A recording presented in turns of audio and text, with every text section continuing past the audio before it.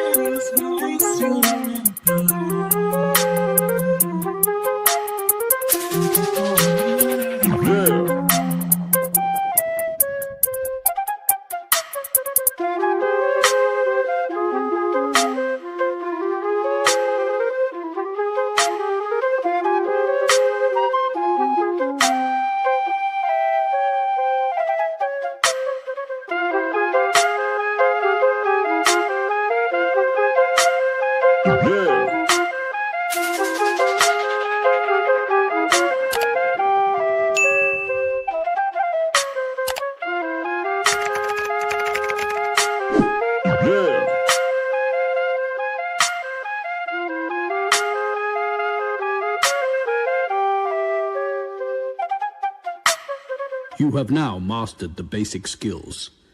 It's time for your first challenge.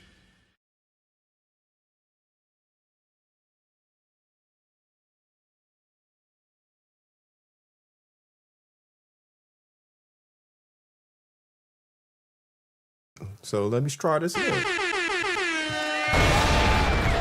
Shout out to the chat. Shout out to the chat. Shout out to the chat. We off mute. Yeah, we right now. We good. We good. Shout out to everybody out there. Happy Sunday to everybody. Hopefully everybody's having a wonderful start to their Sunday. You know, it is up to you how your day gets started. You know, what kind of energy you bring in, all of that good stuff. So hopefully everybody's having a wonderful start to their Sunday out there. Let me get myself right, get my stream right, get our logos up, get our scroll going. Let me go ahead and drop the link. And then let me show my manners and speak to the people out there. Because it ain't no show without y'all, of course. Ain't no point in doing a live stream if you don't have the chat. Shout out to the chat. Let's see who we got up in the building. 40 the Splatter was in here early. He may not be here right now, but he's definitely commented, you know, I'd like to set my live streams a little bit earlier in the week. So he came in and commented earlier in the week. Shout out to 40 the Splatter. I'm sure he'll be back and I'll speak to the brother again. YouTube Berkeley is in here early. What it do? What it do? Hopefully you're still in here. We got my favorite hater in the building. He watches every live stream. He's been hating on me since back in my Sister T days, since I probably first did my first live stream. This hater has been there. I don't know who this person is. I don't know why this person hates me so much. I think he might be Damn D's boyfriend or something, actually.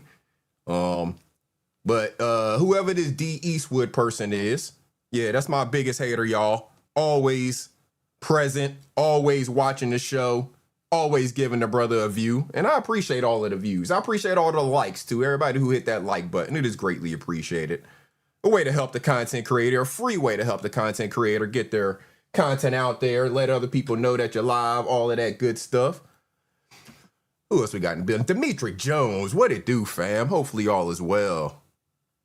Cheryl Hodges, Sunday blessings to you.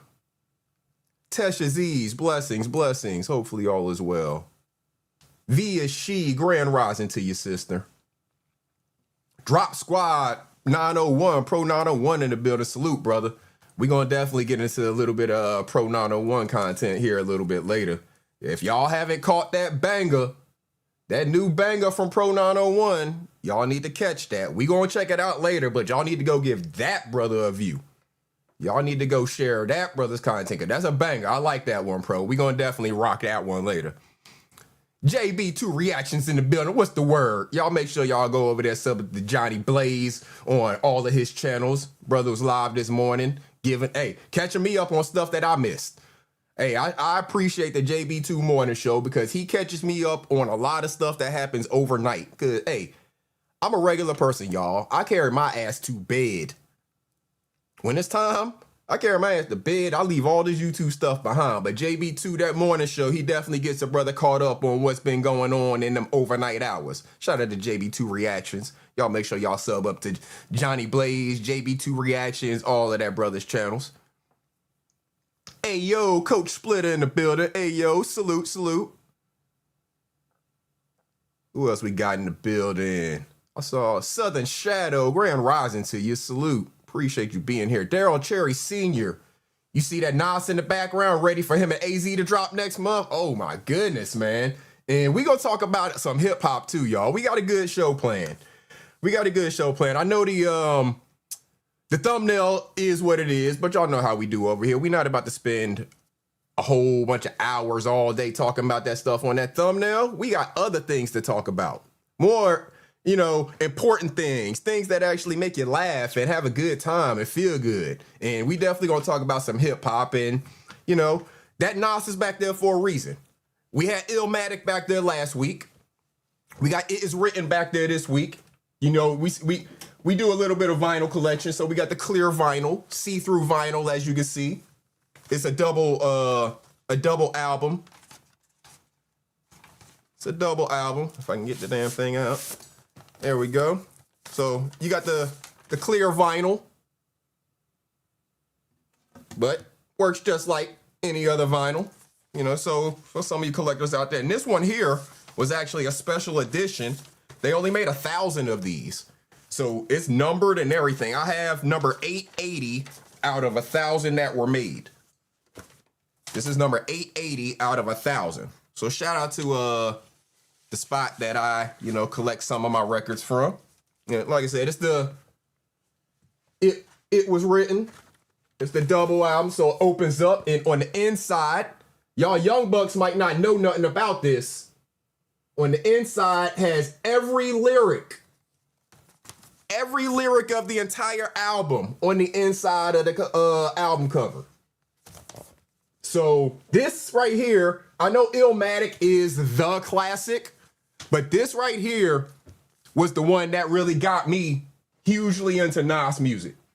It Was Written. That one is the one that got me on Nas. Then I went back and revisited Illmatic after that. But It Was Written, that's the one that got me on Nas, for real.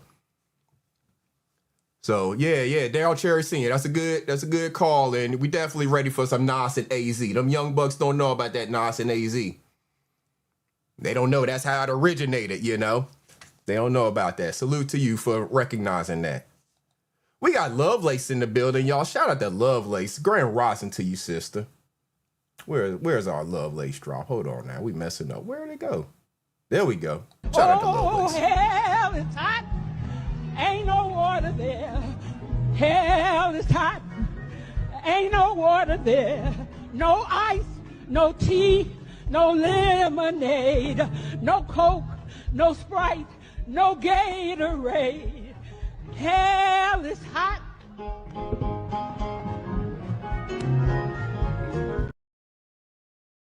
Shout out to Lovelace, y'all. Always keeping y'all reminded. Hell is hot and ain't no water there. So you might not want to do the things that's going to get you sent to hell. You know, I mean, I'm just saying. Shout out to Lovelace. Grand rising to your sister. CKJ, the little rotter in the building. Salute. What up? Say less. Grand rising to you. Grand rising to you. Say less be all over the place, y'all. She be all over the place. She know what's going on, though. Let me see. Make sure I'm speaking to everybody. Make sure I'm showing my manners. I do have manners, y'all.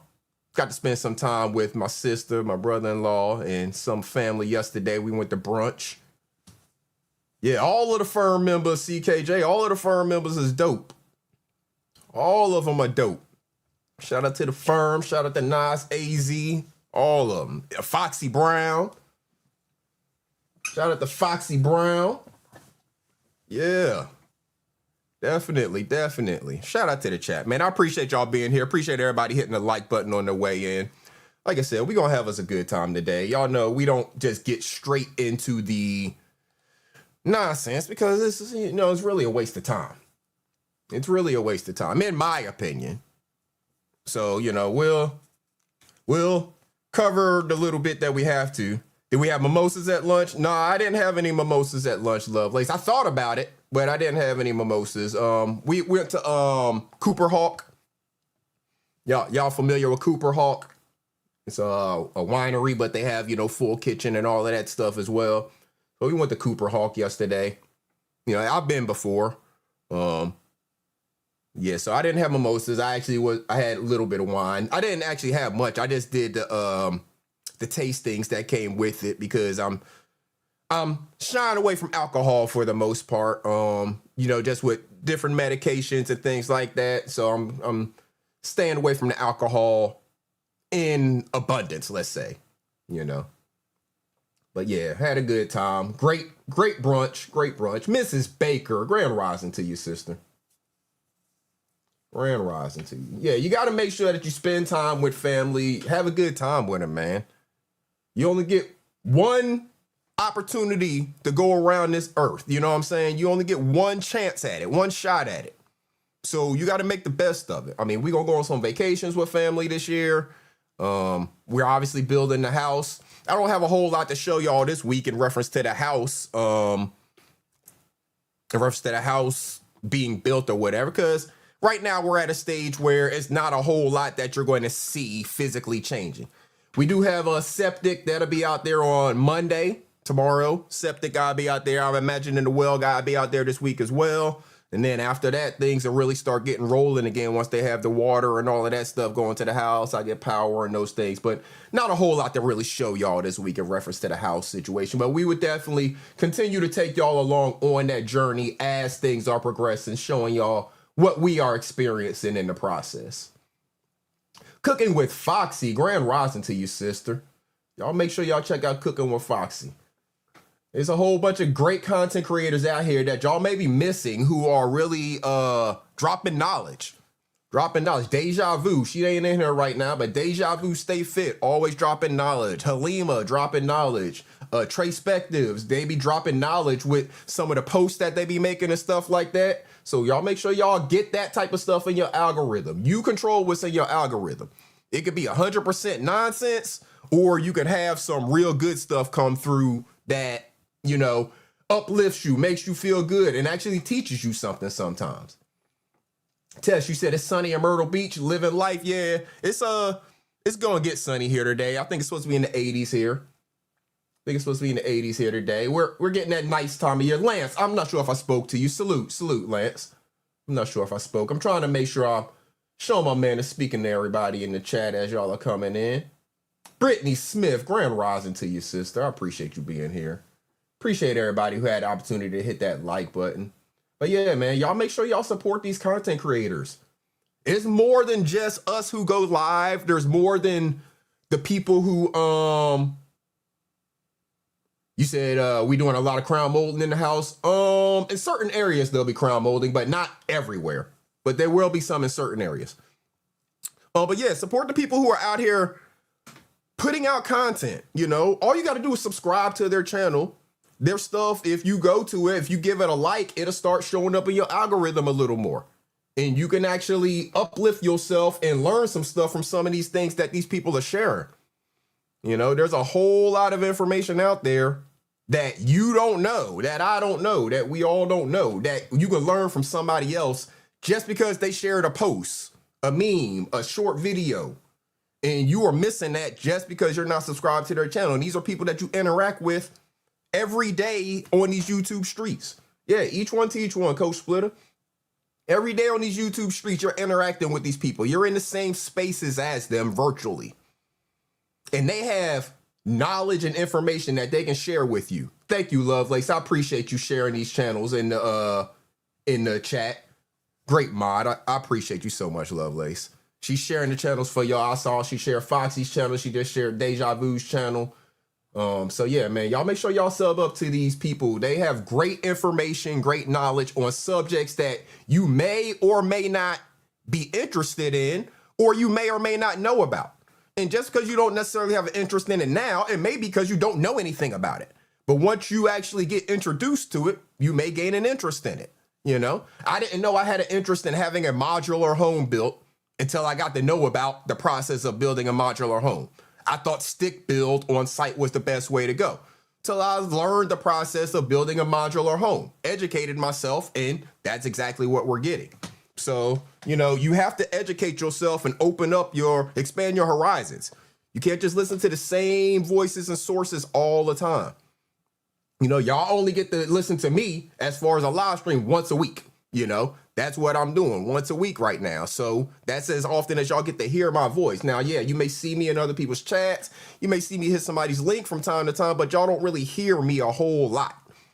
You know, so, but if you're going to the same sources constantly listening to them, and they may not even know what they're talking about because they can't be an expert on everything.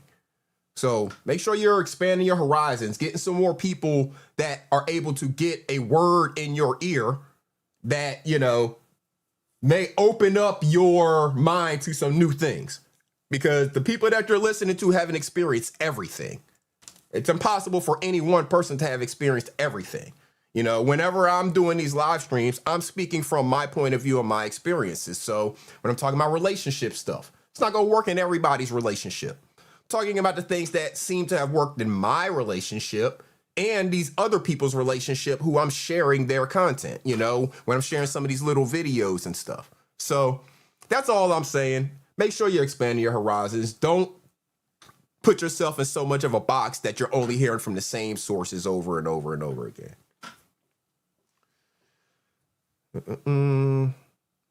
You said, should I do one more live a week, or are you bugging? Well, see, here's the thing that comes with that, Via She. I would love to do more lives, but I got a life that I'm living, and that's always going to take precedence. Always. You know, I got things going on. I'm trying to build other ventures, things that I'm more interested in. I can listen to people and be working on my stuff, but I have things that I'm much more interested. I'm much more interested in gardening and being out in the yard and stuff like that than sitting, you know, in a seat on YouTube. Now, as we get out to the property and we start doing some things out there, I'll probably start making more content, but it's going to be different things. And there may be some, you know, edit videos that are pre-records and dropping and things like that. So I probably will start making more content, probably on a different channel. Wifey will be more involved in that stuff, you know, so y'all will see some of the stuff we're doing when it comes to that. But yeah, sitting here and talking about these fools and stuff like that, that's definitely not my idea of a good time. And that's why when I do my shows, I spend so much time talking about other stuff before I talk about them. Or, you know what I'm saying? I just, not worth it. Salute. Appreciate you being here. Kiana Till, Grand Rising to you. Egon Breeze Block, salute. Appreciate everybody coming in. Yeah. I'll do some garden content once we get things set up. You know, we're in transition right now. So I don't have a lot to show you, you know.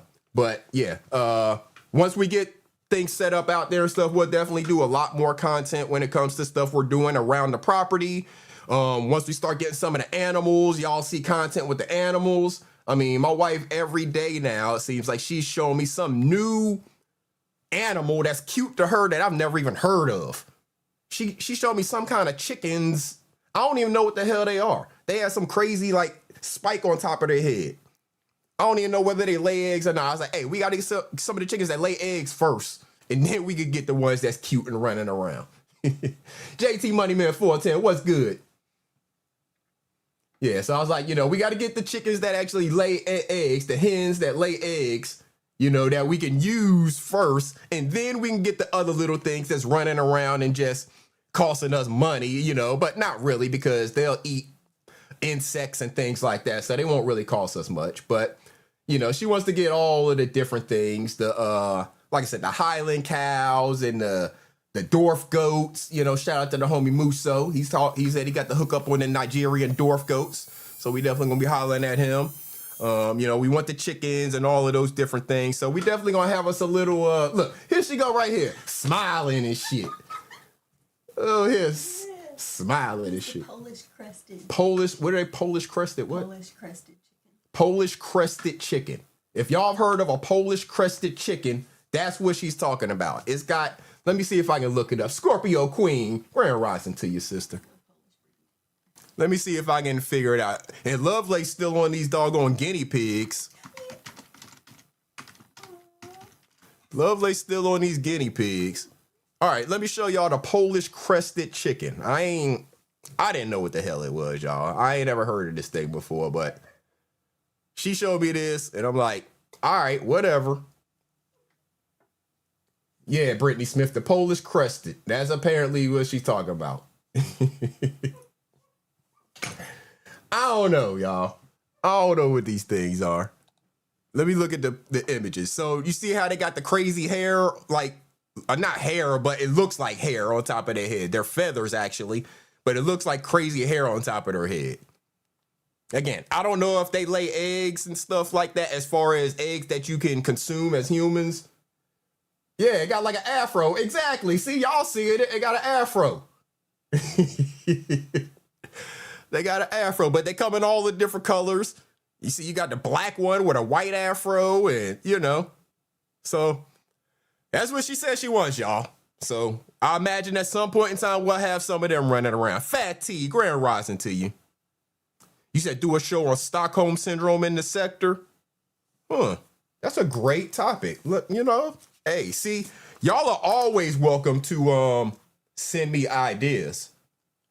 If y'all want me to do something, do a live stream on something, y'all are always welcome to send me ideas. Y'all see, I take notes. That's a great idea. I'm definitely gonna do some research on that, Fatty, because you know that I'm a proponent for people taking care of their mental health, doing what you need to do to work on your mental health, to grow yourself, all of that stuff. You said you're with my wife, on this one, they are cute, Brittany Smith. Yeah, I mean, they are. Star, grand rising to you, sister. They are, So, like I said, I imagine we'll have some of them running around at some point. Here's what it is. You got to keep the wife happy. And there ain't no sweat off my back. We just had to build whatever necessary, pen or whatever they'll need. But other than that, whatever. Don't bother me none. Appreciate everybody who had the opportunity to hit that like button. It is greatly appreciated. Free way to help the content creator out. Don't even got to dig in your pockets. Just boop. All good. So as y'all know, I like to really try to start the show off because, again, it's all about energy, y'all. It's all about spreading good energy out here in the world and receiving them good blessings back in return. So I like to start the show off with celebration. We're going to congratulate people. We're going to celebrate the wins of ourselves and others, right? So starting off, I want to congratulate It's About Fucking Time. Why the hell did it take so long? Tell me. Why the hell did it take so long for the 1996 Women's Olympic team to get inducted into the Naismith Basketball Hall of Fame? Why the fuck did it take so long? Huh? It doesn't make any fucking sense. But we gonna celebrate it. Oh, we actually absolutely celebrating it. We're absolutely celebrating it, but why the hell did it take so long? 1996 is when they played. When did the Dream Team get inducted into the Hall of Fame? I'm sure them motherfuckers was damn near immediate. Let's see, as of 2024 for the Dream Team, all 4 players are in there. I mean, all 12 players have been inducted. I want to know when the team as itself got inducted. Because that's some bullshit that it took this long for the women's Olympic team to get inducted into the Hall of Fame.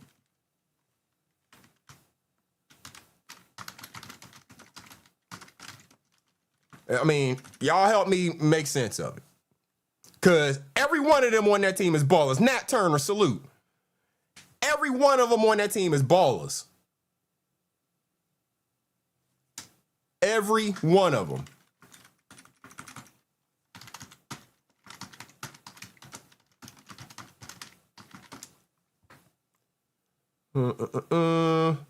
Let's see here.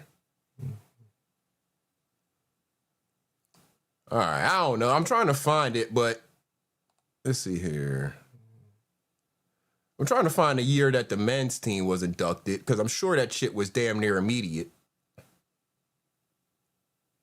But I can't find it. But anyways, my point is, they're supposed to be getting inducted this year, Coach Splitter. Ballers. Every last one of them. Every last one of them are ballers. I mean, look, y'all, we gotta investigate this shit. Look at this. Look at this. Shout out to them. That's a squad. That is a squad. Make sure I'm speaking there, everybody. Kiss my cheeks. Appreciate you getting that membership. We got memberships available. Grand rising to you, Kiss my cheeks. Yeah, so that's a squad right there. Look at this roster. Jennifer Azizi, Ruthie Bolton, Teresa Edwards, Venus Lacey, Lisa Leslie, Rebecca Lobo, Katrina McLean, Nikki McCrary Pinson, Carla McGee, Dawn Staley, Katie Steeding, and Cheryl Swoops. Come on now. All of them OGs of the WNBA. Shout out to the WNBA again for them finally getting somewhat recognized in terms of their pay. You know what I mean? They still not getting paid probably at the level they need to be, but shout out to them for getting more than they had been getting. But these are ballers right here. And they should have been inducted a long time ago. We ain't going to belabor the subject too much. But again, shout out to them for getting inducted into the 2026 Naismith Basketball Hall of Fame. Should have been done a long time ago, but it's being done today. So we're going to celebrate their win, man. Shout out to them.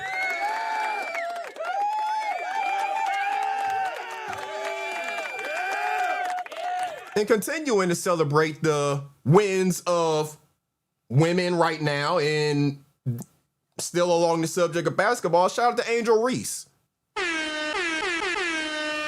So Angel Reese, if y'all probably heard here just recently, getting traded from where she was. I think she's in Chicago, getting traded to Atlanta. And hey, I think Atlanta is the city for Angel Reese. I mean, you know them black people ready to get behind her. She has a big following in terms of fashion and all of that type of stuff. So, hey, I think she about to blow up in Atlanta. I think her opportunities are just getting ready to get opened up even more by moving her talents to Atlanta. So shout out to Angel Reese. Hopefully this opens up a whole bunch of additional doors for her. A lot of people, you know, have hated on her journey along the way. But hey, I can't see what she's doing that anybody can point at as wrong. She out there playing ball. She's out there trying to grow her brand. She's being a social media, you know, star and all of that stuff. Shout out to her for getting opportunity to continue to move on and grow her brand and all of that good stuff, man. We celebrating the wins of people. We celebrating the wins. You said who else came to Atlanta? The infamous Tiffany Henyard. So I saw something about that, but I didn't actually get into reading the story. What is she doing in Atlanta? What is Tiffany Henyard doing in Atlanta? She moved there or something? Is she trying to get into politics down there? Because somebody was covering something about that, but I didn't watch the stream. So I don't know what the whole story is behind that. I mean, I know Johnny Blaze, he used to cover a whole bunch of that Tiffany Henyard stuff. She running for office in Atlanta? What kind of office? Like a city council or some shit like that? Oh, man. She turned Republican? Oh, my goodness. Yeah, I haven't been keeping up with Tiffany Henyard since Johnny Blaze, you know, he hadn't really, at least I haven't seen him do a live on her recently. So I haven't been keeping up with her since that stuff that was going on up there where she was in Fulton County. You said you love her? I don't know nothing about her to really have an opinion about her, you know. I was watching some of those city council meetings and she seemed to be about her business. And then I don't know if the politics is what made that stuff turn upside down or what. Again, I didn't follow it closely enough to have an opinion, but hey, do you? Do you? I can't celebrate her because I don't know enough about her. You know, I don't know enough about her situation. So I can't really celebrate her, but I ain't gonna hate on her either. All that remains. Salute to you, Grand Rising, Grand Rising. This next celebration that I'm doing, or congratulations celebration, whatever you want to call it, it's a little unorthodox, right? I don't have any visuals to show with it because, you know, if you were there, you there. If you know, you know. So, a couple days ago, on, I believe it was Wabbitube Clips, maybe? Whatever channel Sis has been live on here lately. A couple days ago, he was live. You know, had open panel, people hitting the link, all that stuff. So you had Roll Rich on the link. You had a couple other people on the link, right? So Roll Rich got his camera on. He chilling, you know, he on the panel. He's sitting, chilling. And the police roll up on him. 40 to splatter, salute. I saw you up in here early. Gave you a shout out early. Appreciate you coming back, bro. So Roll Rich sitting in the car. He's on camera, you know. He's the only one on camera. Everybody else is behind avatars for the most part, you know, but everybody on the panel talking and shit, right? So Roll Rich is on camera and the police roll up on him.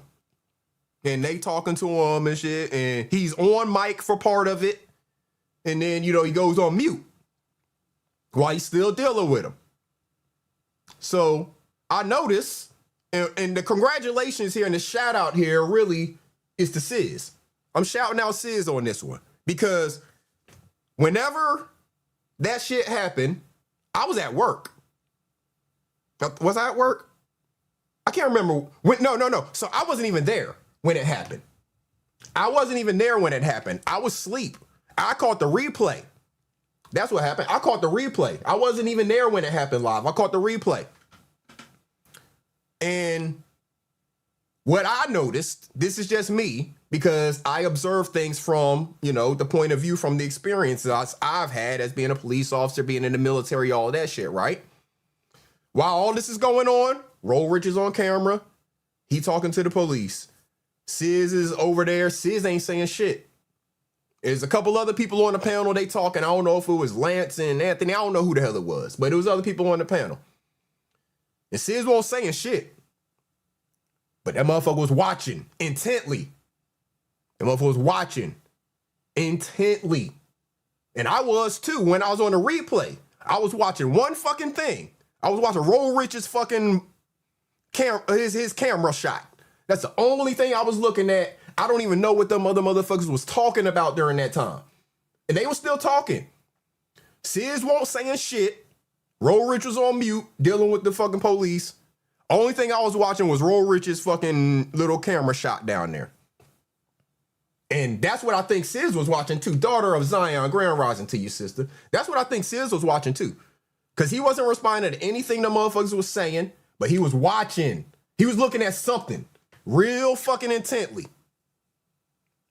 So I'm saying shout out to that brother for understanding the situation, understanding that he needed to keep his eye on his brother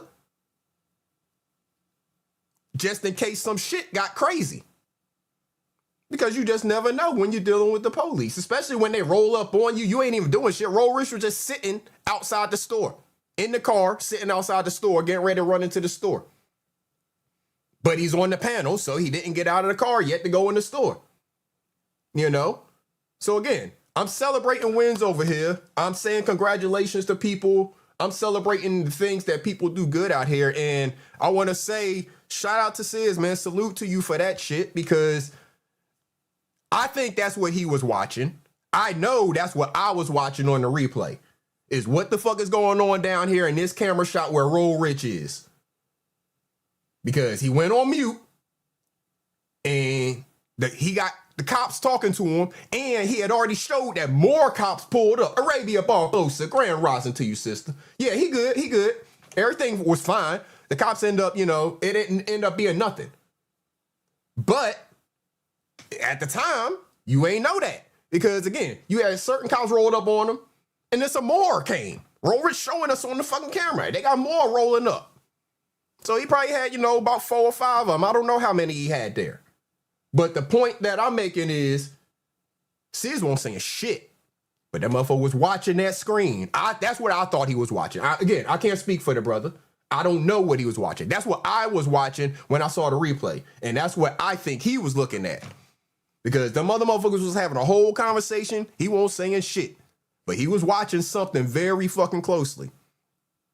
And then we saw Roll Rich fucking get out the car, go in the store, come back out, and then he came back off mute and everything was good.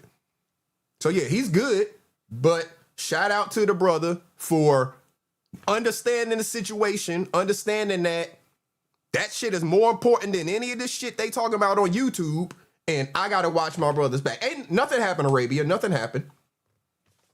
Nothing happened. Nothing at all happened. It's just something could have happened, and had it happened, it might have been an issue. That's all. That's all. So again, shout out to the brother for that.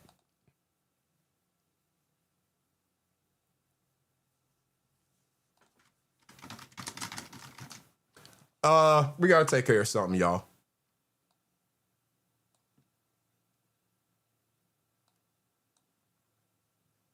We gotta take care of something, y'all.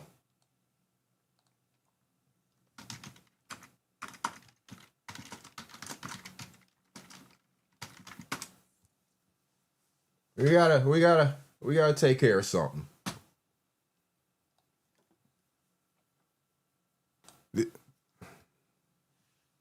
What's wrong with these damn people? What's wrong with these people? What's wrong with these people? Yeah.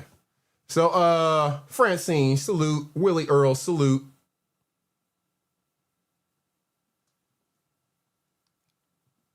All right, so continuing our celebration. Continuing our celebration.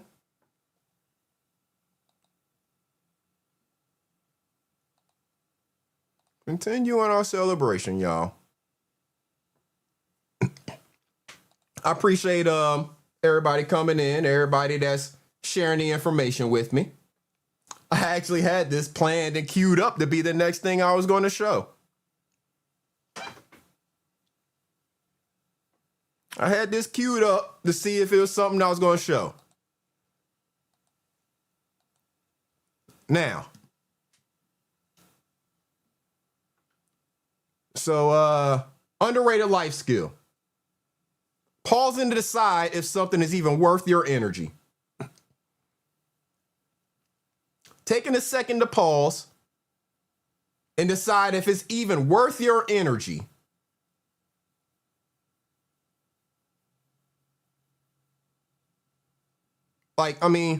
It's an underrated life skill. It's one that I have come to understand. And certain things are just not worth my energy. So he wanted to come over here. He's banned from the studio now since he doesn't know how to act. Because he's not coming over here and getting any attention. I have nothing to say to that fool. Nothing at all to say to that fool. Why would he come over here? I'm just starting my live stream. I'm over here celebrating people, celebrating the wins. and he wants to get into some nonsense. I ain't got time for that.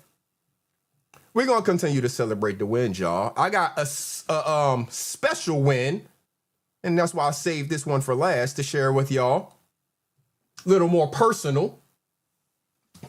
It's not my personal win, but it's a win in my household, so it is my win. You know what I'm saying? So let's take a look at a very personal and very special win. Y'all see who it is. Let's go.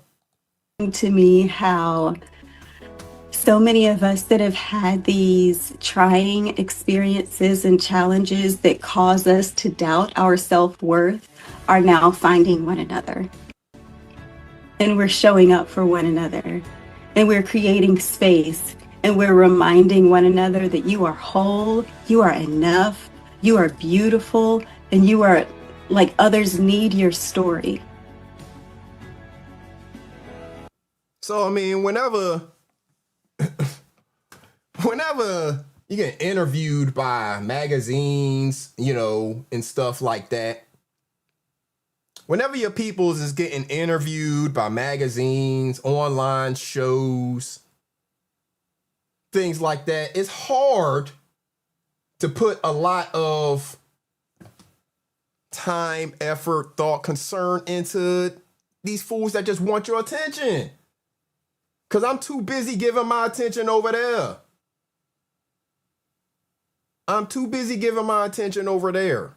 So I don't have a whole lot of time and effort to be dedicating to these fools who want my attention for whatever reason.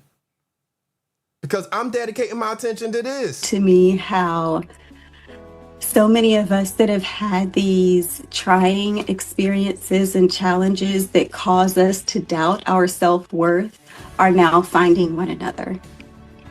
And we're showing up for one another. And we're creating space. And we're reminding one another that you are whole, you are enough, you are beautiful, and you are like others need your story. You said, do I know one of those ladies? Kiss my cheeks. Yeah, I have a pretty special relationship with the lady that's on the top of the video, the one that's doing the speaking. I got a pretty special relationship with that one. have a pretty special long-term relationship with the one that's speaking in the video. You know, she's being interviewed by a business magazine, and I have a pretty special relationship with her. If you know, you know.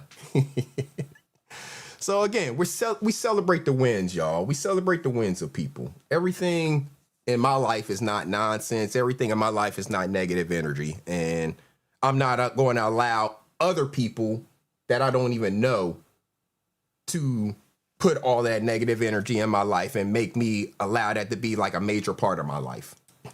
Yeah. Not at all going to do that. That's not the way I'm going to allow my life to be treated or anything like that. Nah. So, congratulations to everybody. Salute to everybody who had wins this week. Hey, if you got any personal wins in your life and you want to shout them out, you want me to shout them out, I'll be more than happy to, you know, because celebrate your wins, man. Celebrate your wins. Steer into them. Focus on those rather than the negative stuff. Focus on that stuff. It keeps your energy in the right place. It keeps you receiving those blessings. No matter what you believe in, no matter what, you know, whether it's any kind of spiritual being or whatever, no matter what you believe in, all of them, unless you're a follower of Satan, all of them want you to do goodwill to others. No matter what you call that being, they all want you to do good to others. So again, unless you out here following Satan, which we understand some of them do, these agents of chaos, you know, some of them follow Satan. So that's why they're out here spreading their chaos every chance they get. But you don't have to follow that. You don't have to go down that road. You get to choose what you're going to allow in your life. So make sure that you're taking control of your life, celebrating the wins of yourself, the people around you, you know, putting that ahead of all of this nonsense that we are experiencing on here. So as we transition a little bit, we're going to have some fun, y'all. We're going to have some fun. I found some videos, of course. That, hey, I just wanted to share with y'all because a lot of the stuff that's in these videos, yes, they are coming across, a lot of them from a comedic perspective, but the messages are still relevant to things that we're experiencing, whether it's in real life or here on YouTube.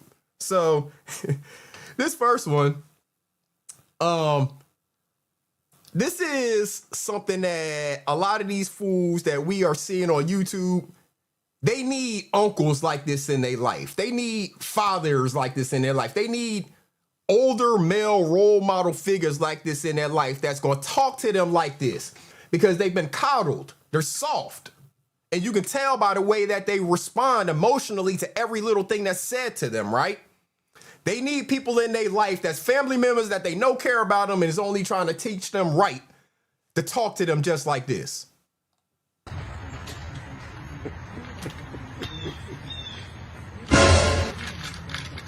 Yeah. What you doing, huh? Oh, fucking, you ain't fine. Sucking on that shit like you just got a kindergarten or something. Oh, it's hot as hell out here, man. Well, it ain't that goddamn hot for you to be sucking it down like that, motherfucker. You need a reminder how old you are. Take your hat off, motherfucker. That's what you do. Take your hat off. Look in your mirror 2 times, and I guarantee your age bracket come right back to you. Oh, man. Stephen A. Smith, hairline, motherfucker. 65 years old, motherfucker, your hairline, you just sucking on that shit. You over there sucking that shit down like you goddamn in a rush to do something. What's wrong with you, man? Oh, 4-gallon throat, motherfucker. Damn. What's wrong with you, man? Damn. Got no one in the car. Oh, Got another man. one in the car. I knew you was taking. It ain't me, I'm asking for somebody. But if you have one, I'll bring it to him. Hey, man, I'm telling you, they need people in their life that's going to talk to them like that. That's going to get them right in line. Hey, motherfucker, no, we can't have that. We can't have that. But see, they can't take that kind of language. They get all hurting in their feelings and want to start crying and go talk about what they mama this and they mama told them that and their grandmama told them this and that.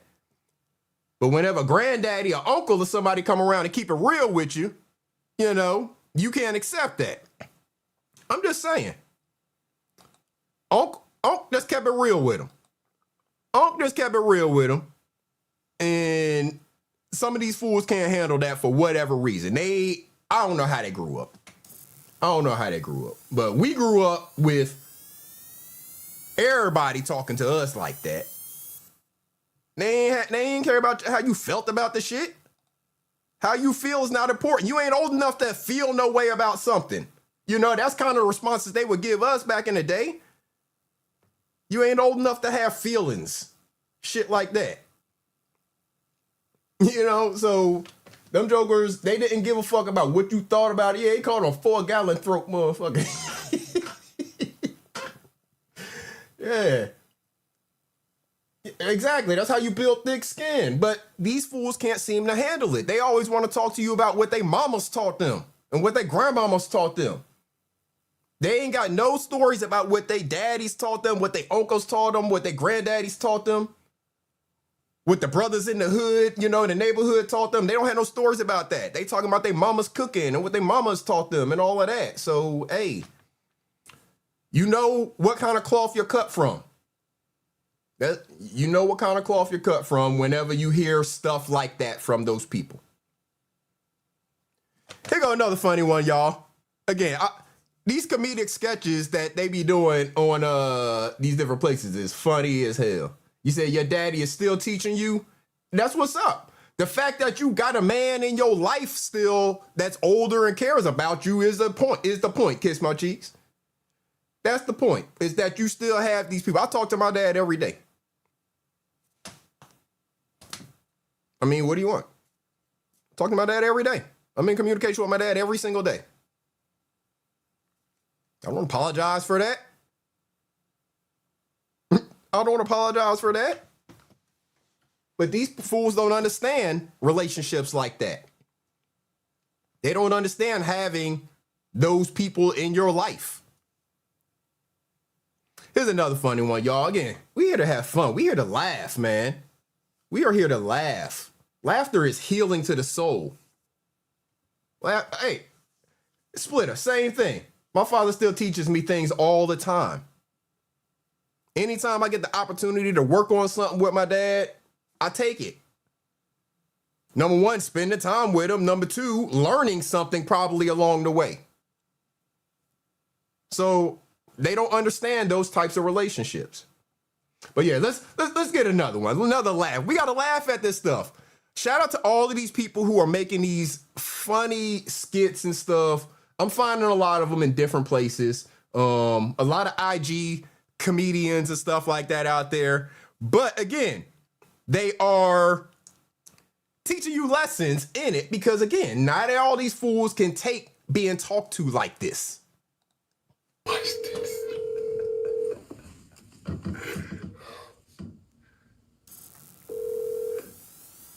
Hello. Hey, Granddad, what you doing? I'm laying down. What you whispering for? Hey, look, I need you to do me a favor. What you need? I need you to call Leah and act and act like you need something, so I can get out the house because she got me on punishment. Brother, you say you on what? I'm on punish. Motherfucker, you a grown ass man. The fuck she putting you on punishment for? Man, look, you gotta call her and say you need me to do something so I can get out the house, man. She already took my phone, so I snuck my phone. Brother, she took your phone. Get your bitch ass up, drop your nuts, and walk out that motherfucking house. What the fuck wrong with you? I can't leave out the house. Listen, man. Hey. Motherfucker, you can put a comment here and fuck what you heard. Now I'm finna change your name. You ain't no kin to me acting like a damn bitch. You whispering and shit, cause you tell you do. You do what a woman tell you do. I listen to mine. I don't know about you, but listen, I'm on punish for 2 weeks, so I need you to hurry up and call me. Motherfucker, you a grown ass man. You talking about you on some fucking punishment. Where's she at? I think she went to the gym, so I had snuck my phone. Motherfucker, you a grown. You ain't on the boy. Why the fuck you let that girl? You let her beat on you too? Huh? It depends, but. It depend on what? Oh, my damn poor grandson over there being a bitch and getting his ass whooped. Robert Earl. I don't know. Hey, listen. Every day you just disappoint me. Shirley, your grandson is a bitch. Robert Earl, you a bitch. I just want to let you know. I love you though, but hey, listen. hey, I think she about to come. Just call up on me, all right? I call the motherfucker so you get all punishment so you can come outside and play with us, you old bitch ass. Nigga, don't make no goddamn shit. The boy punishment, Shirley. He said, Shirley, your grandson's a bitch. Oh, Shirley, your grandson's a bitch. I call her, say you get your ass off punishment and come outside and play with the rest of us. Oh, man. I'm telling you, y'all got to laugh at this stuff. Y'all got to laugh. Moni Mo in the building. Grand rising to you. Houston Slim, the neutral. Salute. Oh my goodness. Y'all, I be seeing this stuff, and I'm like, I got to share this, man. I got to share this. This shit is too damn funny. Robert Earl, change your damn name. You ain't no kin to mine. You got to, man. You got to have fun in life. You got to laugh. You got to laugh, man. He said, Robert Earl, you ain't no damn kin of mine. Yo, I'm telling y'all, I be seeing this stuff and I'm like, I got to share this with my people, man. We got to have fun. We got to laugh. This shit is hilarious. Yeah, you ain't no damn kin of mine. Shirley, your grandson's a bitch. Oh, man.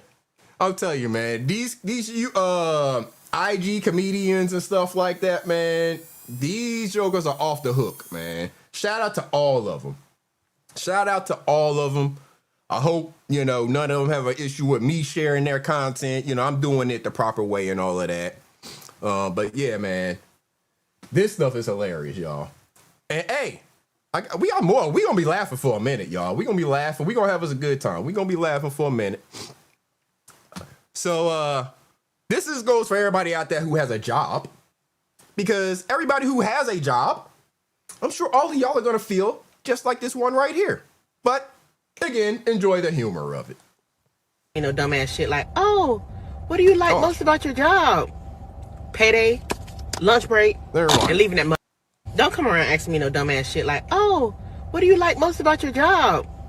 Payday, lunch break, and leaving that motherfucker. That's all I got for you. These jobs be quick to say, we're a family. Well, damn kind of family member is you leaving me broke while you collecting all the damn money?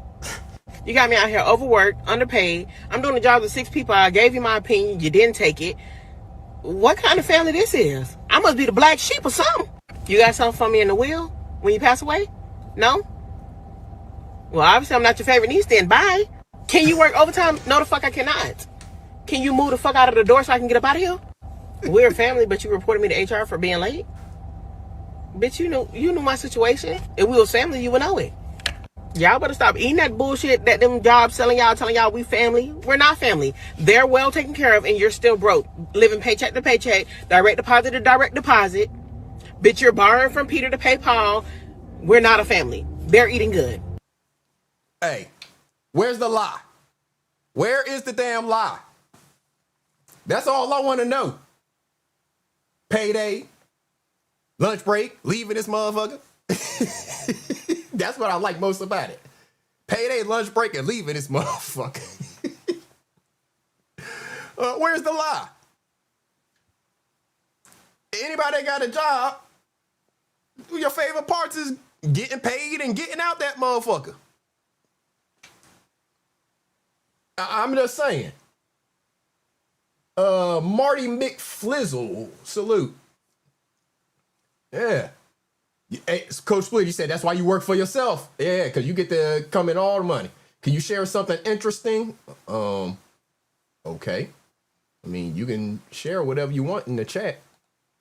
As long as it don't, cross any lines.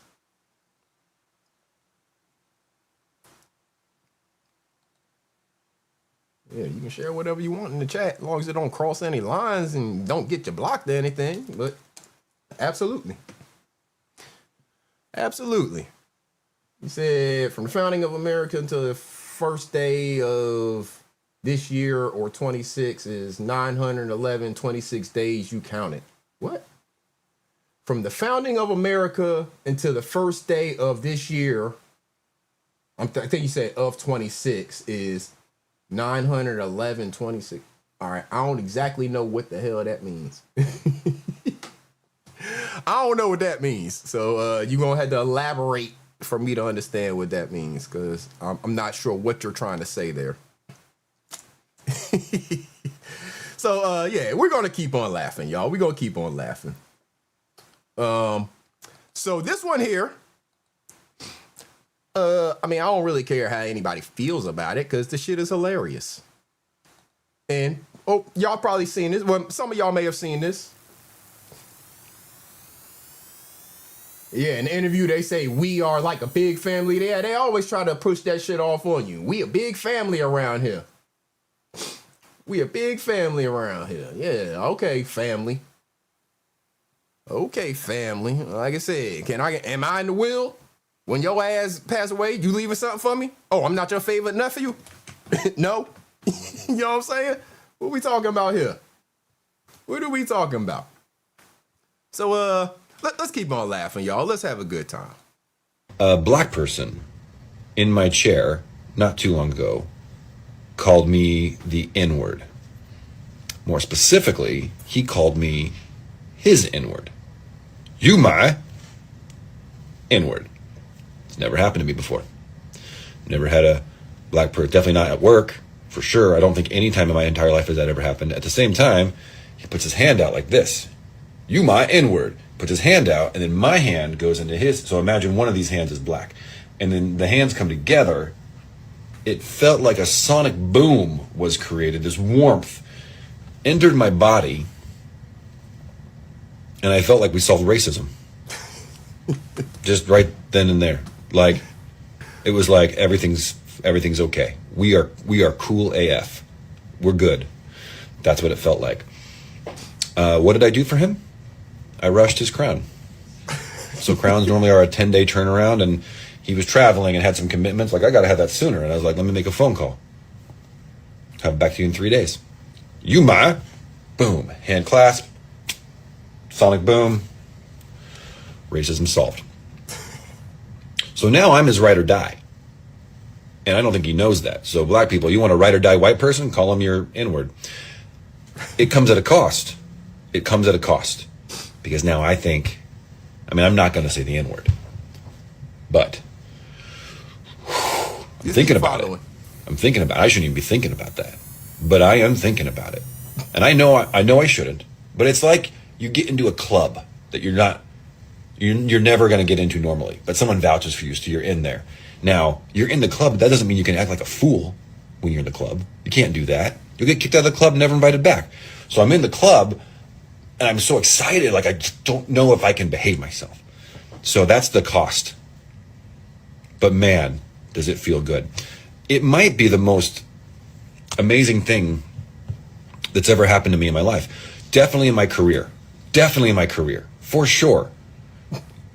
Oh, you're a fellow for the American Academy of Cosmetic Dentistry? Oh, that's a nice certificate. Have you ever had a black person call you their N-word? No? Yeah, keep working. Keep working hard. You'll get there. Trust me. Just keep working hard. It's the pinnacle of accomplishment. I don't even care about anything else. That's all I want. I want that more. What's the only thing better than having that happen once? Have it happen twice. So I think that means I have to rush crowns for all my black patients. Is that racist? I don't care. I'm chasing that feeling. I'm solving racism one rushed crown at a time. Shout out to the white dentist. Hey, he thinks he solved racism. Hey, all you got to do is hook a brother up. He'll call you his N-word, and boom. Racism is solved. That's all you got to do. That's all you got to do is hook a brother up. Boom. No longer racism. End of discussion. Shout out to the brother. I thought that was funny, y'all. It's that simple. All you got to do is damn treat everybody the same. Motherfucker need this shit rushed. Hey, rush that shit if you can do it. Don't treat him differently because of the damn pigmentation of his skin. Hey, if you can hook a brother up. Gee, mama body, grand rising to you. Yeah, a little quid pro quo. That's all via she. Little quid pro quo. That is all it is. I need something done. All I need you to do is hook a brother up. You hook me up, boom, we good. Racism is solved. I mean, that's all it takes. Treat people the way you would want to be treated. That's all it takes. That is all it takes, y'all. So, again, we're going to continue laughing, man. We here to have a good time. I know they want me to get to talking about this. We'll get to it. I'm in no rush because I'm not really excited to talk about it. We're going to continue to have fun. We back with Robert Earl and Granddad. Back with Robert Earl and Granddad. Let's see what Robert Earl doing to Granddad this time, y'all. What up? Oh man, boy, I got me some live, boy. I went and got me a new car off the lot. Hold on, I just pulled off the lot. Hey, What you got, nigga? hey, listen, man. Hey, listen, I got peanut butter inside wood grain on the wheel. Hey, man. Hey. You must got them taxes. Yes, sir. Got my taxes this morning here at about 12 midnight. It's about 12 midnight. How much they give you back? I got $10,256. Good God Almighty. Yes, sir. What you get? Man, you gonna be proud of me, OG. I got me something nice. Yeah, tell grandma I'm gonna come pick her up later on. I went and got me a 2001 Honda Accord. Y'all hear what he just said? William Robert Earl, y'all. Did y'all hear what the hell he just said? Only had 235,000 miles on it. Robert Earl. Yes, sir. Robert Earl. Yeah. You stupid, dizzy, remedial, backwards, retarded motherfucker. You say you spent how much money on a watch? Well, it was 11,000. I had to borrow 800 from one of my homeboys, but it's all right. It's a 2001. I don't too much call you out your name, but you stupid bitch. You bought a motherfucking 2001. Oh Lord, every day I wonder why. Motherfucker, you gonna send me to the grave early. Granddad. What the fuck would you gonna spend that money on this bullshit? You not proud of me? No, I ain't proud of your stupid ass. You told me a Honda Accord lasts long. It lasts longer, but bitch, you don't pay no goddamn $10,000 motherfucking dollars for it. Granddad, it's a 2001, so it ain't number 25 years old. Robert Earl. It's younger than me. I'm 34. What the fuck do that got to do with it? Why you screaming? Cause you pissing me off. You really, really pissing me off. I'm gonna pull up on you, man. Listen. Shut the fuck up. I was proud of you. Motherfucker, you gonna go spend. You could have gave that money to me. You want to throw some shit down the motherfucking drain. You dippy motherfucker. Give it to you. I got wheels, man. It only got 235,000 miles. $235,000, motherfucker. How many wheels you finna have? The motherfucker's finna fall off. Granddad, I'm gonna come show you the car. You at the house? Not your granddaddy no more. I'm putting you up for adoption. Hey, you at the house? I'm gonna come see you right now. Don't bring that motherfucker. As soon as you bring that motherfucker, if I look at my window and I see that ugly motherfucker pull up front of my house, just know it's gonna be riddled with bullet holes. I'm gonna shoot that motherfucker up. Man, I thought you was gonna be proud of me, man. Fuck off my motherfucker. I ain't proud of shit. Fuck you, Robert. You do dumb shit. Get the fuck off my goddamn. Bye, man. Oh, man. Shout out to Willie and Robert Earl, man. Them boys be having me crying. Oh, my goodness. They be having me crying. Shotty yaddy, what it do? Salute. They be having me crying, boy. Oh, my goodness. He said, I'm putting you up for adoption. He said, that car gonna be riddled with bullet holes. You pull that ugly motherfucker in front of my house. Granddaddy don't be playing, boy. He do not be playing with him. He ain't got time for your bullshit, Robert Earl. Don't pull that shit up in front of my house. It's gonna be riddled with bullet holes. Granddaddy ain't got time for it. Oh, you think you used them in one of your drops? Hey, pro, them jokers, man, they be wildin'. They be wildin'. He said, you ain't my grandson. I ain't, no, hell no. I'm putting you up for adoption. Hell no, you ain't more grandson of mine.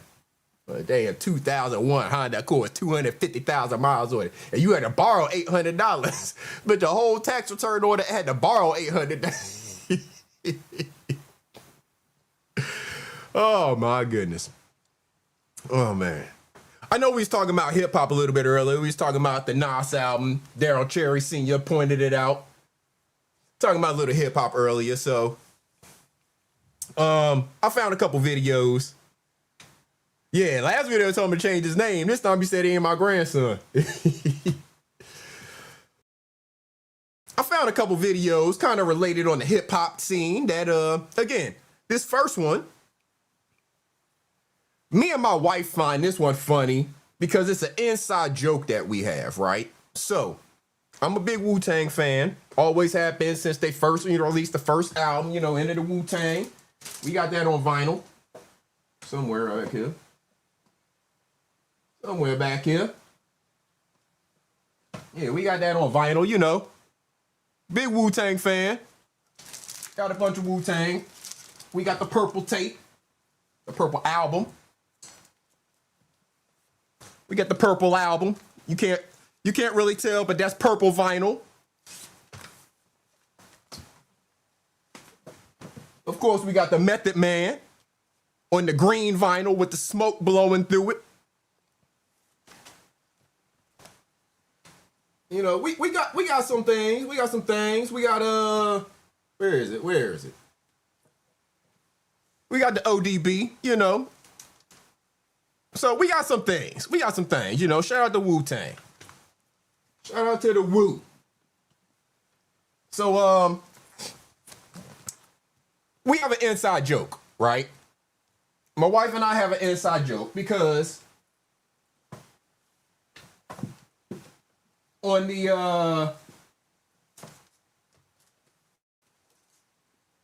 hold on a second, y'all. On the Wu-Tang double CD, if y'all know about it, where it has all of the members that come out, you know, on that joint, and the first line of the track,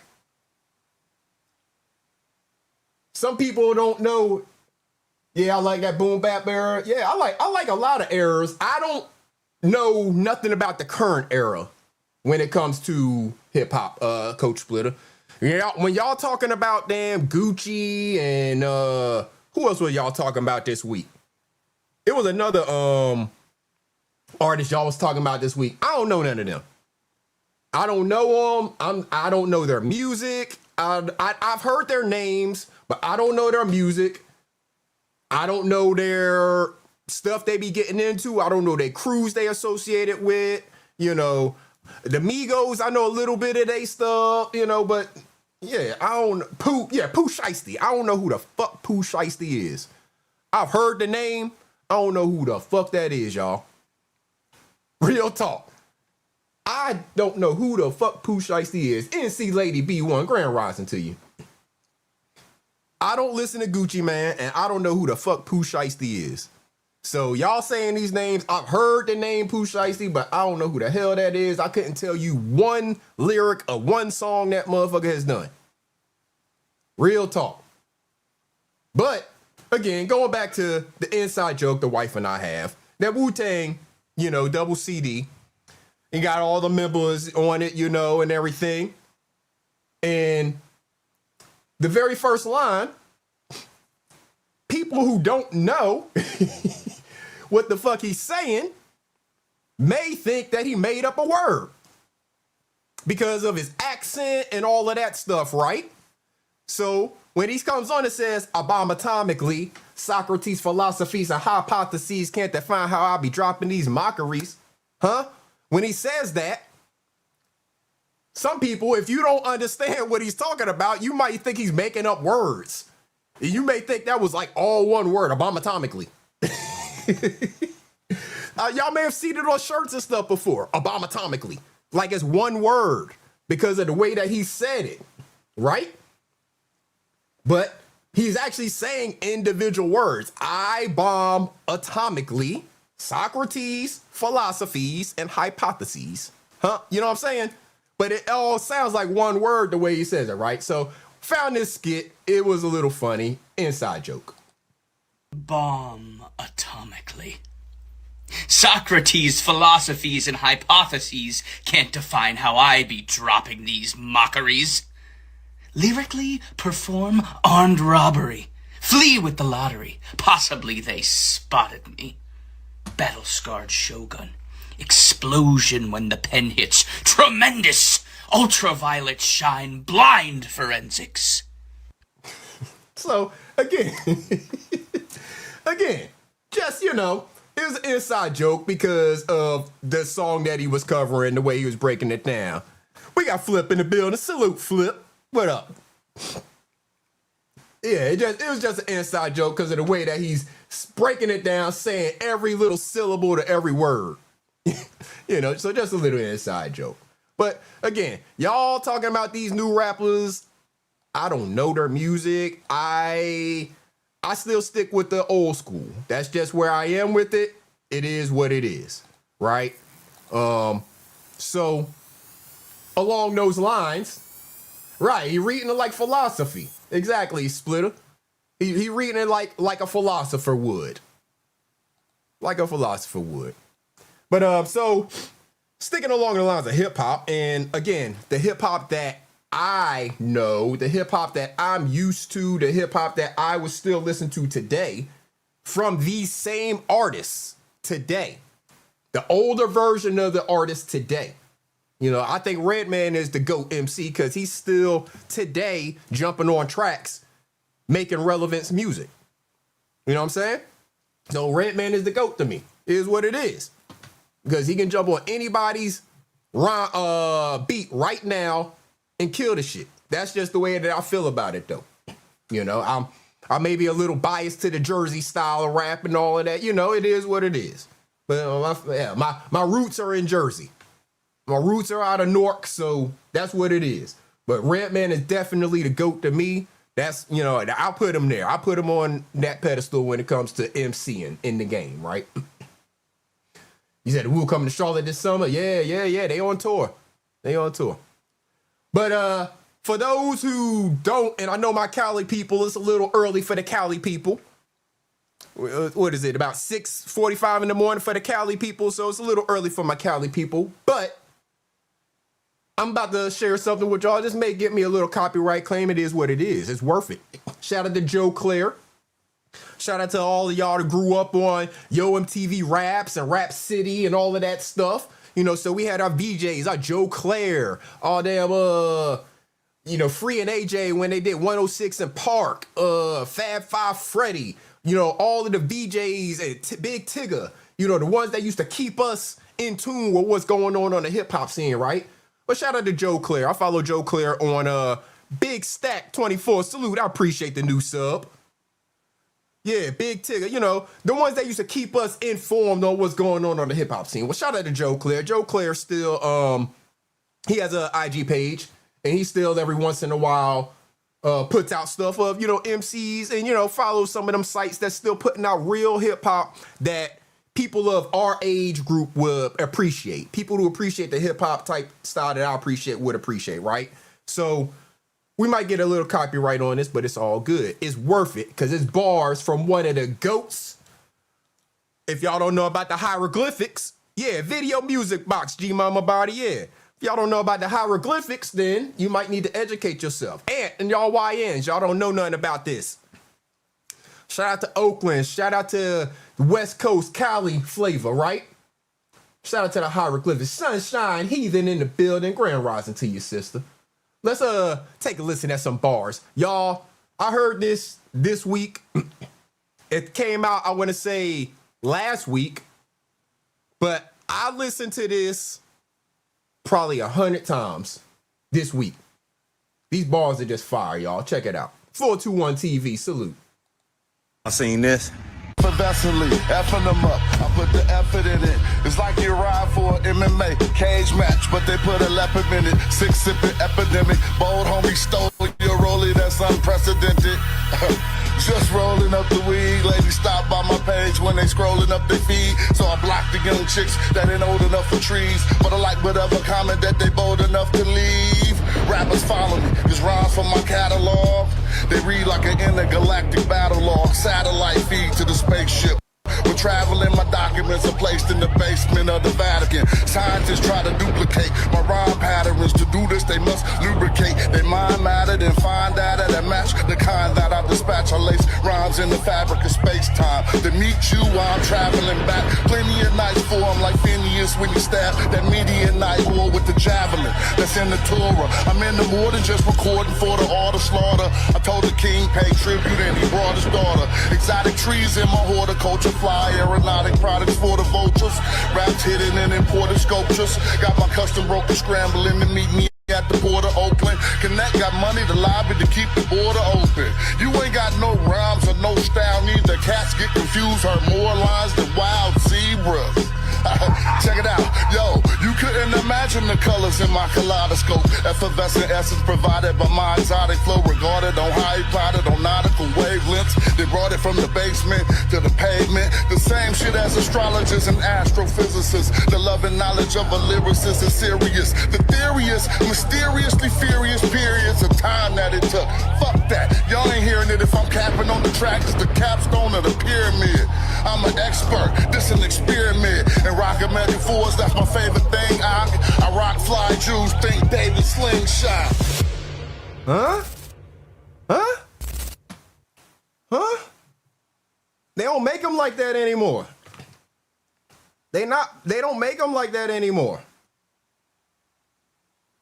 I mean, just bars on top of bars on top of bars and saying stuff. I know for some of them out there, again, we in remedial class, so we may have some people in here that's a little slow. So I know he used a lot of big words in there. You know, I know he used a lot of big words. That's why you got to get your dictionary, your thesaurus, things like that. Educate yourself on these words he's using, because every word he used has an actual meaning. Have I ever heard King Los? I've heard the person. I'm not familiar with their music, but I've heard of the person before. Let me check them out this week, because I have heard of the person, but I'm not familiar with the music, pro. But yeah, man, the hieroglyphics. What y'all know about the hieroglyphics? That's Casual from the hieroglyphics. Old school MC.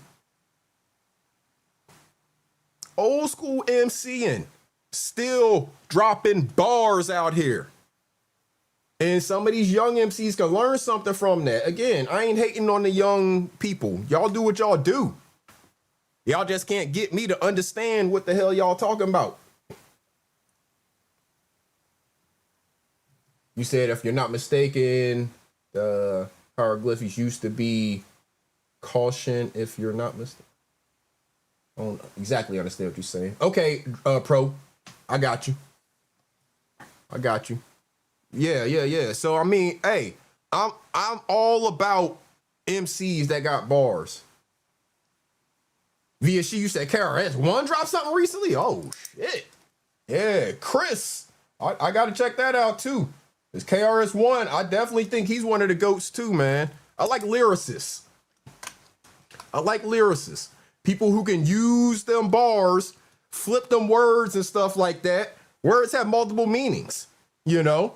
And some people don't understand that. Words have multiple meanings. And if you know, as a lyricist, how to, you know, use those words and flip those metaphors and stuff like that. Oh, you said the group caution. Okay. Yeah, flip those metaphors and stuff like that. Then you can do something. You can catch some people, you know? And so I'm just one of those people who look for those MCs that are lyricists, that can, you know, use the metaphors and all that stuff, understand that these words have multiple meanings and they use them to their benefit.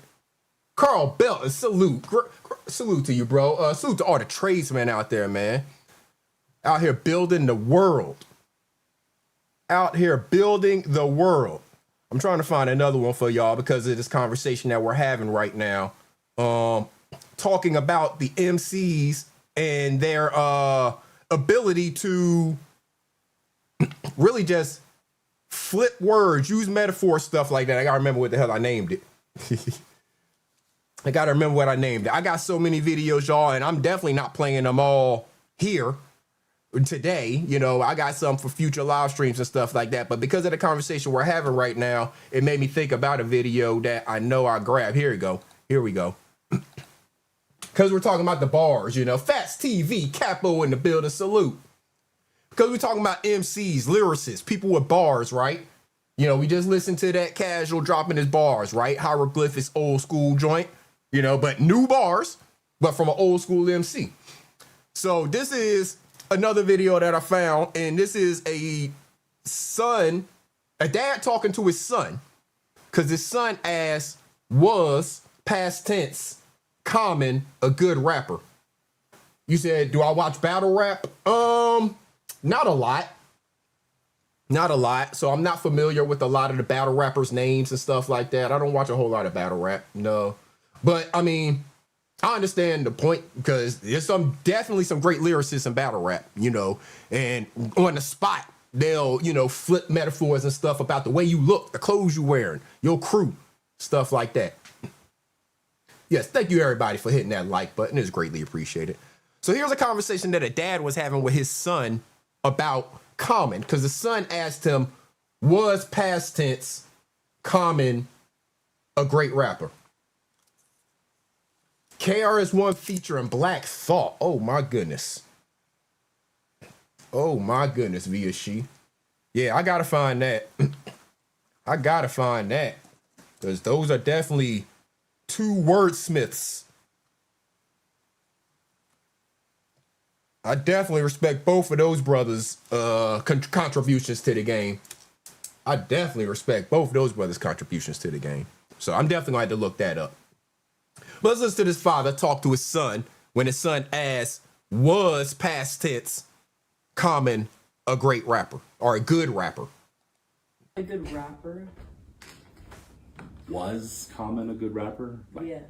Common is currently and always has been one of the best rappers we've ever seen. The best rappers are always poets. Everything he said, yes man, acting like they know me. The road gets rocky. You ain't my Adrian Brody. All right, I wasn't even planning to do this.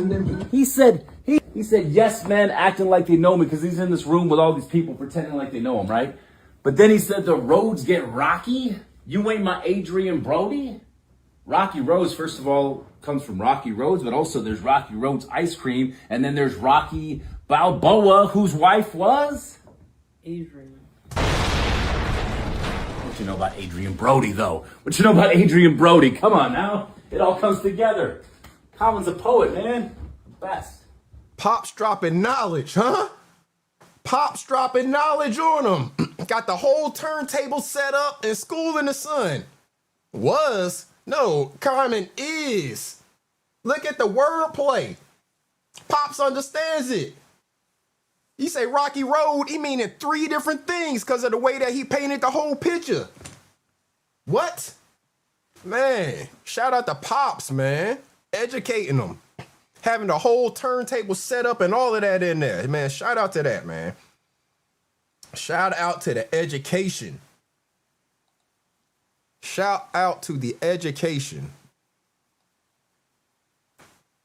Man, for real. For real, for real. So we're going to transition just a little bit. We're moving away from the hip hop talk. I'm definitely going to check out that KRS-One Black Thought. Check out that King Los.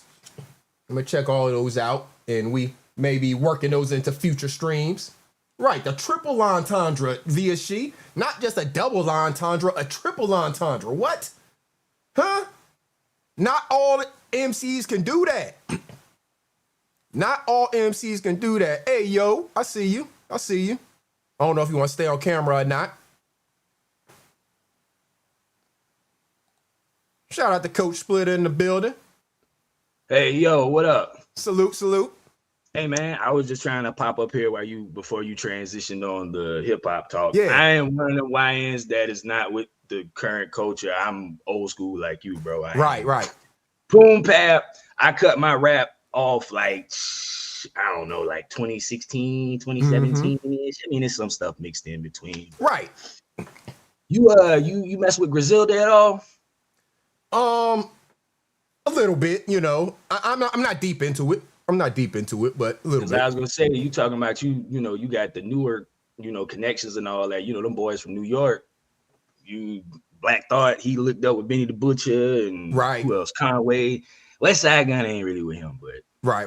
Everybody else, yeah, you know how that go. But yeah, for sure.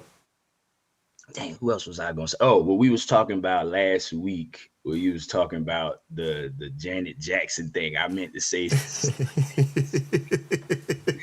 but folks forget, and this is just me being the YN, right? Even though I don't claim myself as the YN, but folks forget. Go ahead and put that fine thing up there. Go ahead. Janet yes, Jackson.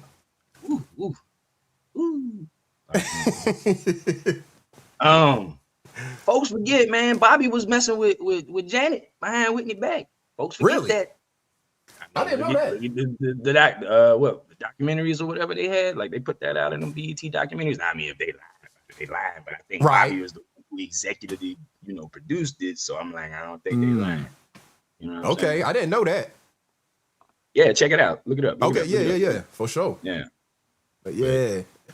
and other than that, as far as like rap, you roll with J. Cole at all or not? Yeah. I mean, I fuck with J. Cole. I fuck with Kendrick. I fuck with Kendrick more. I fuck with Kendrick more. I mean, pretty much everybody. I'm deep into Kendrick shit. You know, Kendrick, one of my he my favorite new MC. Let's say, you know, new in terms of the last 10 years came out type of deal or whatever. So yeah. Cole was definitely mine. V is she, JID, signed to Cole. JID, he the best lyricist out of Atlanta. There ain't nobody else better than him. JID is definitely fire. Highly favored. Blessings to you. Dang, who else was gonna say? So it's some young ones out there. Yeah, Cole, and then like I fuck with Big Sean music. Of course, Big Sean. I was about to say Big Sean. Big Sean is highly underrated. It's that control verse that messed it up for him, bro. Because Kendrick bodied everybody so hard. He didn't even body anybody. He just called them out. That was all. But it was just the fact that he did that at that time when everybody was being cool. And it was like, oh my goodness. That's another thing too. Folks don't know. J. Cole responded on a Justin Timberlake remix song. He responded. Bet you won't find that. Folks won't find that. Bet they won't find that. It ain't hard to find though. KMC, yeah, you gotta check out JID. Yeah, he definitely got fire bars. I got put on to him a few years back. You know, I heard something that must just spitting. I can't even remember the name of the track. His last album just came out at the end of the year last year. It was either the end of the year or beginning. No, it was like end of the year. And it was hard. It's kind of long. See, that's my thing I hate about hip hop albums right now or rap albums, whatever. They way too long. Like I don't have 30. I can't jam 30 tracks, bro. I can't do that. I got too much stuff going on. I got clients to train. I got a gym to build. Right. Like, meant say that. You congratulating people. We building the gym. So that's what's up. Yeah. That's what's up. Yeah. Anybody in Atlanta, you want to come train with your boy, man? Come to Emmett Park. We got the Emmett Park Fitness Club opening up soon. Y'all come holler at your boy, man. That's what's up. Yeah. Shout your shit out for sure. We got a whole bunch of people, of course, who, you know, in this sector that's in the Atlanta area. So, hey, man, yeah, for sure. Yeah. But that's what's up. Damn, what was I saying right before that on the lyrics? Oh, talking about the long albums and stuff. Yeah, I can't do no 30 albums. tracks. I can't do that, bro. That's why I'm a Currency fan. I don't know. You ever heard of Currency? Currency. I heard that name. I'm trying to think of because he's been in the game for a minute. He done been in the game for a minute. Okay, I've heard the name. I can't think of songs back in the day. Yeah. It was No Limit. He was signed to No Limit. Then he was signed to Cash Money for a little while. Okay. Then he went independent. But he dang, what was I just about to say about him? But he's a low-key hardcore lyricist. If you ever, I mean, he talk about, you know, smoking weed, riding cars, you know, stuff like that. You know what I'm saying? But if you just want something to just kick back and jam to, he's a good lyricist. Yeah. My favorite, you know what I'm saying? Real melodic tunes, you know what I'm saying? Jazz, instrumental style beats. Yeah. A lot of jazz influence in his music. What she said? She said, Cole said, you a mouse pad, whole clip getting slid on. Preach. Did you listen to his Fall Off album at all? No, I haven't listened to that. I haven't checked that out yet. See, that was the whole thing with that, and I ain't gonna be up here and take away from the show or nothing like that, just talking about rap. But the whole thing with that was kind of like his last album in his little saga or storyline that he had been making since his first mixtape. So like if you was a true fan, you knew the story, you knew everything that was being broken down in the album. But he got some hits on that thing, man. If you ever just out and about jamming anything, you're like, man, let me listen to something new. Put on that Fall Off. Yeah. Okay. You'll like it. Especially since you like a lot of 90s. Right. You know, what you grew up in and all that. He's definitely paying homage to that. So it's a lot of boom pap. Okay. Yeah. I'm definitely gonna check it out. Get out there cutting grass or something for a few hours and just have it rocking in the ears, you know. Yeah. For sure. Yeah. Other than that, man, everything else been good. What's next on the docket for content? We just gonna talk about, you know, a couple more videos, and then I'll spend a few minutes talking about them fools. But hey, I'm really here to have fun, man. I'd rather have fun than talk about them fools, truth be told. You know, so I mean, what's the point? They ain't I listening. mean, I know anyways. what the point is. You ain't got to explain it to me, but I'm just saying, like, what's the point? You know? Right. Yeah, they not listening anyway. So you know, I mean, popping they off. listening, they just can't comprehend. What? Truth, facts. They hear it, they just can't comprehend it. Facts. They can't comprehend, bruh. Great like correction. comprehension is there's two things that we lack today: comprehension and just folks being able to just mind their own damn business. Like it's crazy. It's crazy. Yep, that's a fact. Crazy. But shoot, I'm chilling, off. man. I ain't got nothing going on. Move on with the content, bro. I'm just gonna chill right here. Appreciate you, bro. All right, bet. We rocking out. Popping off T4M. Salute. Appreciate you coming through. Shout out to everybody. Hit that like button. So, next video again, and this kind of along the subject that we talking about when it's talking about people hearing things, whether or not they comprehend it. This is a young brother that I is in my algorithm or whatever, and he be saying stuff, and he's keeping it real, but if y'all don't believe it, then this just shows the lack of knowledge that you have and the people you surrounded by. So let's check out what this brother got to say. If you the nigga in your group that ain't never went to jail, you ain't got no felonies and shit like that, keep it that way, my nigga. Don't let your homeboy that's been in and out of jail make you feel like you not cool, you not like that, or you ain't never been through shit in life because you ain't never been arrested before, my nigga. Because that ain't your homeboy. Matter of fact, that nigga gay. Niggas that talk like that, they love going to jail because they got a fucking boyfriend up in there. Them niggas getting fucked in the ass and blowing dick bubbles. That's what them niggas is like. So don't listen to that bullshit, my nigga. Real niggas that's been to jail and did time, they gonna inform niggas that this ain't the route you want to go. You know what I'm saying? But if you out here and you did time and you ain't trying to help the young niggas, then shit, you ain't no motherfucking OG. You not no big homie, nigga. You a big bitch. You know what I'm saying? Y'all niggas just think that y'all a real nigga just because you did time. No, the real niggas is the ones, nigga, that ain't going to prison. They staying out, they staying out on the streets for their family. Don't listen to Finesse 2 times when he say, it ain't enough getting away in the world. No. No. Just because that nigga got fucking arrested, nigga, don't mean that everybody else ain't real, my nigga. You know? If you're doing your thing, nigga, just be low key. I'm gonna knock on wood for you. You know what I'm saying? Because there's a lot of motherfuckers out here that think just because they went to jail, it puts them on this realer stage. Like they above niggas.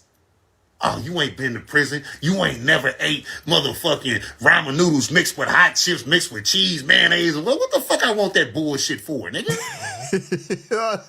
I mean, I'm just saying. Wait a lot. For real, bro. Like, yeah, I never understood why jail culture has been promoted or amplified to what it is today, bro. Like, I never understood it. I never understood it. Himmy McFly, yo.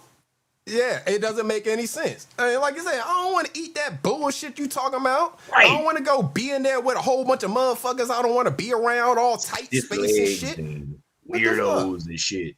Right. Yeah, so I mean, like you said, these motherfuckers that's talking all that shit and talking about acting like it's a nice ass place, they must have a fucking boyfriend or something up in there. What the fuck you want to go back to jail for? Something. What kind of dumb shit is that? Well, I ain't never been to jail, and I'll be 33 next month, and I'm trying to keep it that way. So I ain't never been to detained jail a few times, you know. I've been in the back of a cop car or whatever, yeah, but I ain't never been processed, and I'm gonna keep it that way. I ain't never been to jail, and I'll be 47 in a week and a half. Hey, I'm trying to get there like it, brother. I'm trying to get there with you. Yeah. I will be 47 a week and a half. I ain't ever been to jail on the backside of them bars. I taken motherfuckers to jail, but I ain't ever been on the other side of them fucking bars. Fuck out of here. Hell, I look like wanting to go to jail. Ain't shit in there but a whole bunch of damn dudes. Yeah, so if y'all believe in that bullshit, if you got anybody in your life that's acting like and telling you that jail is a place to be and all of that shit, you need to get rid of that motherfucker as quickly as possible. VSC, you said Ronald tried to down Anthony because he had braces. Because Ronald's a fucking idiot. Ronald believes that jail culture bullshit. Ronald thinks that a motherfucker sucks at Fortnite. He said he sucks at Fortnite. Yeah, my bad. That's that. You remember them gaming streams ears used to have, man, and we played Fortnite a few times with Ronald Jones, and God, that dude sucks, bro. I don't even know how to play Fortnite, so I can't talk shit about You ain't that. missing nothing. You ain't missing nothing. But yeah, like he believed that jail bull culture bullshit. You ain't real if you ain't did this. If you grew up with actual having parents that had money to take care of your ass and provide health insurance and dental insurance, now you soft. You don't get the fuck out of here with that. I wish I had parents that had all that. I wish I didn't grow up the way I did. Like, I mean, if I had any control over it, bro, I would. Man, if I had all that dental and full medical insurance and all that, bro, I had surgery on my knee after I tore my ACL, and then 3 months later they kicked me off my insurance. What am I supposed to do? Exactly. And then I'm supposed to be out here preaching like, yeah, I'm hard because I ain't got nothing. No, I need that stuff, man. Thank you. What are you talking about? Be preaching bullshit and wanting people to get on board with it like you less than a man because your parents could take care of you. What the fuck does what? Well, I'm gonna be less of a man. You motherfucking right. If that's my what children it is, will be less of men or women because their parents gonna love and take care of them. So motherfucking right. Rather than growing up to be the shit that y'all are out here still struggling to this day, y'all in y'all fucking 30s approaching your 40s, and you still fucking struggling because you ain't fucking learned no lessons from your parents. You ain't have no generational wealth or anything. You ain't got shit. They didn't put any generational wealth in your brain or in your pockets. So you run around here with that broke ass mentality, still struggling in your 30s and 40s. But it's up to you though, Iceberg, and you know this just as well as I do. It's up to you. It's up to us. If I grew up in a situation which wasn't so favorable to me to, you know, become something or whatever, it's up to me to get out of that situation and become something. That's the reason why I moved away from my hometown, moved to where I am, been doing what I've been doing as long as I've been doing. I'm trying to be different, trying to be what I want to be, not what everybody else wants to be. I'm from a small town. I'm from Savannah, right? 45 minutes away from Brunswick. It's the same shit. It's the same shit. Everybody's still talking about what they used to be. We don't have to bring up a certain person because we don't want them to come, you know, crashing the panel. But what they used to be. I ain't trying to talk about what I used to be. What am I doing right now? What you doing right now? Exactly. Exactly. 100%. And I really just don't have time for, especially these people on YouTube, and especially the ones who grew up down there in that very area that you're talking about. I don't have no time for any of those. To the 912. Look, but see, I don't have no time for any of them motherfuckers' excuses because my homie that's from down there. I mean, I call him my homie, my YouTube homie from down there. That's our homie. Yeah, shout out to Ears. That's our YouTube homie. That's what I'm saying. This motherfucker grew up with no parents. And he is an upstanding citizen right now with his son in his life, following in his footsteps out here fucking being a man. So I don't want to hear that shit from them motherfuckers. What did you say? You said 2 weeks ago on the panel, you said he contributes to society. Yes, he's a contributor to society. He's a tradesman. He has his son not a burden. Following in his footsteps, and he grew up with no fucking parents. Yes. So I don't want to fucking hear it. No. At all. No. Yeah, no. They grew up with they had at least one of their parents in their life. They had their other family all surrounded them in the whole damn town, you know, Brunswick, all that shit or whatever. This motherfucker grew up with his parents gone. You know, he going from place to place, stuff like that, and seeing today. Like you just said, I don't want to hear about back in the day. I don't give a fuck about what he was back in the day that got him sent to jail and all of that shit. I'm talking about today, who he is today. Yep. He is a contributor to society. He has his son not only in his life, but following in his footsteps on the positive side of things. Yep. What? My dad did the same thing to me, man. When I was Ear's son's age, I moved in with my dad. He started giving me good advice. You know, he tried to get me into trades, military. You know, he gave me options. You see what I'm saying? Right. He was just pointing me in. He didn't do it for me. He pointed me in the right direction. He was like, well, son, you can do this. Or you can do this, but you want to make sure that you have whatever. But I just found my own path with personal training and stuff. Right. You see what I'm saying? Exactly. So, but the fact is that you had the person there to put that spark in your brain. Now, again, you don't have to go exactly in the footsteps. Your son may not end up being an HVAC duct mechanic, and when it's all said and done, being an electrician, or a plumber, right? Carpenter, exactly. But he is getting getting somewhere. that spark. Exactly. Yeah. I started you know, coaching when I was a teenager, doing summer camps and stuff like that. Did I think then that it was like, oh, that's going to transition into me being a gym and a brand owner? No. I didn't think that. I was just like, I'm just working for summer job. You know what I'm saying? Out here hanging out with the kids. That's it. Right. Shout out to Jamie Jules, grand rising to you, sister. And shout out to 421 TV. He said, I will say every decision I made up till I was 30 was the wrong one. But 421 TV is here right now. I'm imagining they're a free person, you know, so obviously he started making different decisions after a certain point, you know. So, hey, shout out to people. Man, it just take one simple decision. It's just like when we decide, like, oh, okay, I'm going to fire up this live and go talk about this or that or the third, right? It's a decision in our mind. It's the same thing when you wake up in the morning to go to work, whether you go to the gym, you go to the library, you go, you know, feed the home, whatever you do, bro, it's all a decision, and you just have to realize it's up to you. It's not up to anybody else. Absolutely. And you can't blame anybody else for your consequences of your decisions. You know, you want to put it on somebody else. They did this, they did that. No, motherfucker, you made the decision. Those consequences already existed as a potential of the decision you made before you made the decision. Because you weren't aware of it or didn't educate yourself and went and made that decision, now you can't blame other people because you're having to deal with the consequences of the decision you made, you know? And that's what a lot of people don't seem to be understanding these days. But they're going to learn. One way or another, they're going to learn. They either going to learn by getting locked up, getting unalived or whatever, or they're going to get to a certain age and start making smarter decisions. It's simple as that. But you can understand that, again, some of the people who we are dealing with have not been taught some of the lessons like we about to see in this next video here. So shout out to people who understand that as a man, especially when you decide to do things like take on a family, have a wife, have children, you have certain responsibilities that come with that. However, those are not responsibilities that you're supposed to be learning when you make that decision. When you go stick your penis in somebody and get her pregnant, you should already know these responsibilities that you have to take on when you do that. So here is something that all boys should be knowing, but a lot of them don't get taught because, again, a lot of them that we have heard, they living up under their mama. They talking about what their mama taught them and all that stuff. They ain't talking about what their daddy taught them or some other man in their life. So here is something that I just personally believe that all boys should know and should be getting taught when they're growing up at the young age before they're even old enough to produce semen to get somebody pregnant. Check it out. They belong at the gas station? No, sir. No, they don't, right? Does our wife or our daughter belong at the gas station? No, sir. Who shouldn't be at the gas station?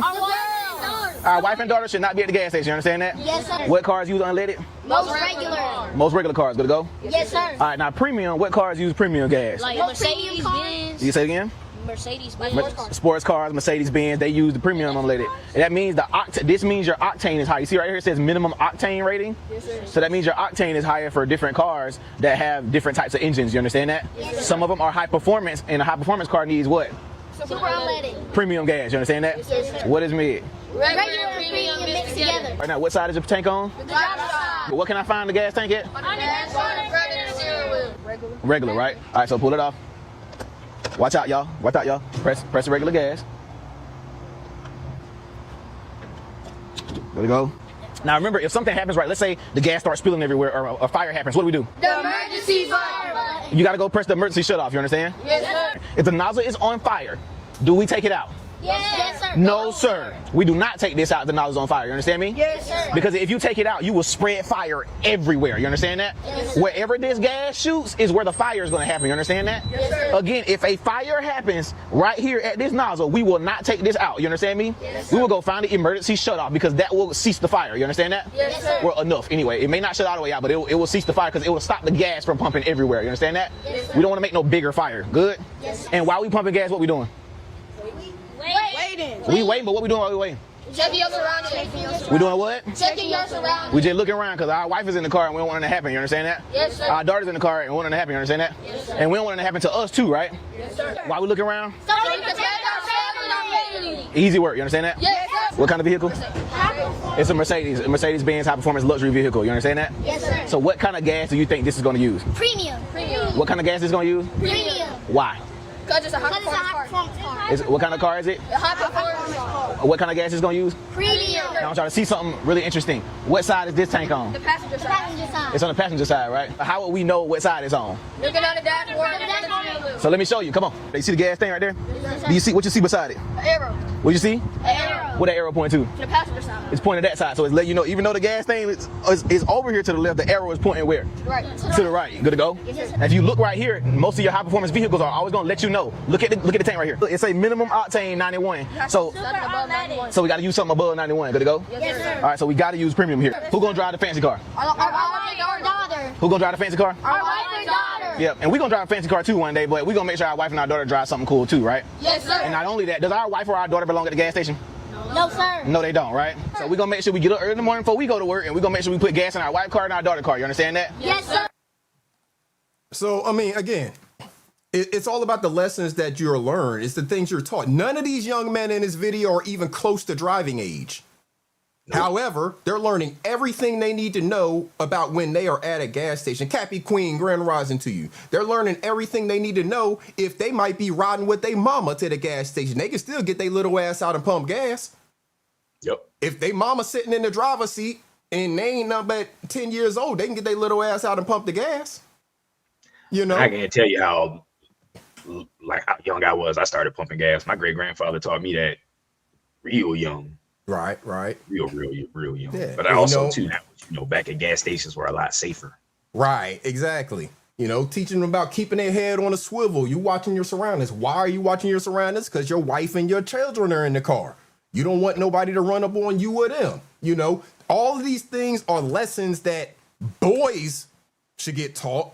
So then you develop into a man who already knows this shit, and then it's already been instilled in you. It's just second nature to you at that point, because again, none of them are even close to driving age. They can't just get in the car and drive to the gas station before they mom or their daughter get up at this point.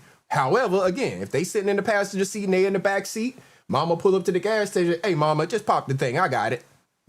Or mama might have to go do the card on there and all that shit. She ain't giving them an ATM code. But after that, who pumping the gas? Mama go get back in the car and chill. He can pump the gas, put the cap back on, all that shit, and get back in the damn car, and they on the way. Man, salute to that brother for real, man. They teaching real life skills. Real life skills to young men out there, again, because they're developing young men. That's right. They not wanting them to be boys forever. They wanting them to develop into young men. So you start teaching them these skills and these lessons at a young age, and they will become second nature to them. 421, you said you just learned about the arrow in the dashboard last year? Damn. Yeah, y'all. Hey, if y'all didn't know, when you look on your dashboard of your car and it has the gas emblem, then the little gas pump emblem, there's an arrow pointing to the left or the right. Whichever way that shit is pointing is which side that the gas tank is on. Yeah.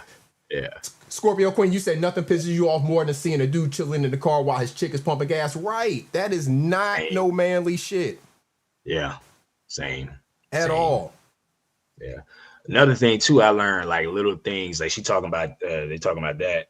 One of my OGs taught me, you let women get out the elevator first, you do stuff like that, you know what I'm saying? Hold the door, of course, hold the door. And all that stuff. But a big one, you walking on the sidewalk, you walk closer to the street. Exactly. And the woman walks closer away from the street. Absolutely. So that way, if someone you can push her out the way, and Absolutely. you can do whatever. You know what I'm saying? You always put yourself in the position of more danger than her. You put yourself in the position of protection.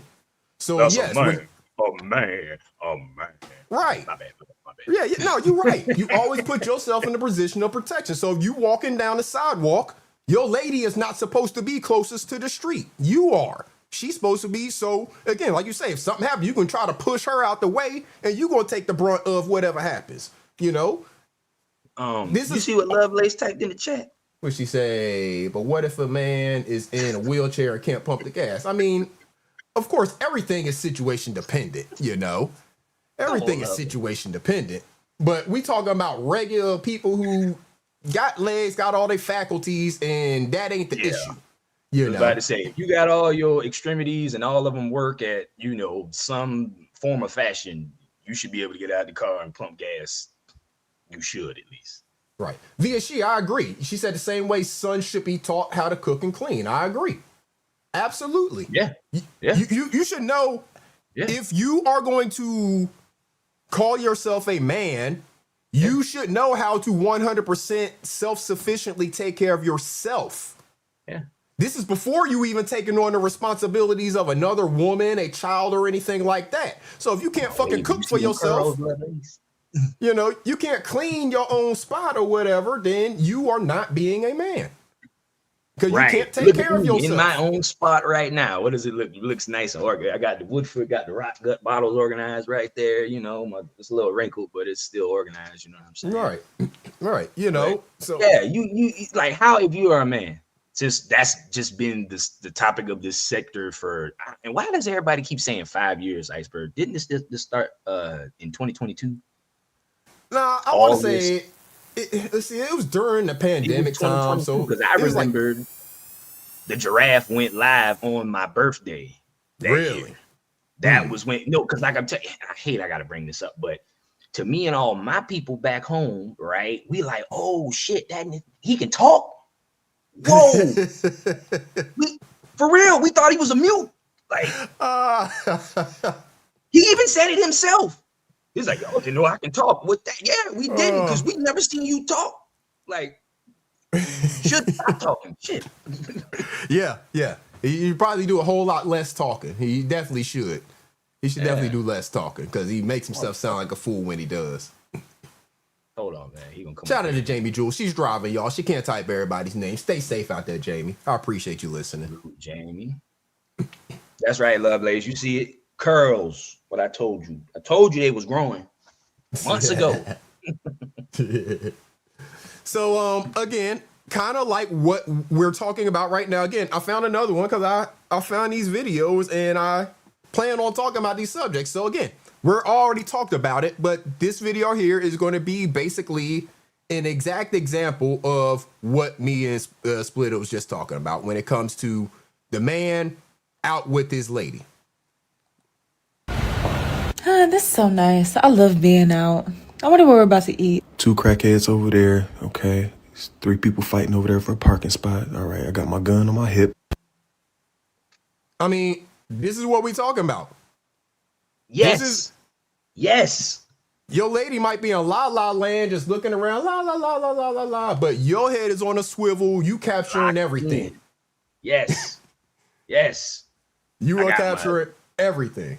Everything, bro, everything. And I was like that before I even started working, doing bouncing security or anything like that, because that's how my father taught me to be. Always know your surroundings. And also, too, in my parkour training, I learned to always have an escape plan.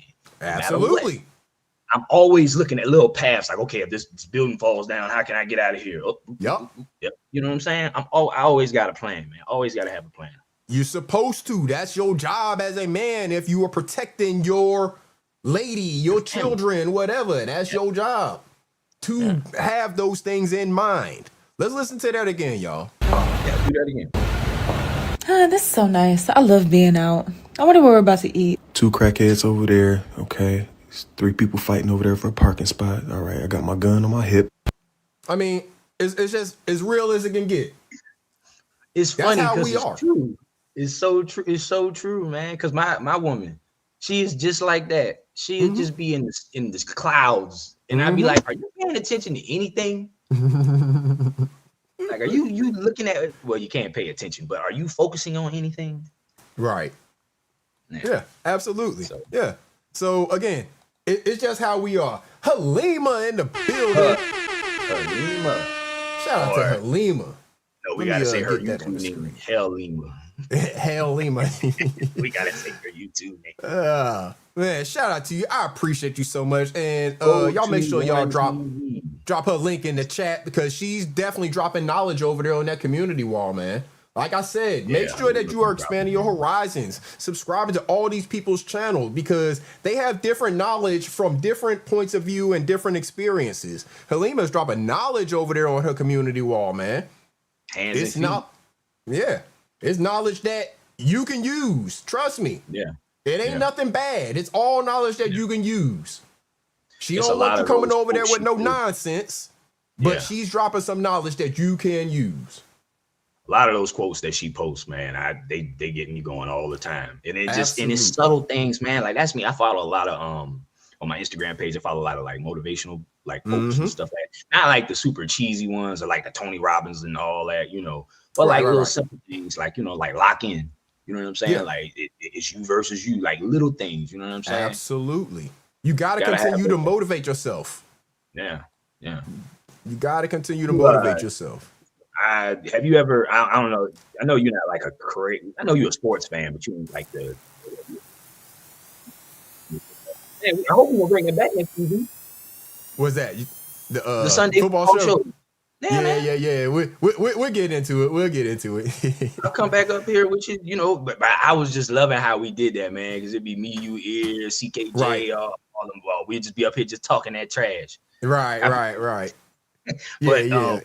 dang, what was it? You got to bring back the game, that stream. But dang, what was I about to say? I'm sorry, man. I ain't had enough caffeine yet this morning. You good? Oh, that was another thing I was gonna say to the men. And since Halima got in the chat and I got my coffee cup, but I don't know if you can see that, Berg, but you see that is let me turn it that way. You're getting choked out. Ah, You know what I'm okay, saying? yeah. You know what I'm saying? But fellas, you need to learn self-defense, basic self-defense, hand-to-hand combat. You ain't got to go be a boxer. You ain't got to be a kickboxer. You ain't got to do MMA. Learn basic things. Learn a basic takedown. Learn how to throw a punch properly. Learn certain clinches. Learn how to choke somebody on, you know, joint manipulation, breaking. Like you never know what you may need a situation for. Absolutely. Like, learn martial arts. Yeah, I follow a brother on IG. His page is called Dojo Life. And he basically that's what he's talking about. He does all different types of mixed martial arts. He talks about, you know, he'll be reviewing videos of people doing fights and stuff and pointing out where they are wasting energy, making mistakes. I think I've seen that dude. Yeah, I showed one of his videos before, but you know, YouTube don't like, they consider that stuff violent. They don't like violence, yeah, I know. Right, you know, even though it's really him breaking down. Yeah. Martial you have to be arts. like, oh, I'm breaking this down, or I'm teaching this, or whatever. Right.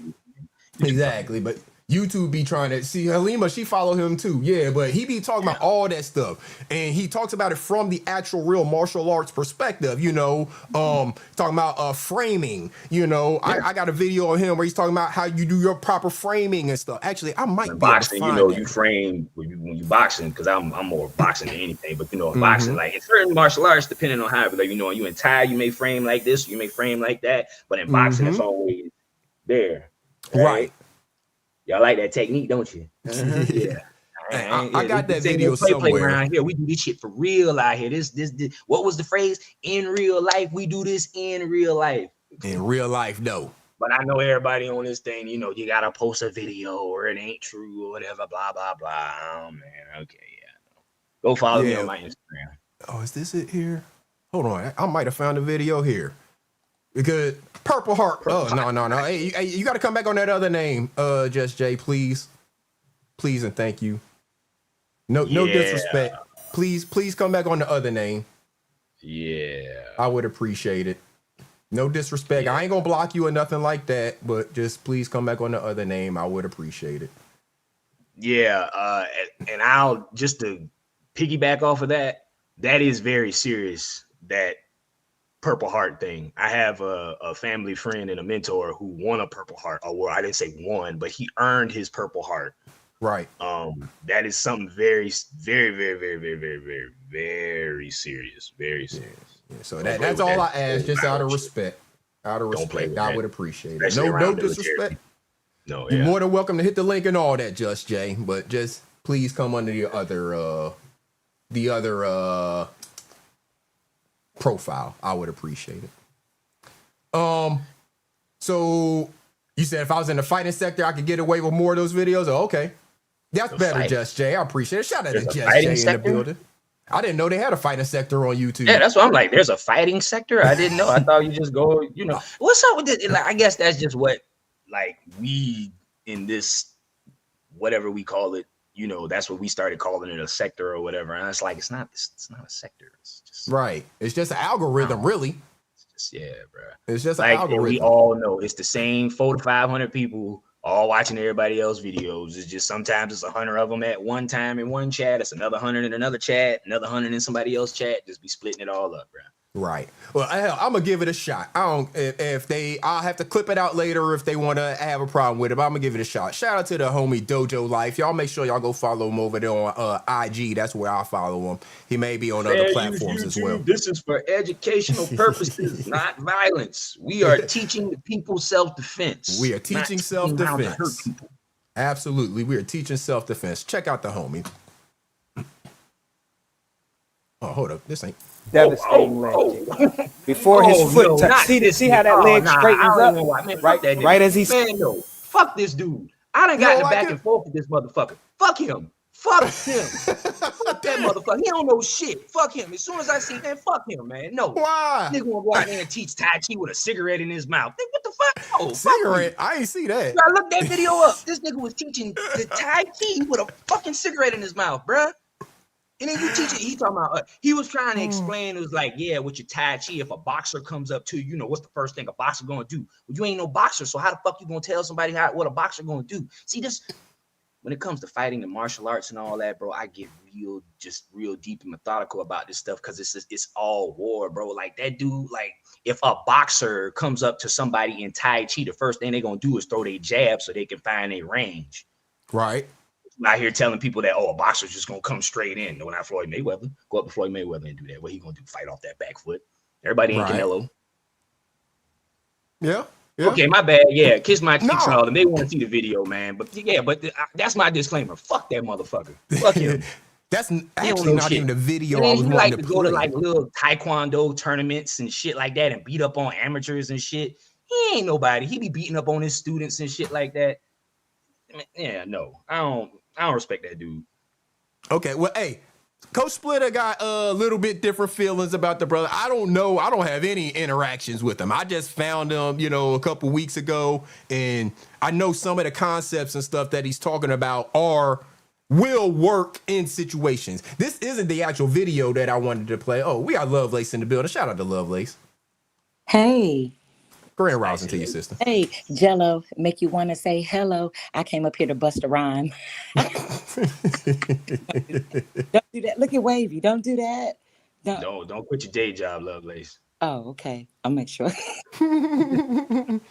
It's all love, girl. I got a flow. Don't you know? Right. Well, okay. I'm gonna find that other video at some point. Yeah, but my bad, y'all. Go ahead and show the video, Iceberg. I ain't trying to do that. As soon as I got triggered as soon as I saw that dude, man. Fuck that dude, man. He sent me his address and all that, trying to get me to come up there to New Jersey to come fight him. It's like, why would I do what? Like, that's how I know you full of shit. You inviting people to your dojo to fight you. Like I'm gonna come there just to come fight. Nah, bro, I ain't coming up there I'm gonna bring my gun. I'm gonna bring my mace, my fucking knife. I ain't coming up there by myself to come. What idiot would do that? Travel to go fight somebody in a gym? No. You scared? If I'm a fight, I'm getting paid. I need a referee so that way you don't die. Right, competition, sanctions, and all that stuff. Yeah, that's why. For people who don't know in fighting, the referee is there to make sure no one dies. That's why. Right. Yeah. Shout out to Cheek Gang in the building. Hey, kiss my cheeks. Hi, Laces. I don't have no rhymes, girl. I just came up because you said you was gonna come up, and if I came up, so I'm coming up. That's what's up. They made a deal to come up together, y'all. They keeping each other company. We got Lovelace and Cheeks up here holding hands on the panel.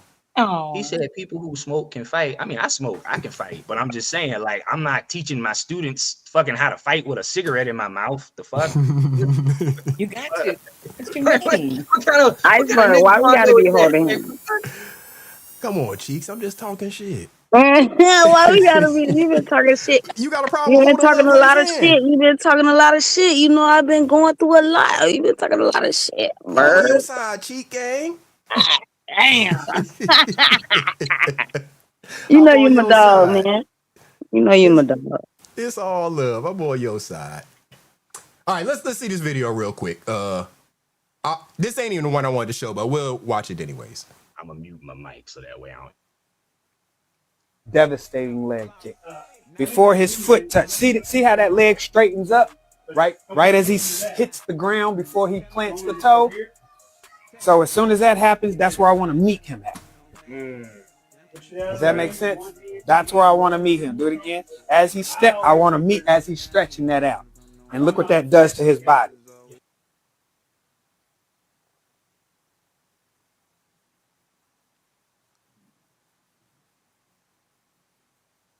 So again, it's just showing you a technique basically that's used by some martial artists. Ayo sounds like he's a boxer, so boxers don't use their feet in terms of kicking. Oh no, I'm a mixed martial artist. Okay, you mixed martial artist. Okay, I got kickboxing, Muay Thai, and Jits.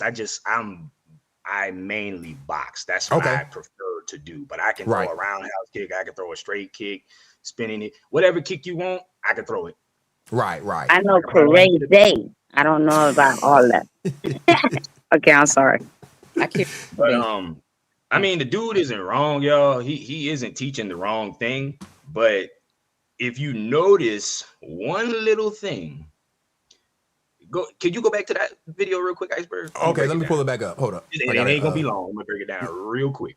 Yeah, I gotta pull it back up. Go to the first part where you show the two guys fighting and the dude's stance, right? And just pause it on that real quick. Let me see. You talking about that? Not just the beginning of the video, just a bit, pretty much the beginning of the video. Just Jay, fix your name. You're welcome, but fix your name. Okay, so the beginning of the video. So yeah, right there. All okay. Right. So everybody see the dude in the hat, right? In the shorts. Notice his stance. He's in a karate stance, right?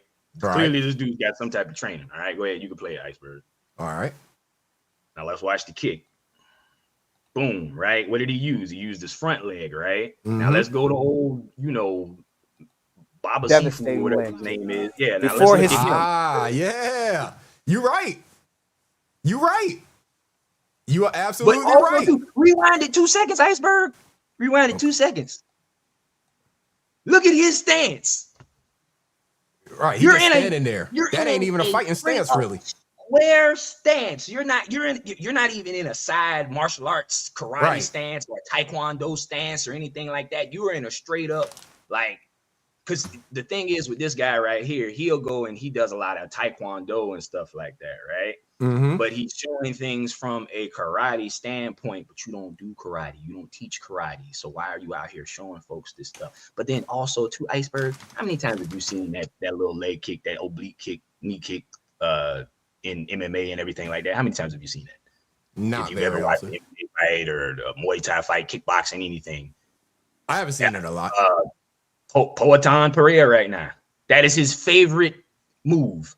He used to do that, and then who else was who used to do that little front knee kick like that? I forget who used to do that because they tore up somebody's ACL doing it one fight. I can't remember the name. I can see his face, but I can't remember his name right now. I'm sorry. But yeah, but no, the dude is teaching it right. He is like showing the video and being like, okay, hey, he's having the right principle, but you're half-assing on your technique, bro. You ain't like, I just don't respect stuff like that. I get what you're saying. I get what you're saying. Because again, he did change up the way the guy in the actual fight. John Jones did it all the time. You're damn right. GO7 John Jones, okay. Yeah, it was John Jones did that damn knee kick all the time. GO7 WFT salute. Yeah. Yeah, John Jones. Okay, yeah. So I understand what you're saying though. In terms of it being different, what he's showing from what happened in the actual fight, the two people fighting in the beginning. You know, in terms of what leg he used and all that stuff. I do totally understand what you're saying. Like you said, that guy right there kicked with his front leg. And then when we get over here, devastating leg. He's kicking with his back leg. Before his foot touch. See how that leg straight. So that's a total change up right there. That's a totally different kick. It's two different techniques. Right. Two different techniques, two different kicks, everything. So yeah, you got a great point with that. I didn't even pick up on that originally when I was looking at it or anything. I didn't even pick up on that. But you're more into, actively into martial arts and stuff like that. So you would definitely see that. Do I remember slap boxing? Right here. Yeah, VSG. I remember slap boxing in the streets. Y'all see that right there? That's Yeah. me cornering a fight for my boy Roger right there. Big old 265-pound heavyweight. We had a Muay Thai fight that night. I got a question. Yes, ma'am. For Splitter. How short were you guys' shorts? Excuse me? We wear short. Okay, Iceberg, I'm sorry. Look at Iceberg. I'm sorry, Iceberg. You said Iceberg? I didn't say shit. She said No, I'm saying, something. what did she say? Since she ain't repeating it. She said, how short were you guys' shorts? My shorts were short because I wear Hey, 5-inch shorts. why you ain't show me no legs then? I got big quads, so I have to wear those. That's what happens when you lift weights. You actually move heavy weight, every day a lot. You get. I don't want to see you kicking people's legs. I want to see your legs. Oh my! What? This ain't no peep show. Wait. Let's back up. This is what Iceberg Thoughts. Legs. Remedial class at the Circus. Okay, I'm sorry, Split. Let me shut the hell up. I told y'all I like to play around. I'm sorry. No, you can play. I'm playing back with you, girl. You good? I ain't taking it serious. I'm just You saying. told me legs a peep show. This ain't no peep show. It ain't. Uncle L, salute to the OG in the building. Appreciate you being here. We was talking about some classic hip hop a little bit ago. Remedial class at the Circus open panel. Yeah, remedial class at the Circus. Oh, look, there they go. Hey. Yeah. The remedial class. Oh, I know who that is. Yeah, you know who that is. You know who all of them are. Yeah, man, I know all of them. Yeah, you know who all of them are.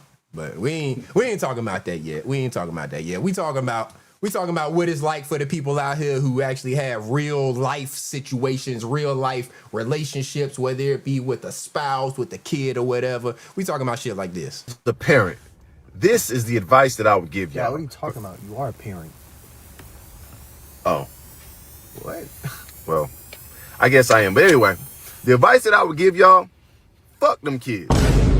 Fuck us? Well, cool. For what? Damn. Yeah, fuck y'all. What, you don't love us no more? Yes, I love y'all, but fuck y'all. Let me explain what I mean by that, right? So sometimes as parents, we have a tendency to put everybody's happiness above our own. Everybody's happiness. I'm talking about all our kids, and I got a lot of kids, right? Y'all put your kids above your health. You put kids above your romantic life. You put your kids above everything, right? And then you get older, and them kids leave the house, and you over there looking crazy. You're fat, you're out of shape, you're sick, you're about to die, and your kids is having the time of their life. So like I said, fuck them kids. Sometimes you got to put you first, right? So you worked a hard week, go to the club, hang out. The kids will be all right. You know what I'm saying? Sometimes your kids be wanting McDonald's and all that other shit, right? You got food in the house. Fuck them kids. You ain't got to buy them no damn McDonald's. You do that shit because you guilty for some shit. I don't know what it is. Fuck them kids. Y'all get what I'm saying now? Like, No, not at all. What you mean? No, I don't get it at all. See, that's why I say fuck them kids, because they don't never get shit. They don't never understand nothing. Damn. That's a fact. That is a true fact. That's a true fact. I cried. I literally cried tears years ago when my boy said, Mom, at some point, you got to say, F them kids. And I was like, but y'all are my... And now, I don't have a problem. At all. At all. Hey, children got to learn too, somehow. Hey, you got to stop coddling them. Let them learn the hard way sometime. A good no to a child may go a long way. Yeah. Tell the motherfucker no. Hell no. Hell no. No. Shout out. So, yeah, fuck them kids. I did have a question for the semi-professional, what you call it? mixed martial artist. Okay. Splitter. My brother just taught me to step on the stomp on your foot. That don't work. Hold on, what? Say it. Say you might go in and out. I Get the said mic my right. brother just taught me to step on your foot. Yeah. If you step on anybody's foot, that's gonna hurt. That's what I'm saying. Like, you don't have to do all that kicking. That's what I wanted to say earlier. No, I'm still gonna kick the shit out you. I'm gonna chop them trees down. I don't give a fuck. I'm Fuck saying, y'all. once you step on a Kick big you and foot, your legs. and Fuck, I'm taking ACLs, meniscuses, patella tendons, quad tendons. I'm taking all of it. Calves, he Achilles. started naming all type of shit. I'll go down the line. It does not matter. You step on the foot, that ain't the end of the fight. That's just the beginning. No, that's just Yeah, how that's the beginning. I'm just saying. Now, remember in life, or not life, but in Harlem Nights, right? When Quick went out there to go fight Vera and he started shooting her in the toe or did whatever, stepped on her toe or did whatever the fuck she did, right? What happened? He started getting his ass whooped. Then he had to, shoot her. Right. So go out there, step on toes if you want to. Right. Step on my toes. When you step on my shoes, I'm going to be pissed. But if you step on my toes, yeah. 421 TV said he worked with Trouble Youth for 20 years. Fuck them kids. Yeah, fuck them kids, man. Look, man, my brother used to work at a trouble youth center or something like that, man. And them kids used to crash out all the time. You know how many times he hip tossed a kid or body slammed him or did something because they was in there going crazy. But look, them kids hitting them up right now, talking about, hey, Mr. Ken, I appreciate that hip toss you did all them years ago, man. It straightened me out. Straighten them out. They ain't want to have to deal with that again. Yeah. They ain't want to have to experience that again. Yeah, straight up. As we continue to progress, some of the things now are going to be a little more. We're trending towards our topic. We're working towards our destination. We still got a ways to go, but we're working towards our destination. So we know that there's the giraffe. You know, he likes to say a lot of things, talk about all these things that he's going to do. You know, just a lot of talking. And last week he decided to come up here and make a big deal about it being Easter and all these things that he claims to believe in with the resurrection of Jesus Christ and all. And wanted to question me about it. Well, me personally, I don't answer questions to man about what I believe in. You know, I don't have to answer a question to any man on this earth about my faith, my beliefs, especially somebody that I see as Satan. Why would I explain to Satan what I believe in so now they know how to attack me?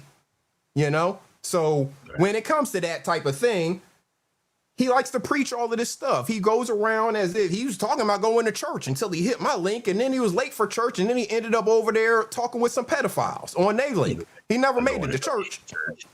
Right. But wants to question me about whether or not I'm going to church on some specific day of a year and all of this stuff. As if that meant anything with to a him. lot of the Christians these days. They like to go to church, or so-called Christians. They like to go to church on Christmas and Easter, and Mother's Day, and Father's Day. They good.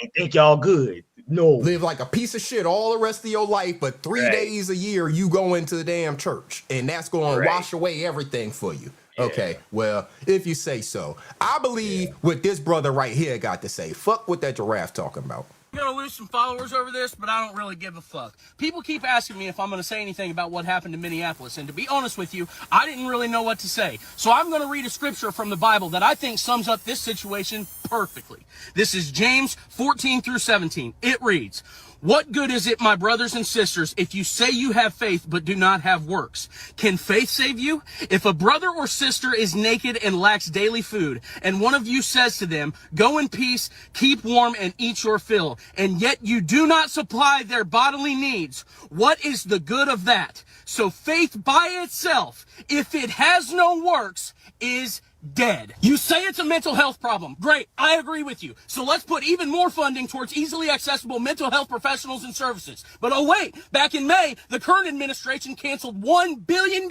in federal grant money used towards boosting mental health services in fucking schools. I'm a Christian and an avid gun owner from a very small town. Uh-oh, why did Paul? Oh, I'm probably going to lose some followers I don't know over what this, happened. but I don't really give a fuck. I cut it off there. Yeah. So he's a Christian, an avid gun owner from a very small town. Everything else he's saying, everything he's saying is accurate. Faith You got all this faith. The giraffe goes around claiming to have all this faith and all this stuff, but we don't see him do any works. Nick Lee, salute. Happy belated birthday to you, bro.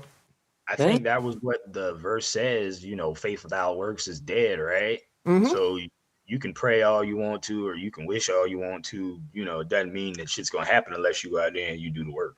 Right.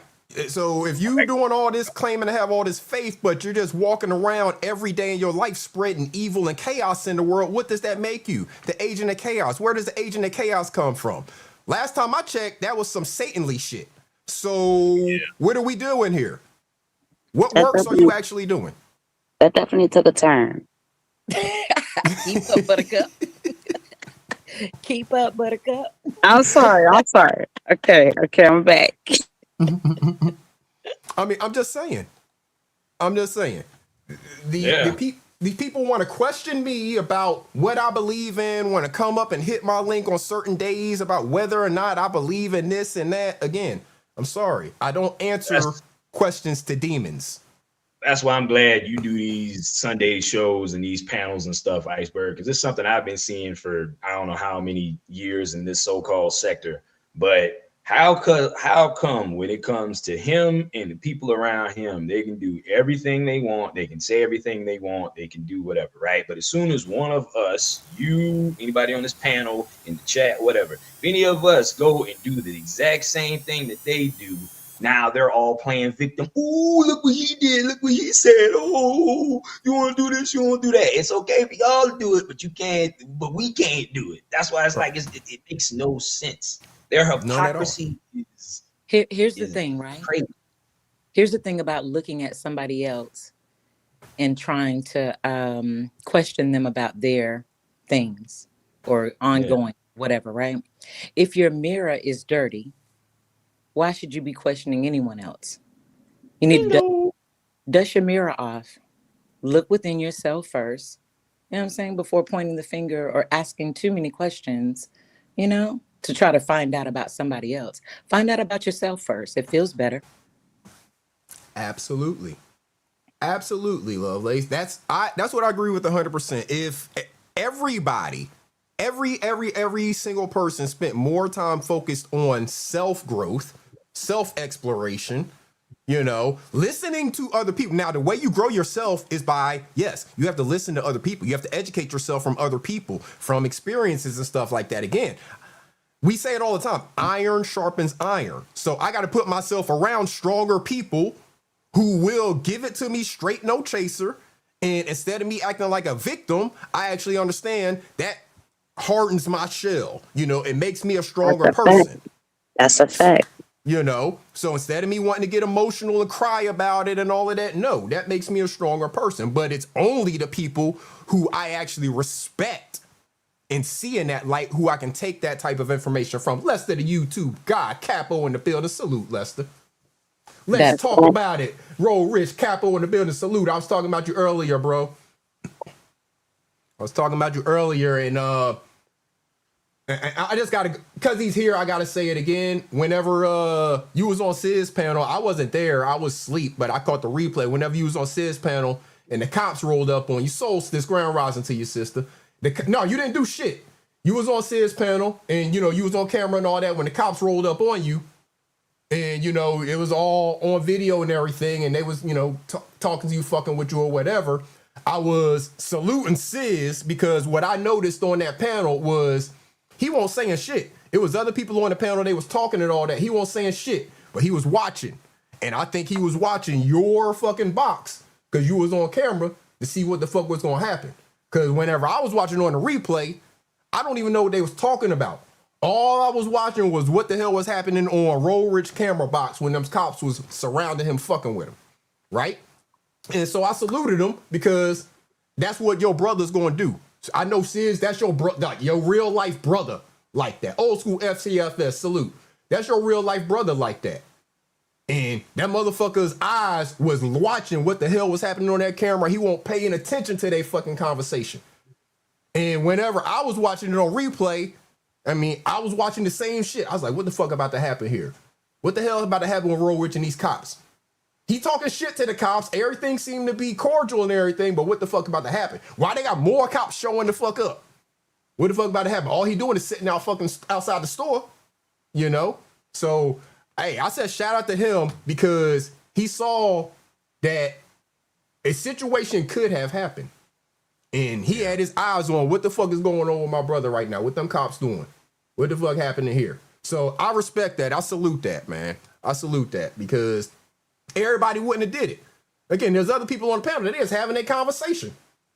But Roll Rich got some real shit going on with the police, you know? It ended up being nothing. He walked away, all that shit. But the fact that it was happening, Sis understood the moment and understood that he needed to be focused on what the fuck is happening over here over any of this YouTube conversation bullshit, because that's my brother in real life. And if some shit go down, I'm going to hit in on this live stream. I'm about to find out where the fuck he at and what's going on. So shout out to that. Shout out to Tamika McCullough in the building on that $4.99 super chat. Appreciate that you. That just goes back to what we were talking about earlier about being aware. Yeah, absolutely. Being aware. Yep. Being aware. Exactly. Keeping your head on the swivel, being aware to what's going on. Exactly. I agree. New York cops, they wild, man. Thaddeus.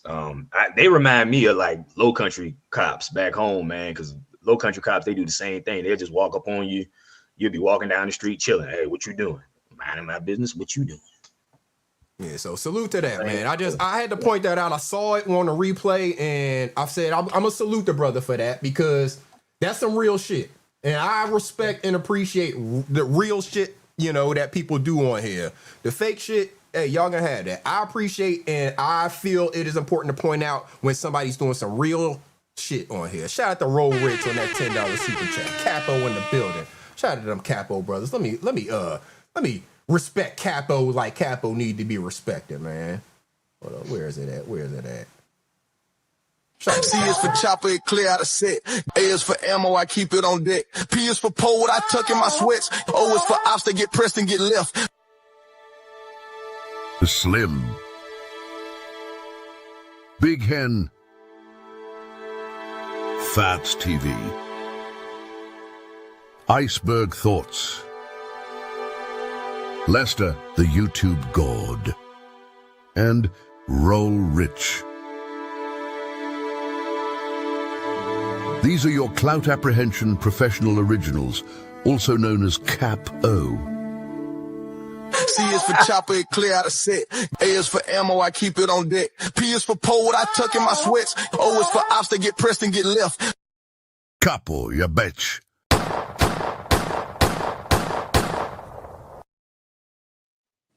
Shout out to them Capo boys, man. Appreciate that. Shout out to Pro 901, Drop Squad 901 in the building. Appreciate you on that $5 super chat just because. We definitely going we gonna get into that Pro 901 drop here in a little bit, man, because that shit is fire. Y'all make sure y'all go over there and give the brother the view on his video over there.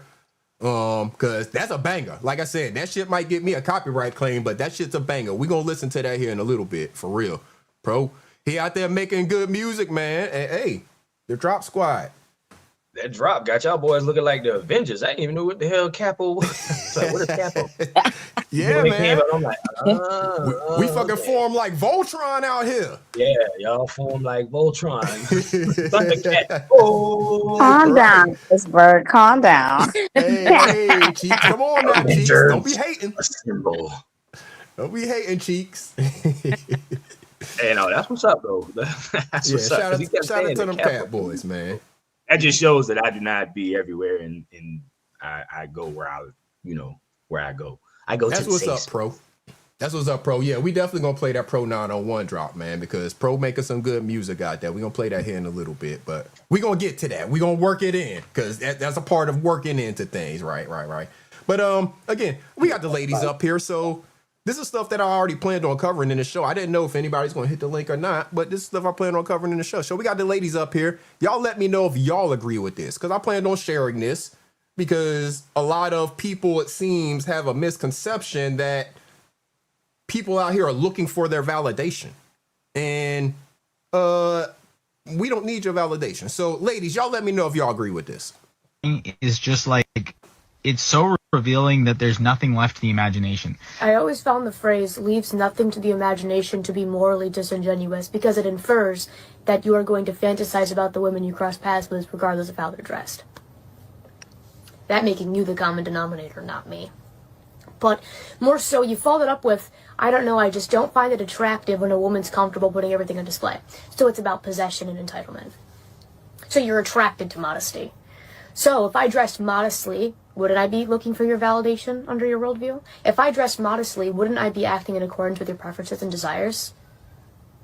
Isn't it an oxymoron to say you prefer modest women and then to assume women are dressing immodestly for your validation? When you go to the gym, the beach, outside, it's hot outside, shirtless or in a muscle tee that covers nothing, nips hanging out both sides, nip slip, nobody assumes you're doing that for female validation. They just look outside and assume, damn, it must be hot, look at him. So, shout out to Halima in the building. We got the beautiful Halima in the building. Thank you so much for being here. What do y'all think? I mean, a person doesn't need another person's validation. And I found that to be interesting because you do have people out here who say that. You have men out here who will say that a woman is dressed in a certain way because she's trying to get attention or get validation. You know, she's not wearing as many clothes because she wants this and she wants that. And that's not necessarily the case. Because again, like she said, if you are wearing a muscle shirt or no shirt, does that mean you're looking for attention? What does how many clothes you are or are not wearing have to do with you, who you are as a person and the attention that you're looking for necessarily? You know? So shout out to Halima. Hey, Halima. Hi, Halima. I agree. Halima. Hey, Iceberg. Hello, everyone. Hey, Lovelace. Kiss my cheeks. Hey, yo. Hey, yo. Mental. I just want to jump in real quick because you talk about fighting, and I think it's connected to what you're talking about. I just wanted to chime in a couple of notes about you were saying, Iceberg, that you feel that men should get into some form of self-defense, and I 1,000% agree, and I also 1,000% agree that women should and children should as well. And when it comes to fighting styles, as I was listening to Hey-Yo talk about the stances and things, if you're going to study martial arts, you don't want to become rigid in your movement because you'll be rigid in your mind. So you want to be fluid. And you're gonna fight people. You might have your groceries in your hand, your cigarette in your hand. You may, there's like the official quote unquote style of martial arts, and there's the street style that kind of was developed to kind of give a realistic perspective of what would happen in real life, And I do think also, like, for the ladies who may not want to like have a long-term commitment to martial arts, to take self-defense classes. I took my niece to a jiu-jitsu one most recently, and it was very eye-opening because I studied Kenpo karate and a black BKF Kenpo, and our thing is we don't get on the floor. Now, is that realistic? Is it realistic? So with the jujitsu, we were starting on the floor, and I was just like, I had this cop, like this brother was like, maybe 6'2", maybe, solid 250, like he was really big. And I'm like, this felt really uncomfortable. But And I'm they like, why am telling I you on to the mount floor? him. Get in his guard and mount him. Yeah. Right. Yeah. I'm like, why are we starting on the floor? So it was like a shock to my training in my mind, because my thing is I ain't getting on the floor. But it was really good to start from the floor, learn how to use my legs and my back and my my positioning to get off from underneath someone like that. And so my niece was there, so take some self-defense, different styles of self-defense classes. Don't be rigid, because my sensei, or Sijo Muhammad, which I'm gonna send you a link of his stuff, Iceberg. Okay. He says he taught us about brain sight, that your brain knows the correct technique to help you survive. But what happens is we get stuck, we overthink, we doubt, we try, you know what I'm saying? So when you begin to practice and study and just get out of your head, your brain is going to give you the technique that works best. So don't get caught up if it's the front kick or the back kick or whatever. If you know the target, You Oh hit the no, target. Helena. My brain tell me to spit in your mouth. Get the fuck off me. Get the fuck off me. Yeah, and then if Period. your brain tell you that, maybe that's going to help you. Just don't do it to me. But anywho, Hey, Okay, I'm Halima, sorry. since you Bad stated joke. Bad joke. Bad no, joke. no, no. Halima, That's a hard price to pay when you spit on somebody. I Yeah, think that's the I ultimate. said in their mouth too. At that. I know, right? You disrespectful girl. but Halima, Yes. Damn I it. disagree with you on that. I'm sorry, I Okay. disagree I with love you. it. I love disagreement. Oh, As don't someone say who's that. been doing what I've been doing as long as I can, Hmm. your fundamentals always save you. Technique always saves you. You should be rigid on your technique, especially in like jujitsu. You have to be rigid on your technique. There are certain things because each belt level elevates. Because if you learn at white belt, you're gonna learn 20 more things at blue belt, but then you're gonna learn another 50 more things at purple belt. But then you keep going on and on. Then there's another 1,000 more things you've learned. You're like, whoa, my mind at this basic uh point of knowledge and learning, like I didn't think that, but now that I know this fundamental and I know all these other ways of doing it, right? Like you can skin a cat 20 different ways, right? But there's still one specific way to skin the cat. Can I ask you a question? Okay, but I Is forgot the that martial question. arts related, or is it something about spitting in people's mouth? No, it was. What? If it's got something to do with spitting in people's mouth, I'm not answering. No, sir. Trust me. Damn it. Say that.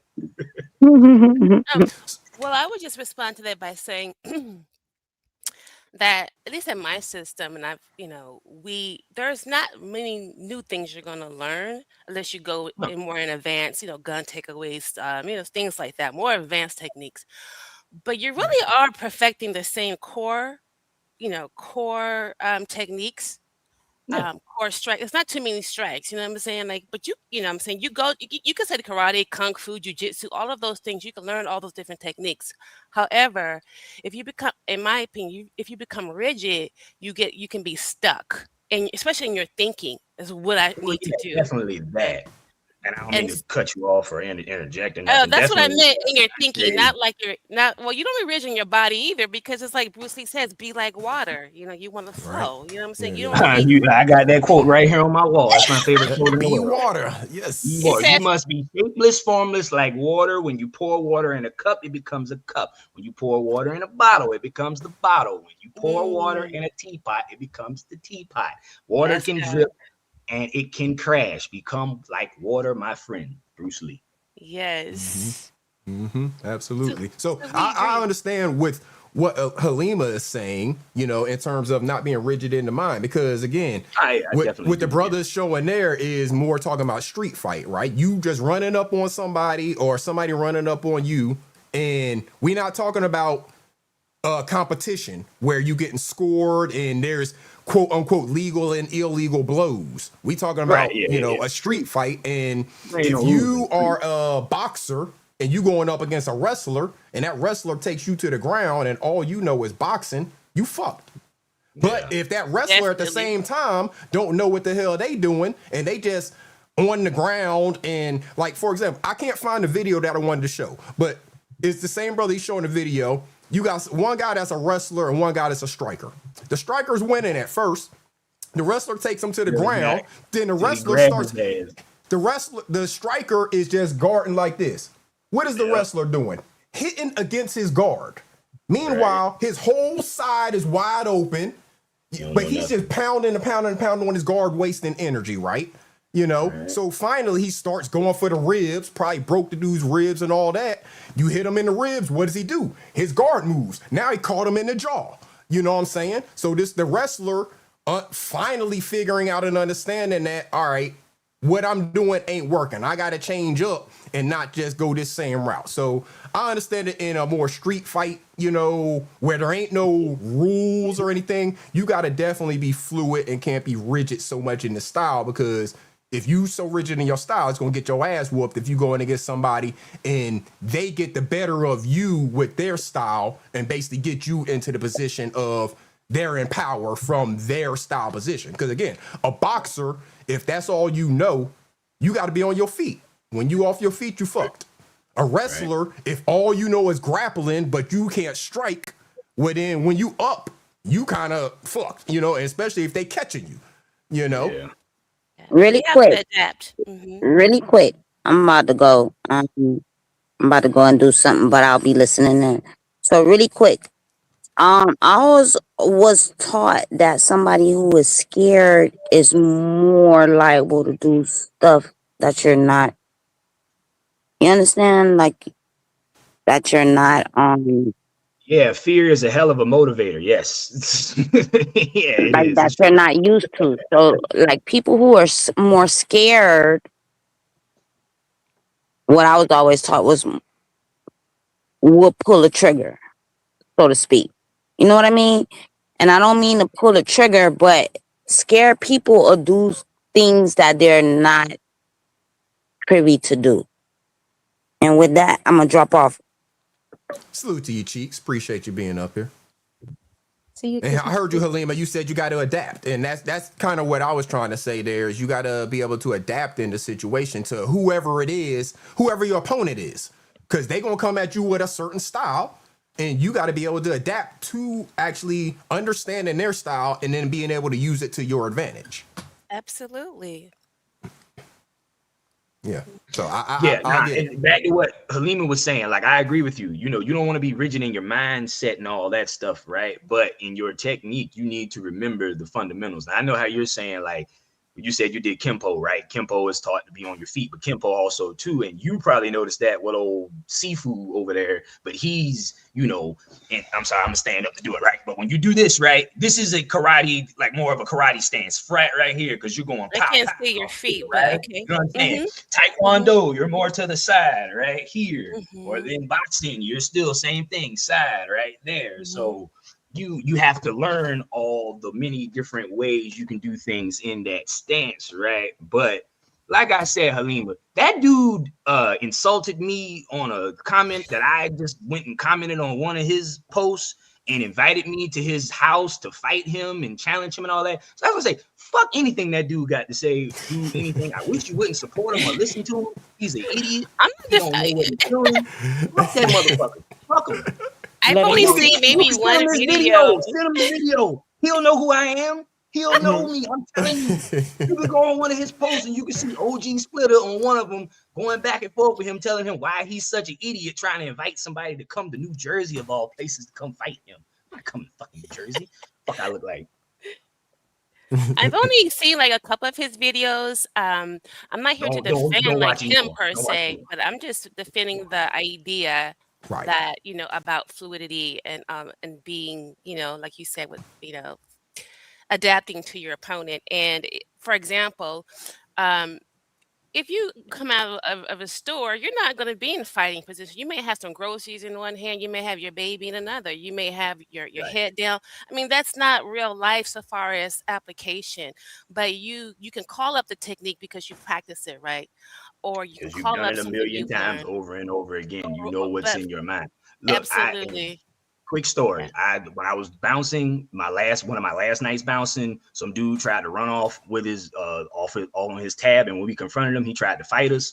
When he tried to fight us, I knocked him out with an overhand right. Did I try to set it up? No, I just did it. It's because I've been training it forever. And yeah. But it's all about the technique, right? Like you're saying, the muscle memory. That's what I'm trying to get to, pretty much. Yeah, definitely. Muscle Yeah, memory. yeah, for sure. And that's why All you right, train. I got off my soapbox, Iceberg. Go ahead. I'm sorry. Oh no, you're good. You are always welcome. Shout it's out to good to hear Letitia, from you, third eye Halima, for POV. real. Yeah. Shout out to Letitia on that $10 Cash App. I greatly appreciate it, Letitia. Thank you so much. She's listening. But then also too, another thing about that, like Halima is 100% right. In street fighting, you can't like me. Yeah, as you can tell, I'm more on a combative, fighting style, boxing, MMA, kickboxing, combat versus combat, skills versus skills, right? But in the street, there is no such thing. It's just you just got to be ready, Right. But there ain't no fair in love and war. There ain't no fair. So if you out there in the street, hit somebody with a trash can, trip them up, poke them in the eye, Look, I get dirty if I'm in the street. I'm throwing everything at you. I'm a gouge eye. That's what a lot of them old wrestlers used to do back in the day when you used to have all those riots. You know, back when people believed wrestling was real, they would hit the ring, and then the wrestlers would be, get down there getting jumped and stuff, and they'll just put a thumb in somebody's eye and poke it right out. You know, so that's what I'm doing. I'm getting dirty. Yeah, I'm saying, man, salute. Clawing you. Yeah, absolutely. You got to be able to adapt. So again, definitely differences between street fighting and competition fighting, in a place with a referee, stuff like that, where there's legal and illegal kicks and punches and stuff like that, depending on your martial arts style and stuff like that. Definitely a big difference. Yep. All right.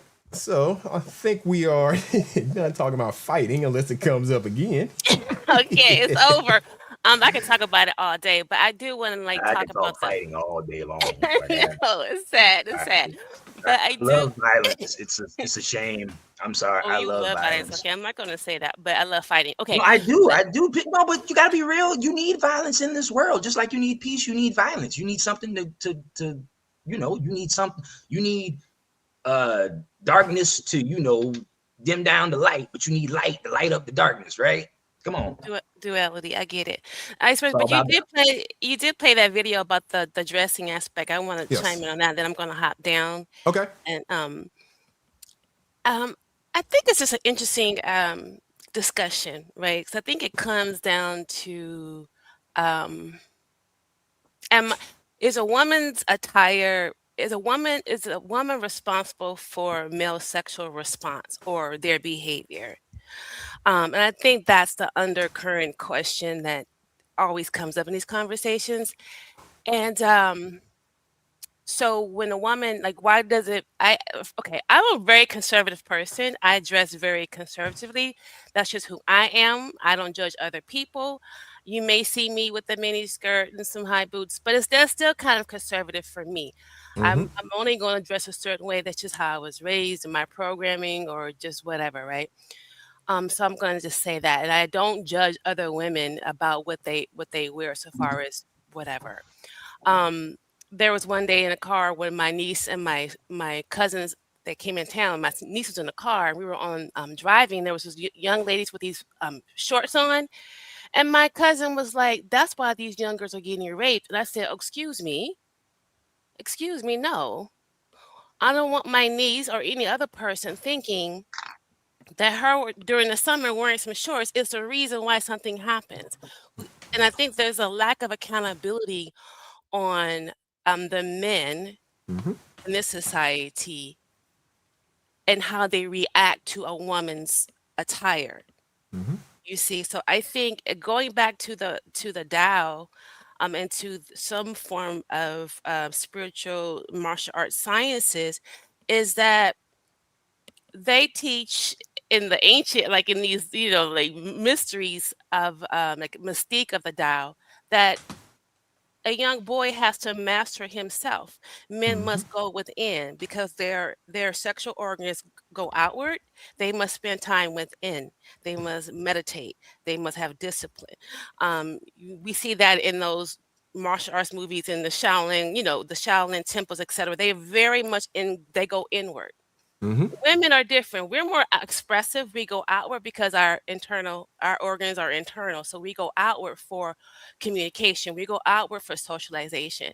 And I'm just saying that to say that I think there's an issue with how we've been programmed, and men feel that women are responsible for their sexual response. So if you dress a certain way, that you must want my attention. You must want me to touch you. You must want me to holler at you. And I think that is wrong.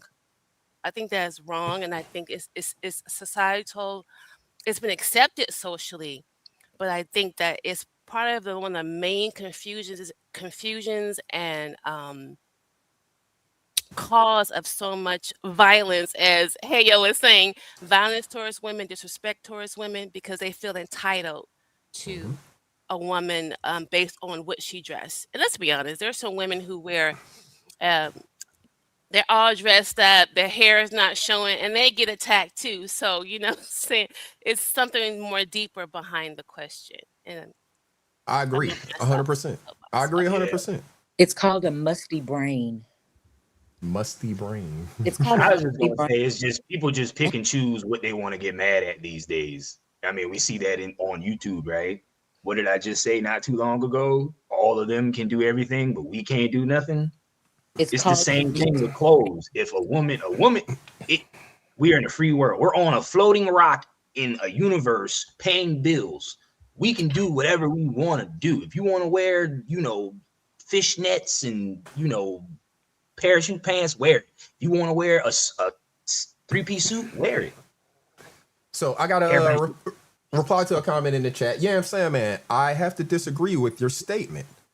Because, again, the whole point of the video I played and what Halima is saying is no matter what Halima decides to wear and walk out of her house wearing, it doesn't mean that she wants your attention, my attention, or anybody else's attention. It means that's what she felt comfortable wearing that day, and she's not disrespecting anybody or herself by wearing that. It doesn't mean that she wants anybody's attention, advances, or anything. It means that's what she chose to fucking put on that day. And whether you see her, recognize her or not, it don't matter. But it doesn't mean that she wants anybody's attention. And that's the point of the video. And I think that's the point that is being missed here, is that we live in a male-dominated society that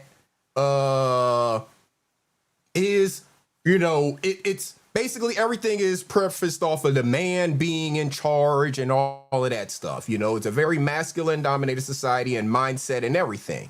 And that women have to do certain things to be able to live within this society. And that's not true. They should be able to be whoever the fuck they are in any moment and still be able to be just as respected and equal in this society as any man. Right. No matter what she is wearing.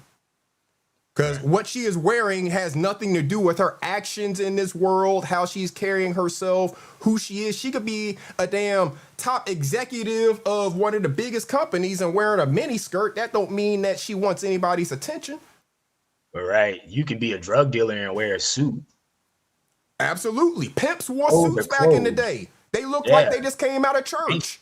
Exactly, yeah. Like gangsters used to wear three-piece suits and all that, and then go kill somebody, choke them out, and then go back to the ice cream parlor or whatever. Like, yeah, man, come on, like. But yeah, no, you look, and I'll say this, especially on this topic, because I work in gyms, so I'm around, women and men wearing revealing clothing all the time.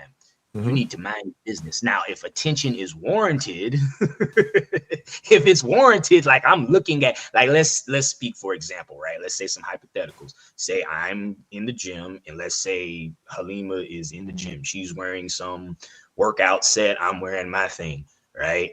She's over there on the treadmill. I'm over there doing deadlifts. We might cross paths. We might look at each other. We might speak, whatever. But just because we spoke, it does not mean that gives me free reign to just go over there and just be all up in Halima's business. Right. Vice versa, it doesn't give her the same thing to go to me and do, right?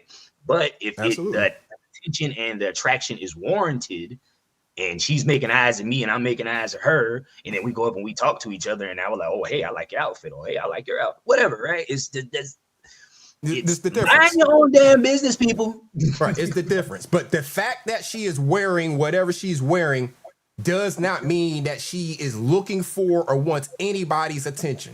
It doesn't mean that I have to go over there and go start giving her a bunch of compliments just because she's wearing something that, exposes her figure a lot more. It does not mean that. Correct. Let me play the video again, because some people said they missed it. So let me play the video again real quick. It's just like, it's so revealing that there's nothing left to the imagination. I always found the phrase leaves nothing to the imagination to be morally disingenuous, because it infers that you are going to fantasize about the women you cross paths with regardless of how they're dressed. That making you the common denominator, not me. But more so, you follow it up with, I don't know, I just don't find it attractive when a woman's comfortable putting everything on display. So it's about possession and entitlement. So you're attracted to modesty. So if I dressed modestly, wouldn't I be looking for your validation under your worldview? If I dressed modestly, wouldn't I be acting in accordance with your preferences and desires? Isn't it an oxymoron to say you prefer modest women and then to assume women are dressing immodestly for your validation? When you go to the gym, the beach, outside, it's hot outside, shirtless, or in a muscle tee that covers nothing, nips hanging out both sides, nip slip, nobody assumes you're doing that for female validation. They just look outside and assume, damn, it must be hot, look at him.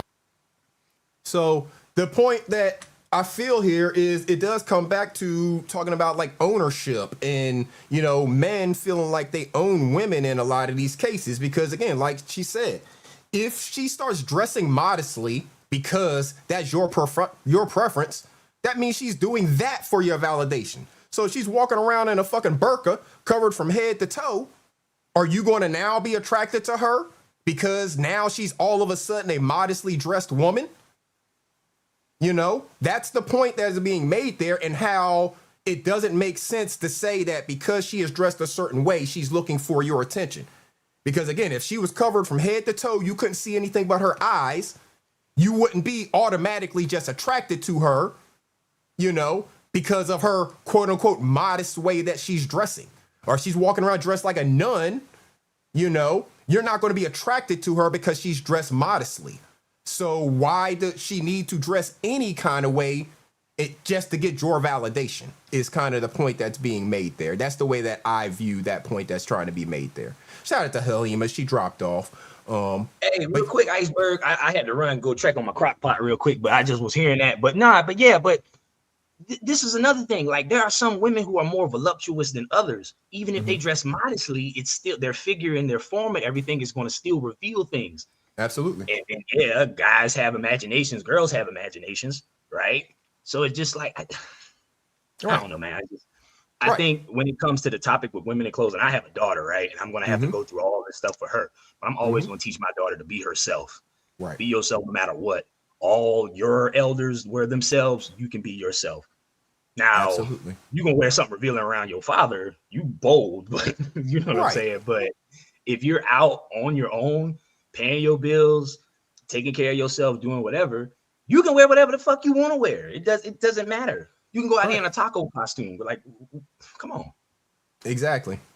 Grand Rising to Rachel Banks, Grand Rising Mika. And Mika said, just because I'm dressed this way does not make me a whore. Exactly. Right. No matter what you're wearing. Again, pimps wore suits and, you know, it doesn't matter what you're wearing. That has no impact or no bearing on who you are as a person and what you're doing out here in this world. That's the way I view it. So for someone to say that a woman dressed a certain way, it means something about her, that is lack of knowledge of that person saying that. Because how she's dressed doesn't mean anything specific about her. You know, so. Yep. You can wear a lab coat, don't mean that you're a professor. Right. Absolutely. You know, everybody that wear a cross around their neck don't have a relationship with the Lord or Jesus. You know what I'm saying? Everybody that's walking around wearing a cross medallion around their neck does not have a relationship with Jesus.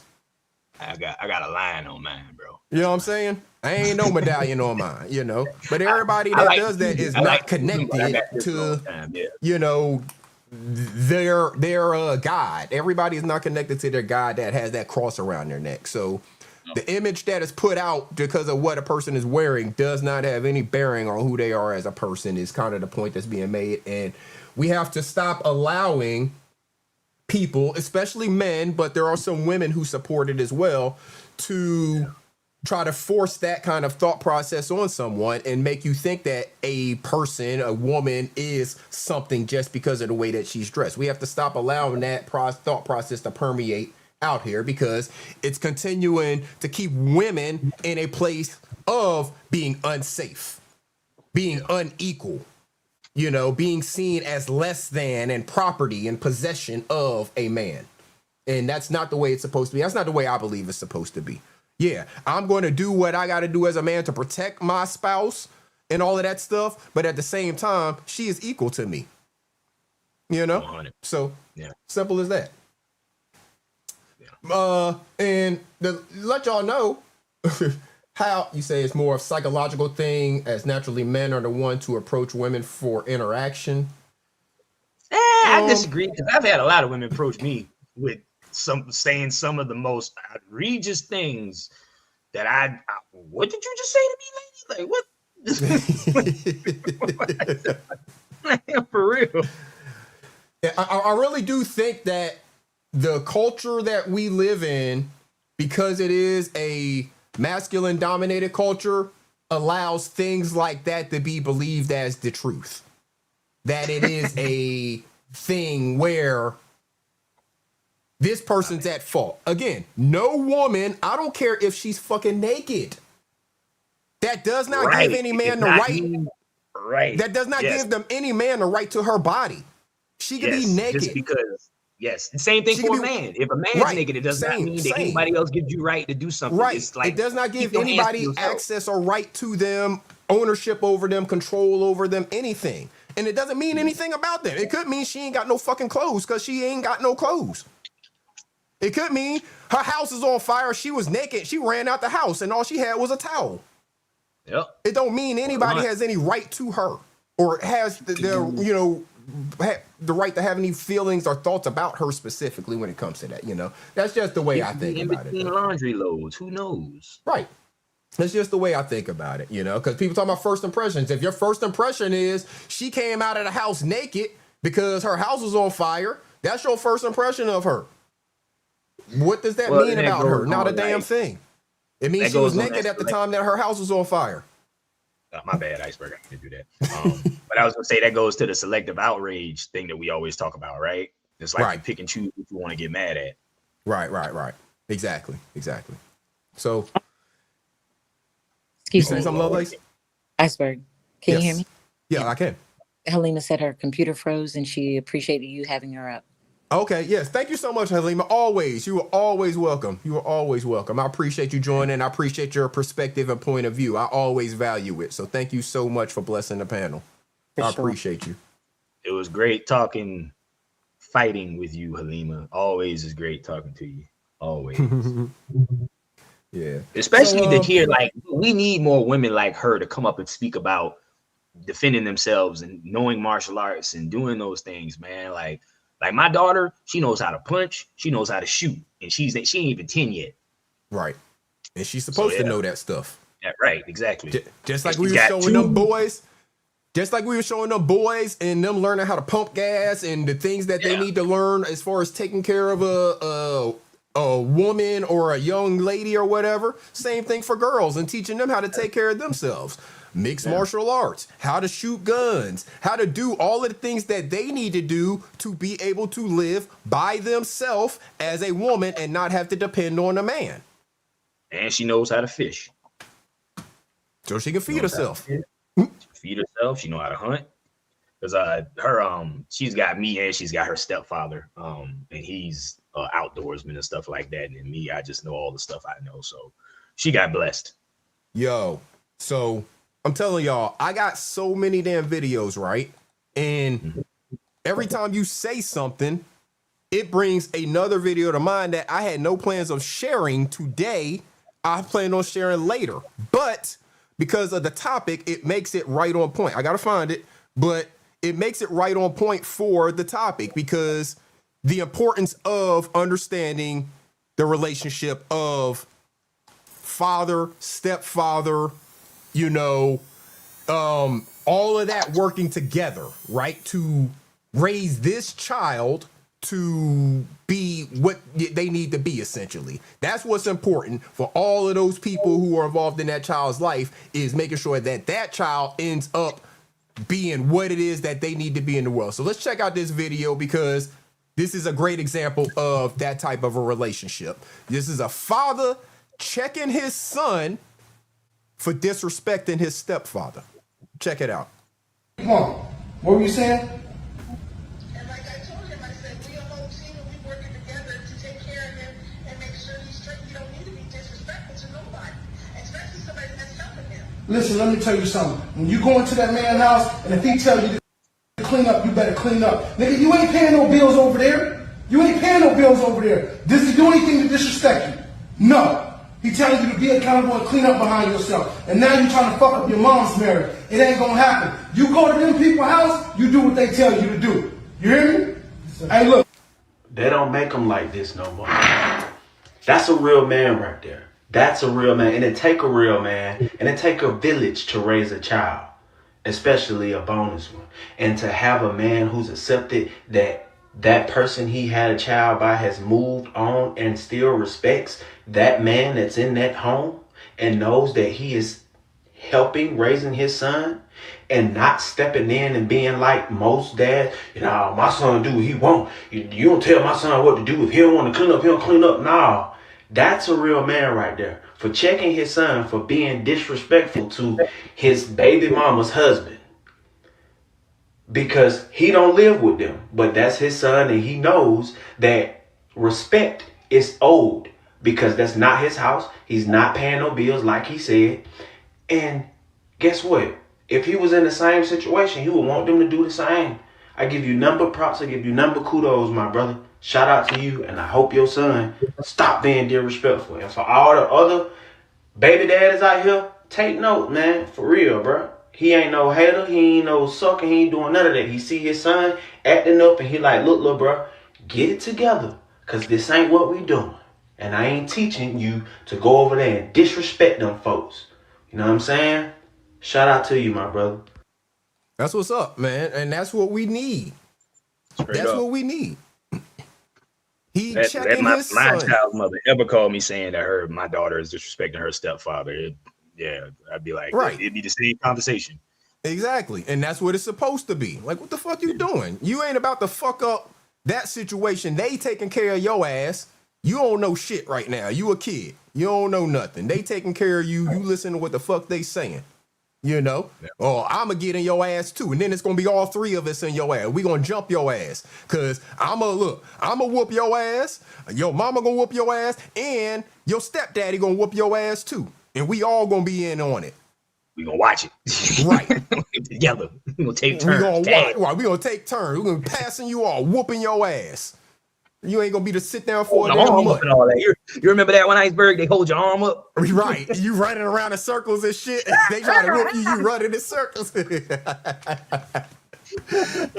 how I got 6 feet, boy, because I was over there like, oh. Right.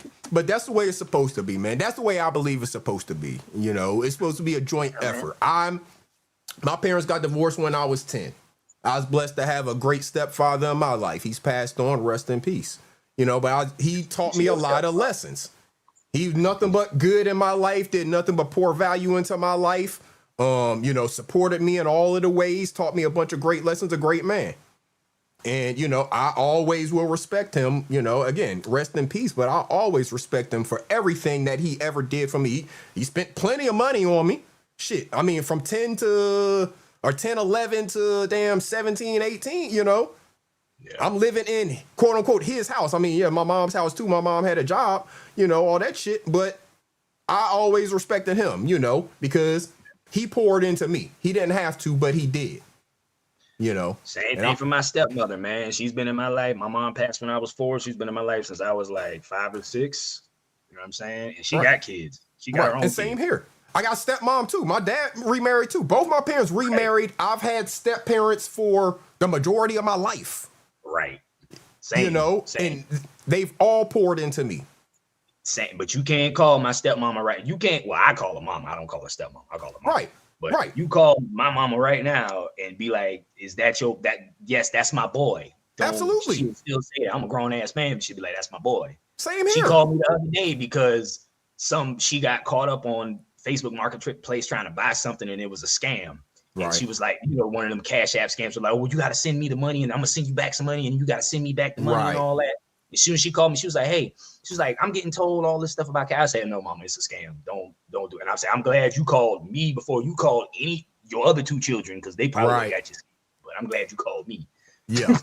Yeah, absolutely. So much respect to the step parents out there that's doing all of the things, pouring into these bonus children.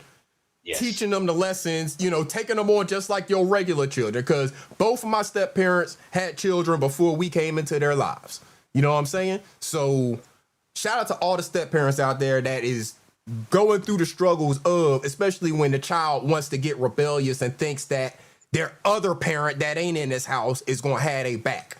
You know, shout out to the step parents that's dealing with that stuff properly and making it through, you know, the struggles of having those bonus children sometimes that want to act out just because they think that you ain't my daddy, you ain't my mama, so you can't tell me what to do. You know, shout out to them parents that take that on the chin, understand they dealing with a kid, you know, and shout out to the parents who step in and tell them kids, you ain't gonna fucking act like that.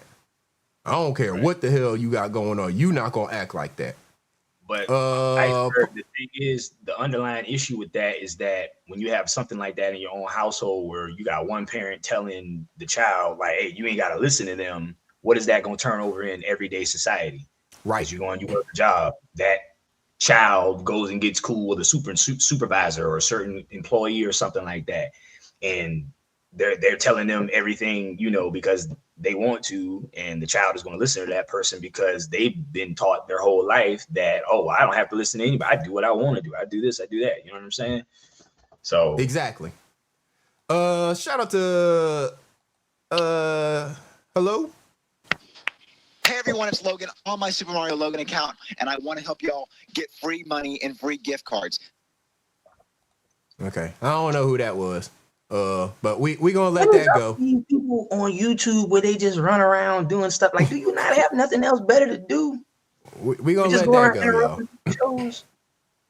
We gonna let that go. We had somebody hit the link, you know, that's why I put the overlay up, but we gonna let that go. So moving on with the show. We're not even gonna get at any attention. Moving on with the show. Where am I? You got about 20 step. God damn. What? You got 20 stepchildren. 20 stepchildren. How the hell you got 20 stepchildren? That's a lot of damn kids. Yeah, why you got all of them? Unless these is kids that you was working with in the you said you worked. He said he worked in one of those youth homes or something. Yeah, so it might be that. Yeah, he must. Yeah, so maybe calling them his kids. Say he worked in one of them youth homes or something. But so we're gonna transition a little bit more into some relationship stuff, y'all. I just got a few funny videos that I found about relationship stuff. Because again, this is tough. I'll be watching these videos with my wife because they apply to us. You know, this is how we be thinking about things. So check it out. Hey, I can't wait to let me run it by the wife, you motherfuckers, to death, boy. I don't care what it is. Hey, you trying to link up tonight? Yeah, that should be cool. Let me run it by the wife. Hey, I got a business proposition for you. Sounds great. Let me run it by the wife. Hey, the kids trying to get together this weekend. Oh, that should be fine. Let me run it by the wife. I don't give a fuck what it is. Let me run it by the wife. I don't care. I'm finna get on y'all motherfucking nerve, bro. I don't give a fuck if a motherfucker asking to borrow some sugar. Let me run it by my motherfucking wife, bro. I'm finna get on y'all motherfucking nerves. Hey, that's real talk. That's real talk. Let me run it by the wife will get you out of a whole bunch of shit. Yes, it will. It will get you out of a whole bunch of shit you don't want to do. Let me run it by the wife. I don't even have a wife, bro. And I use that. I'd be like, oh, I got to check with my girl, man. Right. Talk to her. We got plans this weekend. I don't be wanting to do shit. Absolutely. Let me run it by the wife will get you out of doing a whole lot of shit that you don't want to do. And, you know, motherfuckers that always want to ask you to do something, let me run it by the wife. Oh, man, we got shit to do. I ain't got time for that, man. You know, let me run it by the wife. We can figure out something to fill that void with. If I don't want to do that shit, we can figure out something to fill that space with. When I run it by the wife, oh, man, we got to do something. Yeah, you just got, or you can just go to that one and be like, oh, nah, man, the wife said I got to go do yard work today. Right. Right. It's like, we got to go look at this. 10 o'clock at night, bro. You got to go do what? Yeah, man. She like when I go outside at night and do it, you know. Right. You know, certain things we got to do at certain times, whatever. We going to find a way to get out of this shit. Let me run it by the wife, bro. Let me run it by the wife. You bring that up, Iceberg. You talk about relationships and stuff because you have a successful relationship based off of, you know, taking your time, learning your partner. You know, y'all have known each other. I know you said y'all been together for damn near 30 years now. Yeah. 30 years, bro. That's what I'm saying. Like, y'all, you don't get love like that no more, man. And I applaud that. I salute that. And I'm happy for y'all because I come from my great grandparents. They were married for 65 years, 70 years. That's what's up. You don't get love like that no more, man. You don't get that. Right. Yeah. And that's what I'm trying to do with me and my woman. We've been together 5 years now. Or going on 5 years. But that's just learning each other, being, all right, look, I love this person no matter what. I'm gonna figure it out with them no matter what. You know what I'm saying? Bro, and then you got all these other people out here, these single folks out here telling us, what you're supposed to do in a relationship. Like that damn giraffe always coming up, telling you about what you're supposed to be doing with your wife and all that stuff. I'm like, nigga, you ain't got no wife, so how you gonna tell him what him and his wife supposed to be doing? And then exactly. What's his name? Oh wow, what's his name? I'm trying to give nicknames to people, but then again, I don't give a fuck. Y'all can come see me. Kevlo, he was sitting there talking about what you was doing with your wife, or like your wife ain't real, or is it fake and all that. I was like, bro, the last few weeks his wife's been talking in the background of his, like, what do y'all be listening to? Like, what do y'all watch? What do y'all listen to? Like, what do y'all are slow? Majority of these people in this sector, y'all are slow as bath water. Okay, bath water, not even pond water, bath water. Very you can't even slow. expand out. You can't spread. The only thing you can do is go down. That's it. That's it. Yep. Yeah, and something you said again. I got these videos. I had them queued up, ready to go, and it's something you said right there that really leads into the next video I'm going to play, because they're spending so much time worried about and questioning my relationship and what I got going on and what I am and am not doing with my wife and all of that, as opposed to focusing on the important stuff that I'm saying about how we were able to get to where we are. That's what I'm trying to do, is spread the information from our experiences of how we got to where we are. If people want to look at it as a successful relationship, then great. Take whatever advice you can take from it. If it can apply to your situation, do it. If it don't work for your situation, let it go. But this is one of the most important things about having a successful relationship, is what this brother's going to say in this video right here. Time, right? It's not like, we something didn't realize that early on. Yeah, you get married and it's like, now we're married, let's go, let's learn how to communicate effectively tomorrow. That shit don't work. Sometimes when we talk about how we used to communicate, people will hear it and be like, oh, they were rough. I'm like, yeah, we were. Most people are rough in the very beginning, and then the only reason you stay is because you want to be here. Like, I try to tell people all the time, when we give you advice on what works for us, it only worked because we wanted to be here, not because this advice works for everybody. It only works for us because we both want to be right here. Them first 5 years was rough, but again, it was worth it. Everything I've learned during that time, screaming, hollering, cussing, being mad, we never left. If we learn to empathize with each other and understand that that person really wants the best for me, fighting fear is easy, because you're not taking it personal. And see, that's one of the major concepts I think that they don't seem to understand, is that it's all about learning your partner. You're learning yourself and you're learning your partner. And you're not learning your partner to use these things against them. You're learning them so you can help support them, help build them, and help use their strengths and qualities to build yourself. Shout out to Carl Belton with that $10 super chat. I appreciate you, bro. Tradesman. Shout out to them tradesmen. He says, salute healthy, down-to-earth relationship. Absolutely, brother. Absolutely down to earth relationship. Man, y'all are making my show, because I got all of these things that I had already planned on playing, and as I'm playing them, y'all are saying the stuff that makes it transition right into the next video. Real talk. That just shows how, how connected you are with the audience. Right. That's why I come here, bro. It ain't even got to do, like, and I don't know if you remember this, but it was on Ears panel way back in the day. Me and you was on the panel, and it was Ears, and that was the first time me and you ever talked. And then that's when I learned about this whole sector. It's like, okay, we need to stop watching other people and what their opinion is and what their gripe is with these people. Because I went up here and had a whole conversation with Iceberg, and I asked him about some stupid shit that didn't have nothing to do with him, because I was watching that dumbass over there that can't take his hat off. And we had a conversation. I was like, wow, this man Iceberg is cool as fuck. And then I started going to his camp, started going over to Sister T, started doing, you know what I'm saying? And then next thing you know, now look at us. We sit here, we're talking. I've been on this panel so many times, multiple football times, show, random time, whatever, be in the chat, just trying to salute. But it's because he provides content. He has a plan. He has a show. I've seen where Iceberg went from, remember when you had the green screen in the back with the big brown chair? Yep. You went from that to where you are now. Same thing with Ears. It went from when Ears first started. I remember he did his panel. I told him I was from Savannah. We linked up from there, and then he just kept growing his show. And then even now too, it's something to look forward to. Because even if you want to talk about this dumb, sector stuff, you still have topics and things you want to talk about that expands people's minds. Right. That's what I look for. I don't look for people. I don't look for brain rot. I look for stuff that's going to uplift me. That I can uplift other people with. You know what I'm saying? Absolutely. That's what I've been trying to do. Trying to spread the good energy out here. TNA Travels 2.0. Salute, bro. Trying to spread the good energy, trying to spread some knowledge. Just again, only thing I can spread knowledge from is from my perspective, my point of view, my experience. Again, it ain't for everybody.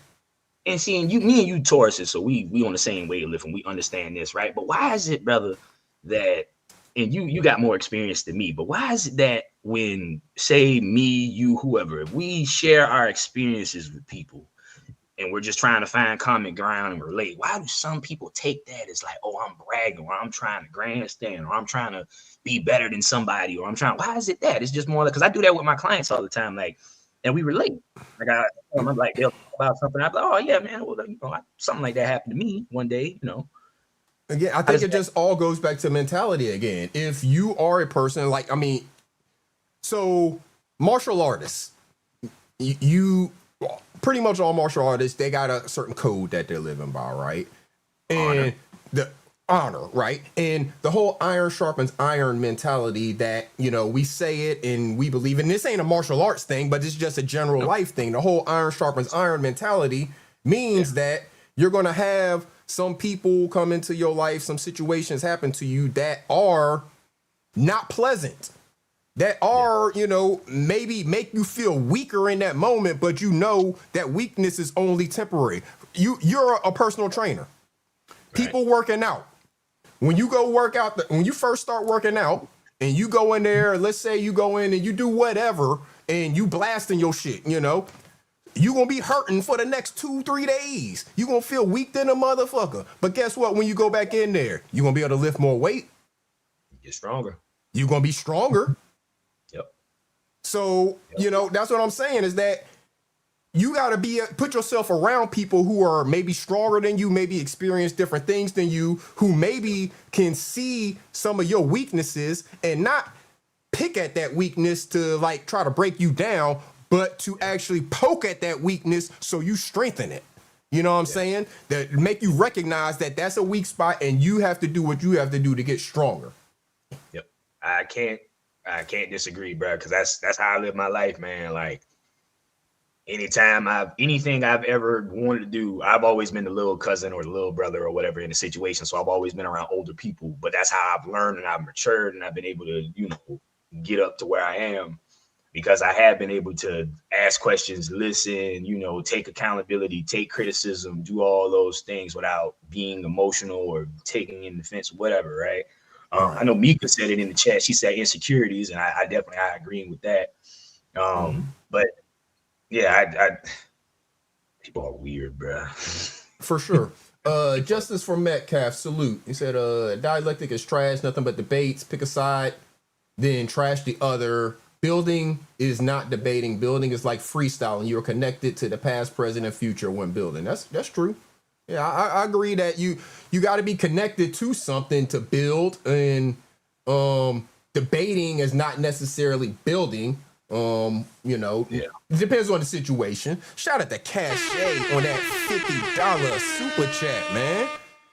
Cashapp said, salute Iceberg Thoughts panel and healthy conversations. Man, shout out to Cashapp, man. You are so greatly appreciated. One of my biggest supporters and one of my day ones. I'm about to say that's a day one for you right there. Oh yeah, Cashapp is definitely one of my day ones. I only have a handful of mods.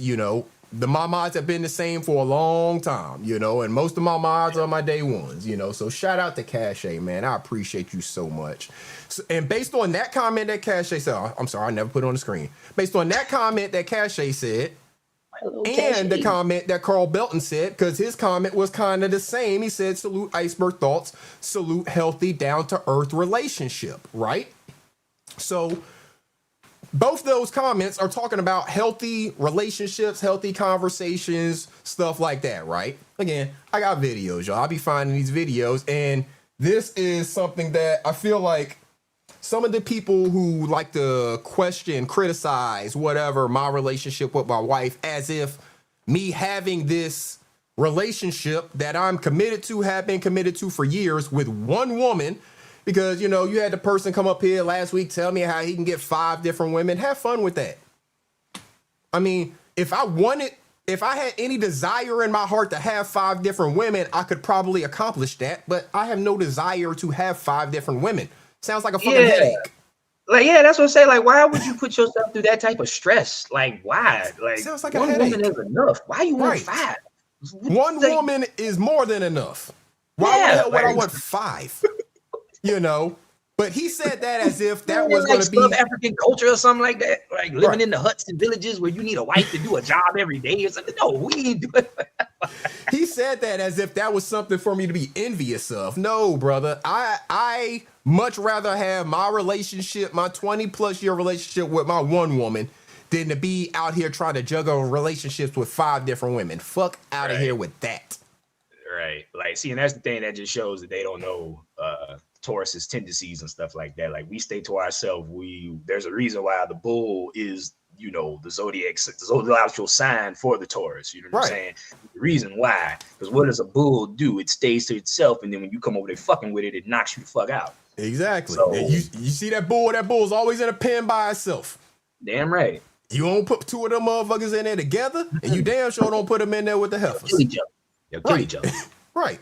So I come from Tauruses too, Iceberg. As I meant to tell you, my dad and my sister are both Tauruses too. So damn, y'all got it deep in your family. Yeah, see, my family, I'm the only Taurus really like that. My sister, my dad are both Scorpios, and my mom's a Sagittarius. So see, that's why I got a lot of Scorpios, Sagittarius in my mom's side, but on my dad's side is me, him, and my sister. We the Tauruses. So right, yeah, them Scorpios, they give it to you straight too, though. You know, them motherfuckers sting your ass. Yeah, they will. But on the conversation of relationship and healthy relationship, again, shout out to Carl Belton and to Cashapp on those super chats. This video here that I'm about to play is, again, something that I don't think a lot of them who want to criticize and question my relationship don't understand. Something that my wife and I have the ability to do. Check this out. Take the meat out of the freezer. Of course I didn't, because we're going out for dinner. No way. Yeah, come on. I had no fucking idea she asked me for the meat. I totally forgot about it. And guess where we're going? To the corner to get Clams Casino, French onion soup, and the New York strip. Your favorite, where else? Oh, okay. Psychology 101. I did that because I have no idea where she wants to eat, and that way she gives me the answer. All right, go put your jacket on. No, I'm okay. I'm so excited. There was no meat in the freezer. See, that's what you got to understand. There was no meat in the freezer to begin with. We got to guess, y'all. Oh, shit.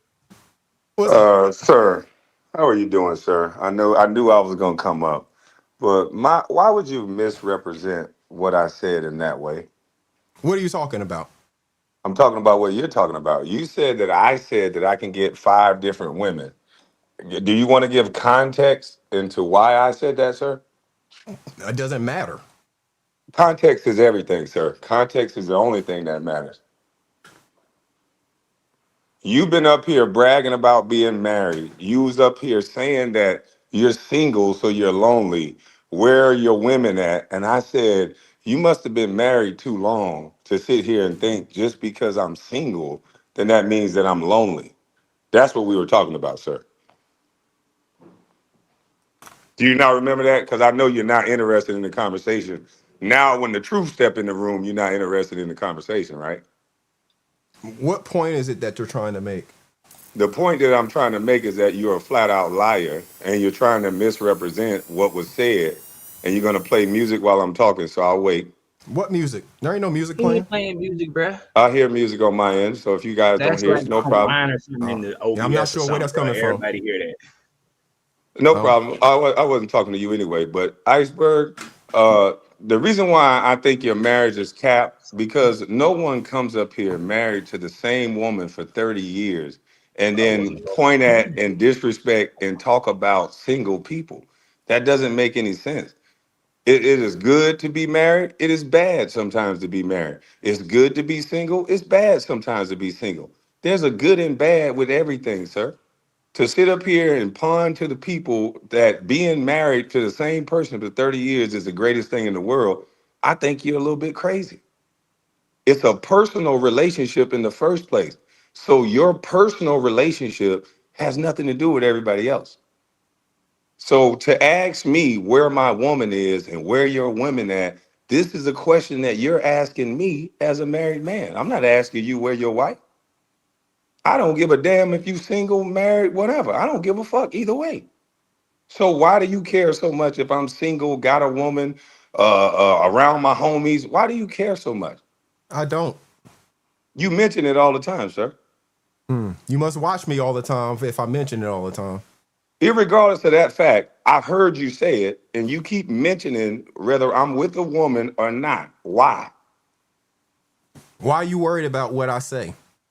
Now is why I worry about what you say. I'm not worried about what you say. Why does what I say grab your attention? Because you're saying words, sir. I know how to. You're online. You're saying stuff online to a stranger that you don't know. And so it's confusing to me that a married man with a great relationship, great family, is worried about if a single guy is with a woman or not. Do you want me to get on like OnlyFans or something so you can see me with women? It's confusing that you're worried about whether I'm with a woman or not. You're a I married have man. Why are you zero worried about worries that? about whether you're with a woman or not. GWB, salute. I have zero The worries or first thing concerns you about whether you're say, with a woman or not. the first thing you say when I go live and I got the camera on, oh, hey, he's on the balcony. Where's the women at? He's in Miami. He's in Fort Lauderdale. Why is there no women on the balcony with him? For a married man that it ain't all about women and having sex, why are you so, are you trying to live your life vicariously through me or something? You must be confusing me with somebody else. So when I was in Fort Lauderdale on the balcony in Fort Lauderdale, that's not the first thing you said when you reviewed the video. Is he on the balcony by himself? Is there any women in the hotel room? That's not I what don't you know. said. I don't know the first thing I said. I don't know the order of things I said, so I don't know the first thing I said. All right, well, without all the word semantics, did you say, are you with a woman on the balcony at any time in that video? I don't know. Now you don't know. So that's what I'm saying. This is probably why your bedroom is so cold. It's been 30 years. You're bored with the situation, so you want to live through somebody else. It's sad. I don't give a shit if you with your wife at night. You shouldn't give a shit whether I'm with a woman on the balcony or not. And now you're acting like you're perturbed. You just mentioned me in the situation 2 seconds ago. That's why I'm here, sir. You always mention me. You're like a little weirdo. Why do you mention me so much? I can tell your wife don't like you. What you She want me to ain't do, never babe? You want me brought to you a drop? You want me plate. to drop his dumb ass? What you want me to do? Look at he asking his wife to do a drop. I can tell him yes. Hey, Mr. Brown, I got a question for you. Can I ask you a question? Anything that's happening in our bedroom as a married couple. So why is he worried about whether I'm with a woman on the balcony or not? She can't hear you, bro. She can't hear you. So why are you worried about whether I'm on the balcony with a woman or not? That's the point. We all grown. We shouldn't be worried about what we doing in our bedrooms. Why are you worried about whether I'm with a woman or not? It's You confusing to think me. I'm worried about you and what Good you're morning, doing with fellas. a woman? Good morning, Nick Lee. You think I'm worried No. about what you're doing with a woman and all of that? That's what the way you interpret these things. That's what you're mentioning, sir. You said, is a woman in that room? He's on the balcony in Miami. Is he alone or is he with a woman? That's the first thing you say out your mouth every time. I And think that's again, a little why bit does weird. why does what I say actually trigger you? Why do you give a fuck about what somebody that you don't know named Iceberg says? I'm not triggered. It's confusing. You hit my If you fucking have link because you said I said something. That's called tree and triggered. I don't come over there and hit your link. You say all types of dumb shit about me all the time. I never hit your link. I don't even listen to your shit. But you hit my link because you said I said something about you. That's called being triggered, sir. Because That's because. Iceberg is supposed to be nobody out here. You Oh supposed to be the God. big bad former #1 draft pick. Oh But God. motherfucking Iceberg got your attention. I'm the guy who came on YouTube said we're all or nothing. So calm down with that big No, bad you're stuff. I nothing. don't I'm talk like that. something. You're nothing. I'm In the something. eyes of Christ, we all are nothing. You're just a In the soul. eyes of, That's in the all you eyes are, of brother. whatever you You're not believe, that you're important. nothing. I'm something. Can I respond to you? My Can I creator respond thinks to you I'm a though? whole Because I lot know you more than brought nothing. this guy up here to help you. But can I respond to that little rant and how you classify what I say as worried and triggered? I'm Hurry not up. worried. I'm okay. I Yes, was sir. already on the panel, Mr. Brown. Yes, sir. I'm not worried or triggered. It's just for the knowledge of it. You're saying things out of your mouth as a man, and you don't look like a man to me. You're I worried don't about. care what I look like Okay, to so I thought you. we I had an don't even open respect dialogue, and you now as you're a triggered. man. This So why trigger. would I give a fuck This is how I trigger look to right here. you? This I is don't trigger right respect here. you as a man. This is trigger. I don't This respect you as a man, so why would I give a fuck? this I'm is what triggered this because is you're what wasting trigger my look like. time with your dumb shit, as you This is always like dumb to shit. do. I'm wasting Yes. your time. But as Yes. soon as I go live, you'll be worried about whether I got a woman or not. As soon as I go live, When have it you don't make seen me? sense. When have you seen me in your live stream? Sir, I never seen you. I've seen you in my live stream plenty of times, No, but the fuck you haven't. you're gonna go over my live streams, idiot. And No, the I'm first not. thing you're gonna do is ask No, I'm about a not. woman. You I'm not didn't go going over over my your live live stream. stream and ask about a woman. I'm I'm gonna not I play have going a the over your question live live if y'all stream don't stream. today. mind. I'm gonna play the live stream today that the first thing you said was, he on the balcony. Is there a woman in there? A married man for 30 years worried about whether I got a woman in a room or not. This is the weirdest shit ever. You a goof troop. You a You don't goofball. mind if uh you mind if I ask you a question, Kwame? Yes, I do mind. You do mind it? Okay. Can I ask you the question? I Or won't it's not even answer, a but go question. ahead and waste your It's time. more. All right. Because I recall, and I don't know if you recall this, but I remember a little bit ago you went on Ears' panel and you asked him about Coco, and you said, Ears, how come you Coco don't go put your feet in the sand, don't go rollerblade, don't go walk on the beach, don't ride bikes? And then when Suge goes live, he always asking Suge where his lady is at. So I'm just asking this curious question. How come you are more concerned with other men and where their women are at and what they're doing with their women, but when we're concerned about what you're saying and what you're putting on YouTube, you seem to have a bigger problem with it? Just a curious question. Just like right now, if we question what you're doing in a hotel, whoever you're with, man, woman, we never know because we don't see. It's none of our business, but it's on YouTube. How come these questions are coming up? See, y'all don't like it. Yeah, you just said it in a nutshell. You watch my live, you ask about women, you'll say that I'm a yag if you see a guy.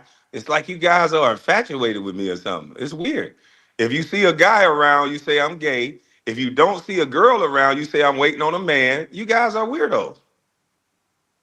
All right, that don't answer my question though. How come how come it seems that you I'm about to try to say it. Nick, we Right know you now ain't got you're no worried girl. We about ain't never yeah. seen you. I can tell by that list you got a man. Look at the way you sound, nigga. All you worry about is men all day.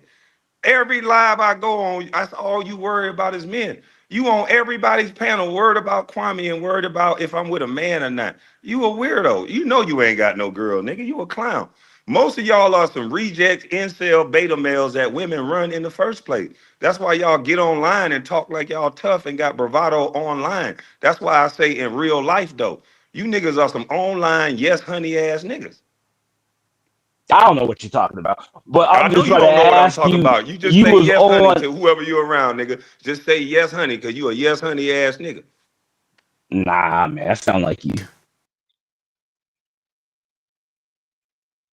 Y'all I don't ain't like never when said niggas yes, come. honey. See, the reason why y'all don't hit my panel, because y'all ain't man enough. I don't talk about people that I won't talk to. That's not manly that every live you talking about a man, and then when that man pull up, you act like you got your motherfucking thongs up your ass, or you can't come to a man panel and talk straight like an adult. You niggas don't really stand on what y'all saying. That's why y'all too afraid to come talk to me. Don't no man supposed to talk about a man that they don't come and talk to. Period. You don't open your mouth to discuss a man that you won't talk to with respect. Period. And when I ask y'all why y'all keep worried about me with a woman, that's a real question. I didn't come up here with no bullshit. I came up here to ask you. You niggas are going on my lives. The first thing y'all say is why he ain't with a woman. That's some weird ass shit. Roy Lee, salute. So are you with women? Are you with women in the hotels? That ain't none of your goddamn business, nigga. Go find a nigga that you into. I'm not into men. Hey, Mr. Brown. I'm I don't know you, confused. brother. I'm not entertaining You questions with don't you, know sir. me, and I I know, don't but know I you, sir. I I don't have know a you, question sir. related to I no thank something you. No in the thank you. area. Don't Hey, be like Brandon, that. No thank you, sir. No thank you. I just I had said no it, thank you. Be respectful. it No thank you. did nothing to do with what we was talking about, brother. Sir, But hey, sir, I've fine. already Sir, said no thank you. Don't do that. I can do I'ma the same holler thing. at you. I ain't finna talk. If Bye, nigga, Iceberg, you got bye. all these Go, men, go, you got bye, all go, these men bye, to go, protect bye, you, huh? bye, bye. That's why You my got all these cousin men to come to your protect ass you, Iceberg. 99, nigga. I'm coming up here to holler at you. I ain't here to talk to these dudes that's trying to do all this straggling. I want to know why you saying the words out of your mouth. Don't Bro, have but these we people ain't trying speak to for you. listen to you. You came up here and interrupted the All right, well, show. Get close the your fuck ears and on. go on Fuck, mute. You don't fuck got to you. be on the panel, white bread. I was Now, on the panel Iceberg, before why is you, you giraffe. No, there you doing all go. this you There you talking about, go. bro? So If it ain't gonna be no you can go ahead conversation, and I'll go ahead and leave. If you're gonna sit there scared and not talk to me, Iceberg, we could do that. And I'll then the go next ahead, bro. live you bring it you up, I'll said mention you it didn't want again. to talk to you from the beginning. He tell you that all the time, and you still come up on the panel. That you lack comprehension. That's what that Then shows. you're not that smart. He hit the button to let me on the I panel, never said dumbass I little was boy. smart, bro. Let me go ahead and Never go, said. man. I'ma holler at you. I ain't here to argue with grown men. I I ain't got never some said I pussy to was go smart. get. I Why'd got you some come up new here then? pussy to Why go you get. came up here then? Dip, nigga. Why'd you come up here? The fuck? Why did you come up here Iceberg, did he? and do all that? Did he? No, Get the I'm fuck sorry, on. Splitter. Iceberg, did he No, not you just good. prove your point? It's just like I was getting annoyed by that nigga because it's Did just he like not just prove your point? lying, bro. Like, get the fuck on. You He can call proved me my like, point. right? You can call me whatever, nigga. It don't matter. He proved my point, and I didn't kick him, y'all. He left on his own He left on his after own. saying that dumbass shit about hey, he got to go get some new pussy. Go have fun. I don't give a fuck. I don't like talking to you because you don't have good comprehension. That's And then why I don't yeah, go and listen to your channel. I can't yeah, hit your link because I'm never in your fucking live streams. Ever. right. So I Like can't that's hit why your we link. don't I'm come not to even your subscribed panel to your because we don't channel. watch you. We not subscribed to you, bro. I don't know what the fuck be going on over there with you. Right. I'm Nothing. not even Nobody subscribed to does. his I channel. unsubscribed from you long time ago when you was beefing with Hassan Campbell and Monty Woodgrain and all them crazy little YouTubers. Ain't nobody worried about you, bro. I find Like out he's I talking had a about me basketball question. from other I had a people. basketball question. That's what I had. I wanted to know who he thought was the best hooper in the area back when he was playing. I was trying to, because I still do respect him for what he did, being from the area I'm from and doing what he did, especially me being an athlete. I show respect to that. But all this YouTube Oh, you stuff, I'm from the like, area? yeah, I'm from Savannah. He's from Brownsville. I'm Oh, from got. Savannah. Glenn County and Chatham Oh, County are cool. like this. Like it's literally like Mm-hmm. not interconnected, but they're like there. So it's a 45-minute Mm-hmm. drive to. I'm sure he played a lot of the high schools in the city high schools played down there. So that's just what I wanted to ask. I was trying to get off of the topic of men in the hotel and women in the hotel and all that. That's what I was trying to do. But clearly he was really his feelings about all of that he couldn't focus on it. And then he got mad when I comment. That's another thing. You too big to be that sensitive, bro. You way too big for that, bro. That's because he was coddled by his mama. He came here talking about mama's cooking and what his grandmama taught him and all of that. He don't tell you about what men have taught him growing up and what he's learned from men. He talks about what his mama and his grandmama taught him. That's what he talks about. So that's where he learns from. Check it out. You fake bitch ass nigga, you. All these lady ass niggas getting their direction from women talking about she cheated. Bitch, you don't know my relationship, hoe. Nigga, my grandmama told me, nigga, you don't leave no man in no city by themselves. You love him, nigga. And I believe my grandmama. And I believe my grandma told me, if a woman leave you by yourself, that means she got something she want to do and she want to get off. And so I believe my grandma, nigga. Fuck a bitch ass nigga like you that's getting your direction from your wife, you mushmelly ass bitch.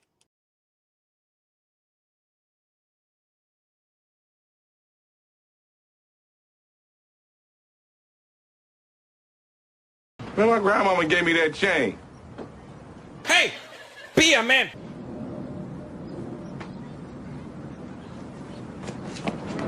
Fuck that.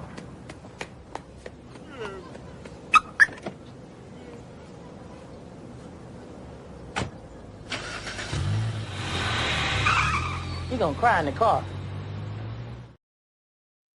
It's an old ass clip, and he up gonna here cry saying the on his exact panel, same y'all. shit. I'm smoky since I got Cuban on. He gonna cry on his panel, y'all. That's an old ass clip, and he's still saying the same shit today. Shout out to Roy Lee. He said Iceberg only go live once a week. You never see Iceberg pressed enough to hit his link all week long, but every Sunday Iceberg trigger him. Who's triggered? Who's triggered? Right, Roy Lee. Who is triggered? He go live all day, every day. If he ain't live, he over there on them pedos panel. He be live on YouTube all day. I have plenty of I got a question opportunities for you, from Trigger. Iceberg. What's up? Where did he get the idea that you have an all-American black family with 3 kids and 2 kids? Where did he get that from? I don't Every know who time the he hell comes he up here, he listens keeps to. asking. He keeps asking you why you not with your kids and your wife. And you see, I don't even And take then- the time to correct this dumbass because I You don't enjoy don't. having a conversation with him. He did that last week. Same thing last Yeah, week. he Iceberg. did. Right. He was He saying said the he got same kids shit and all last that. I was week. like, that just shows he's never listened to one word Iceberg's ever said. Iceberg don't have kids. Exactly. Why I don't you even not take the with your time to family? correct this dumbass. I just let him talk Hey, because I but if do this not thing, enjoy y'all, conversation with him. I learned this from ears. But if you want to get that nigga off the panel, just start repeating what he says, and then he'll and then he'll run. Like that's all. Yeah. Just Shout out to repeat what Pick he and says. Choose Exactly. TV Slim in the building. Shout out to them tradesmen, man. Shout out to them motherfucking tradesmen making the world go round. Yeah. Yeah. So that's exactly what it is. That's your biggest fan, Iceberg. That's your biggest fan, bro. He is. I don't take time trying to correct him. All right, we got another visitor. Hold on, y'all. We got another visitor.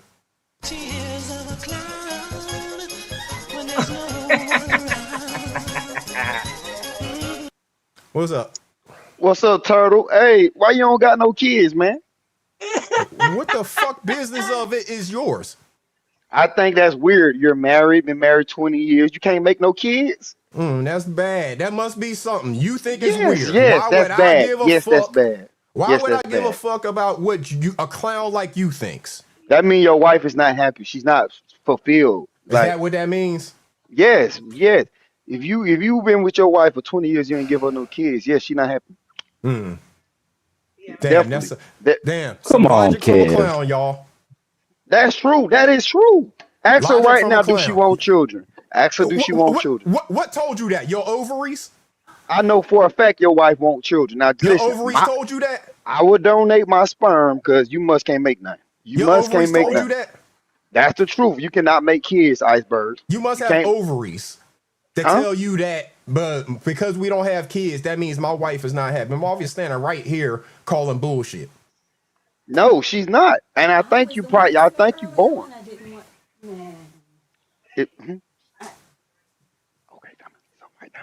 Yeah, thank you, baby. So, anyway, I'm an engaged man, right? So we can have this conversation. On Easter, me and my wife having a good time with the family. You chose to be on here acting ghetto, degrading black men when you should have been with your wife away from the internet. But you chose to come up here with no integrity and disrespect black families. I don't get you, Iceberg. Who are you?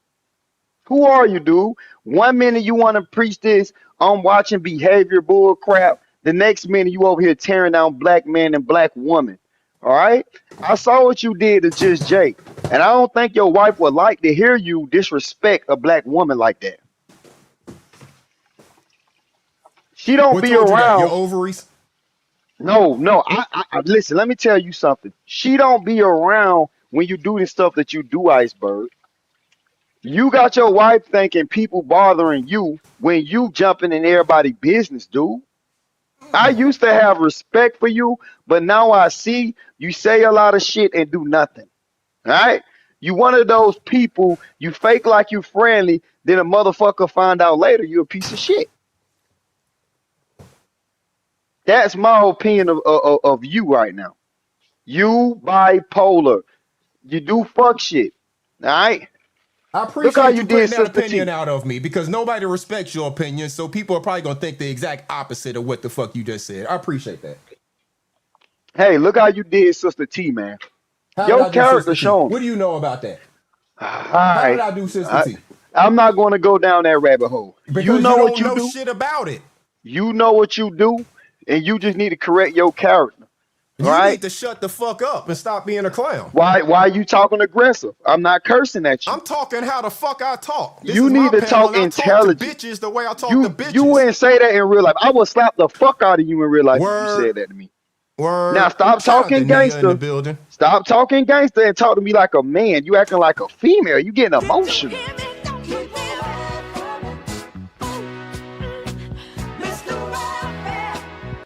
Go somewhere and beg for some money. You see how you just got emotional, bro? Go Did somewhere do and beg for money. Never that, bro. I don't gotta do that. I just got through working. I work every day. What kind of job you have? You got Go fired from somewhere- being. I go got the somewhere and files beg while for you got money. fired. Iceberg, if I ain't like you, I would have been put it out there. I got the files while you got fired, bro. Stop Fire it, bro. from where? What the fuck are you talking about? Hey, All that listen, bro. remains salute. Hey, listen, bro. You know why you're not on the police force no more, right? Yeah, because I resigned, you jackass. Yeah, we know why you had to resign. I got it.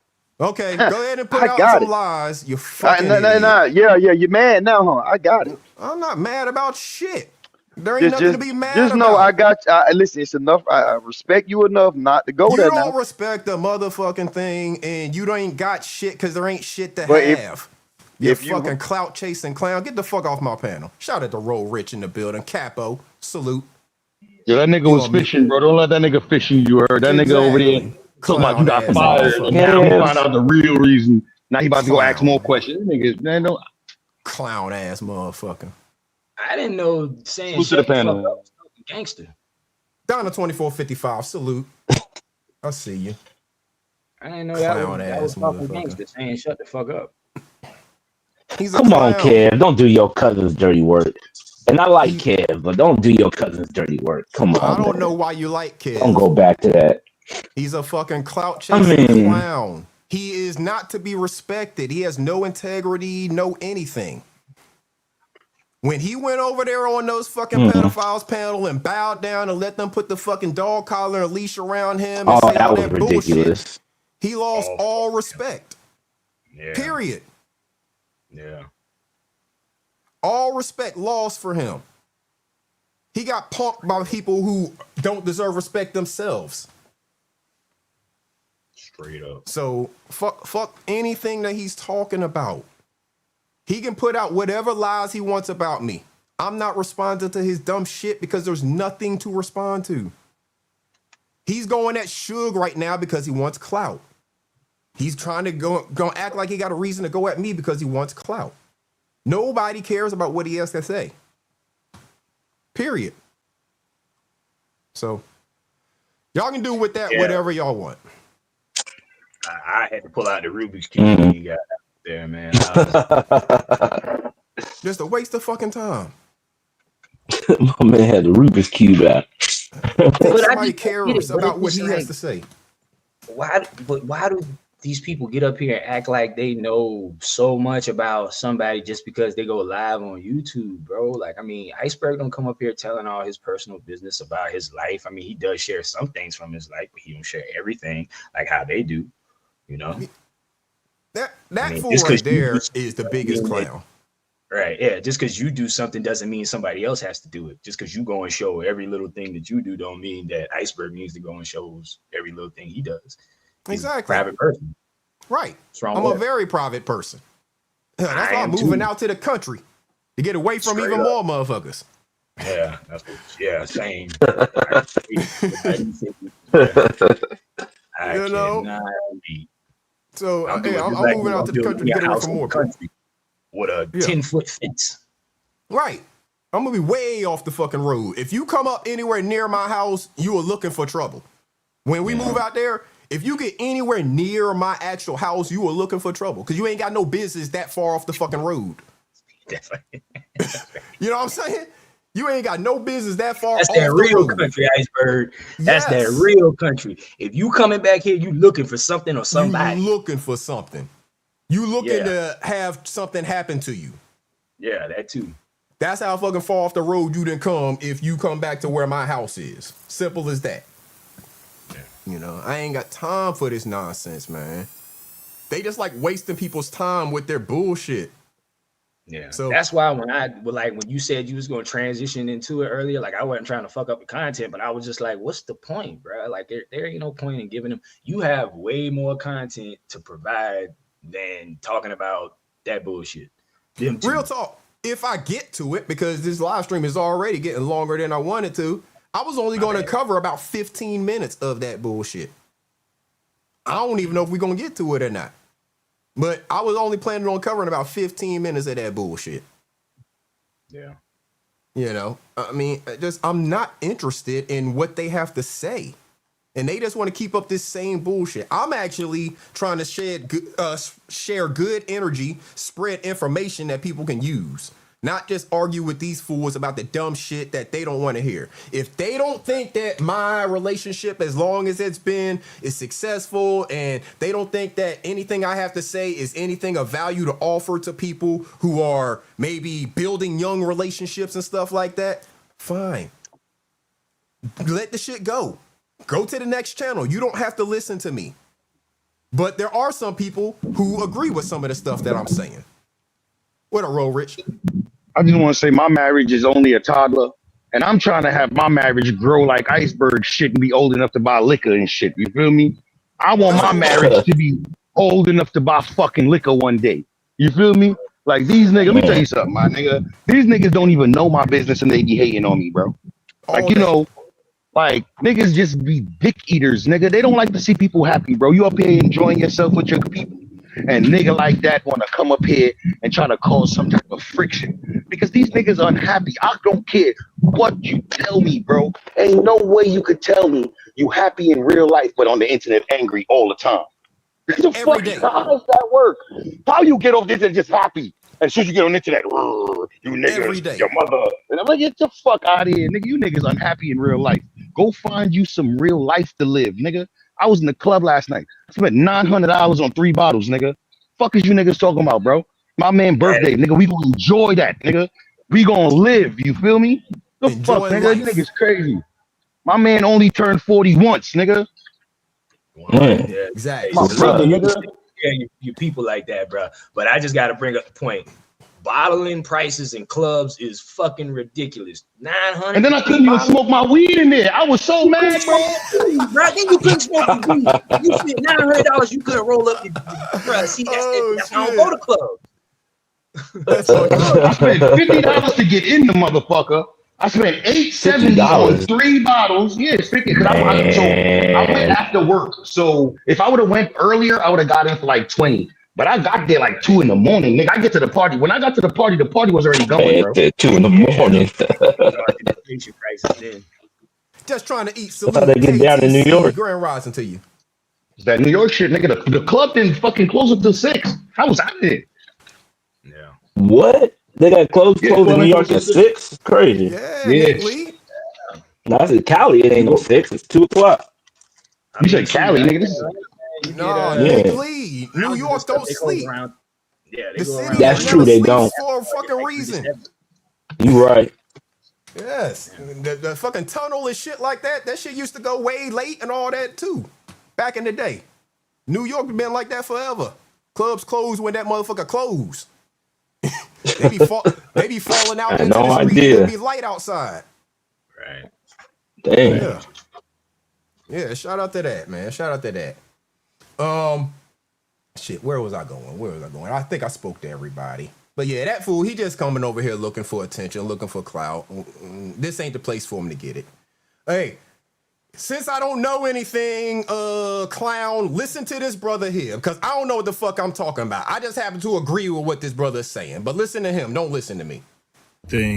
But being married to someone who you actually like, that's a whole different lifestyle. Like, I can't do anything alone anymore. Like, nothing. I used to hit my homies like, yo, come and get me. I'm ready to dip.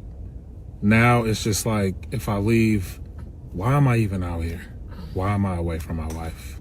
My food don't even taste the same if she ain't eating it with me. I be like mid-bite, and I be like, dang, she would have liked this.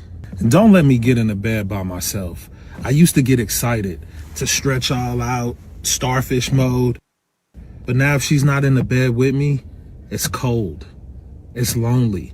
Like the bed is bigger, more space, but my heart is smaller and empty. Don't let me go to the store by myself. I be walking through Target like, wifey would have grabbed this. She would have told me, no, I don't need that. I don't even need anything. Why am I even here? I just miss her opinions. Marriage is one thing, but being married to your best friend will literally kill your solo life, which isn't a bad thing. I mean, that's why I got married. I want someone who I want to do life with every single day because life is short. Muso Bronze, what up? So, I mean, See, again, that's the thing. What I have. Go ahead, Nick Lee. No, I see that's the thing that Kwame and them hate. They hate the fact that if you actually have a companionship with a woman, they want to be the leader. They want the woman to follow what they say and what they do, and the woman can't, make them feel emotional or attached or That's why they ain't anything. got no women, bro. That's why they don't got no women, my nigga. It's Yeah, 2026. exactly.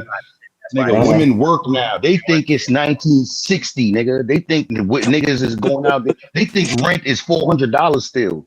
Nigga, they think you could buy a house for 80,000 and 60,000, nigga. It's not 1950, my boy.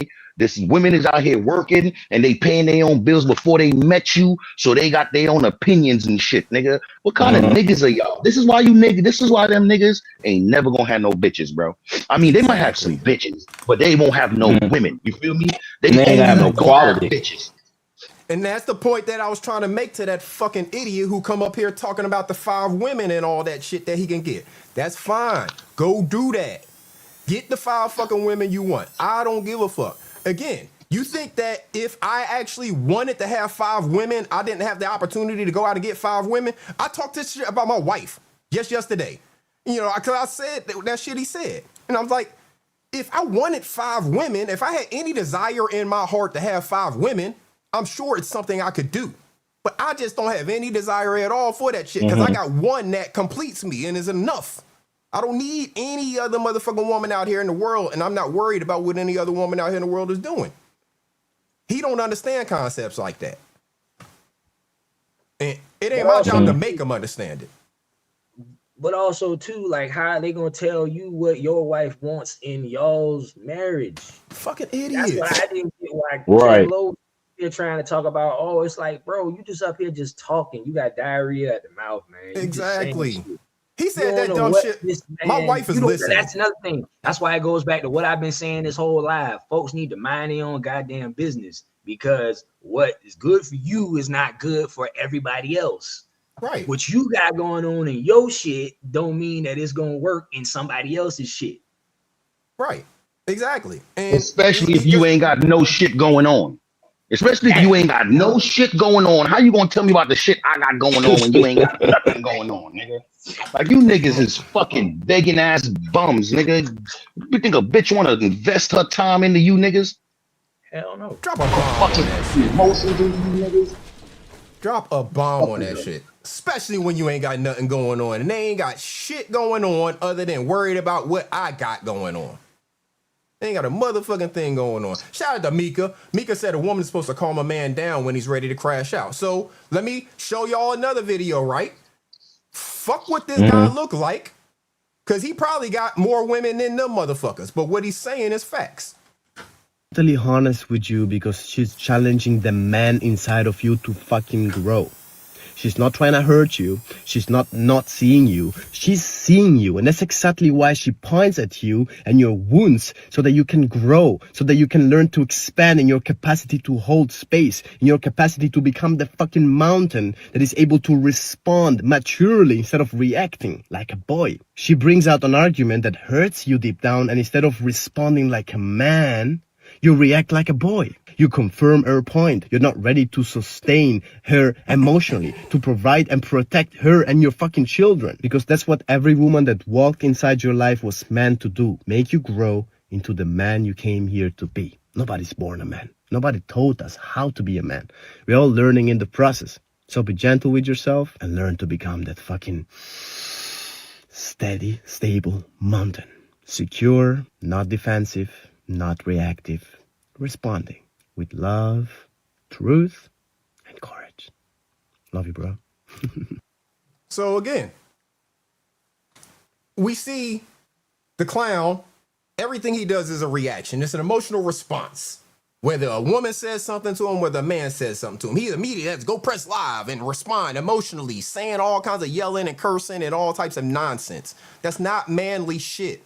And the women in your life are going to recognize that, bro. Look, again, as I said last week, and I'm going to continue to say because I'm not a hater, I hope that your young relationship that you're engaged with, I hope that blossoms into the biggest, most beautiful thing. I hope y'all have 50 years together.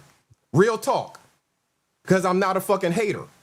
But at the same time, if you continue to carry yourself the way you are, continue to compromise your integrity for people the way you do, eventually your lady's going to see that. And one day, she may not be able to take it anymore, and she's going to start to look at you differently. And once she loses respect for you as a man, it's going to be damn near impossible for her to ever get it back, bro. If she don't see you as a man anymore, if she don't see you as a man anymore, it's going to be hard for her to ever get that respect back. And the things that you're doing out here, continuing to compromise your integrity and all of that shit just for clicks and views and money and all of that shit, she's going to recognize that as shit. Well, what is he going to be willing to do and just maybe kick me to the curb, push me to the side? You throw all your family under the fucking bus for money, clicks and views, attention from strangers. You do all of these things. How long is it going to be before your lady sees that and sees herself in that position? She sees, shit, he can throw Kwame and TJ and all of them under the bus. How long is it going to be before he throws me under the bus? He can bend down on his knees and bow down to a fucking pedo and a fucking homeless trucker and make them say all of this shit just for money. How long is it going to be before he compromises his integrity in relation to our situation? So again, I don't want that to happen in your situation, bro. I'm not a fucking hater. I want your relationship to go on for y'all's lifetime and y'all be successful and abundant and all of that. But at the same time, you continuing to carry yourself the way you do, she's going to see this shit eventually, bro. And it's going to put if it just plants a seed in her of he ain't no man, that shit's gonna grow. That seed's gonna grow. And all right, fellas, y'all have a good live, Iceberg. Okay, Nick Lee, salute. I'm out, yeah. All right, Splitter. Salute to you, Salute, man. brother. Take it easy, man. Salute, Nick Lee. You too. So, all right. Yeah, that's what I'm saying, Kev. I don't want anything negative to happen to your relationship. I think you're a clown. I don't fuck with you because I don't think I can fuck with people like you because just the way you flip-flop and shit like that. So that's where I'm going to keep you, over there in that clown section. At the same time, I'm not a hater on you. I'm not a hater on your relationship, your real life situation. I'm not a hater on your businesses, even though you can't make up your mind what the fuck you want to be. You a preacher one second, you a CNA the next second, you a thug and a rapper the next second, you a hot dog stand owner the next second, you a car wash owner the next second. You don't know what the fuck you want to be.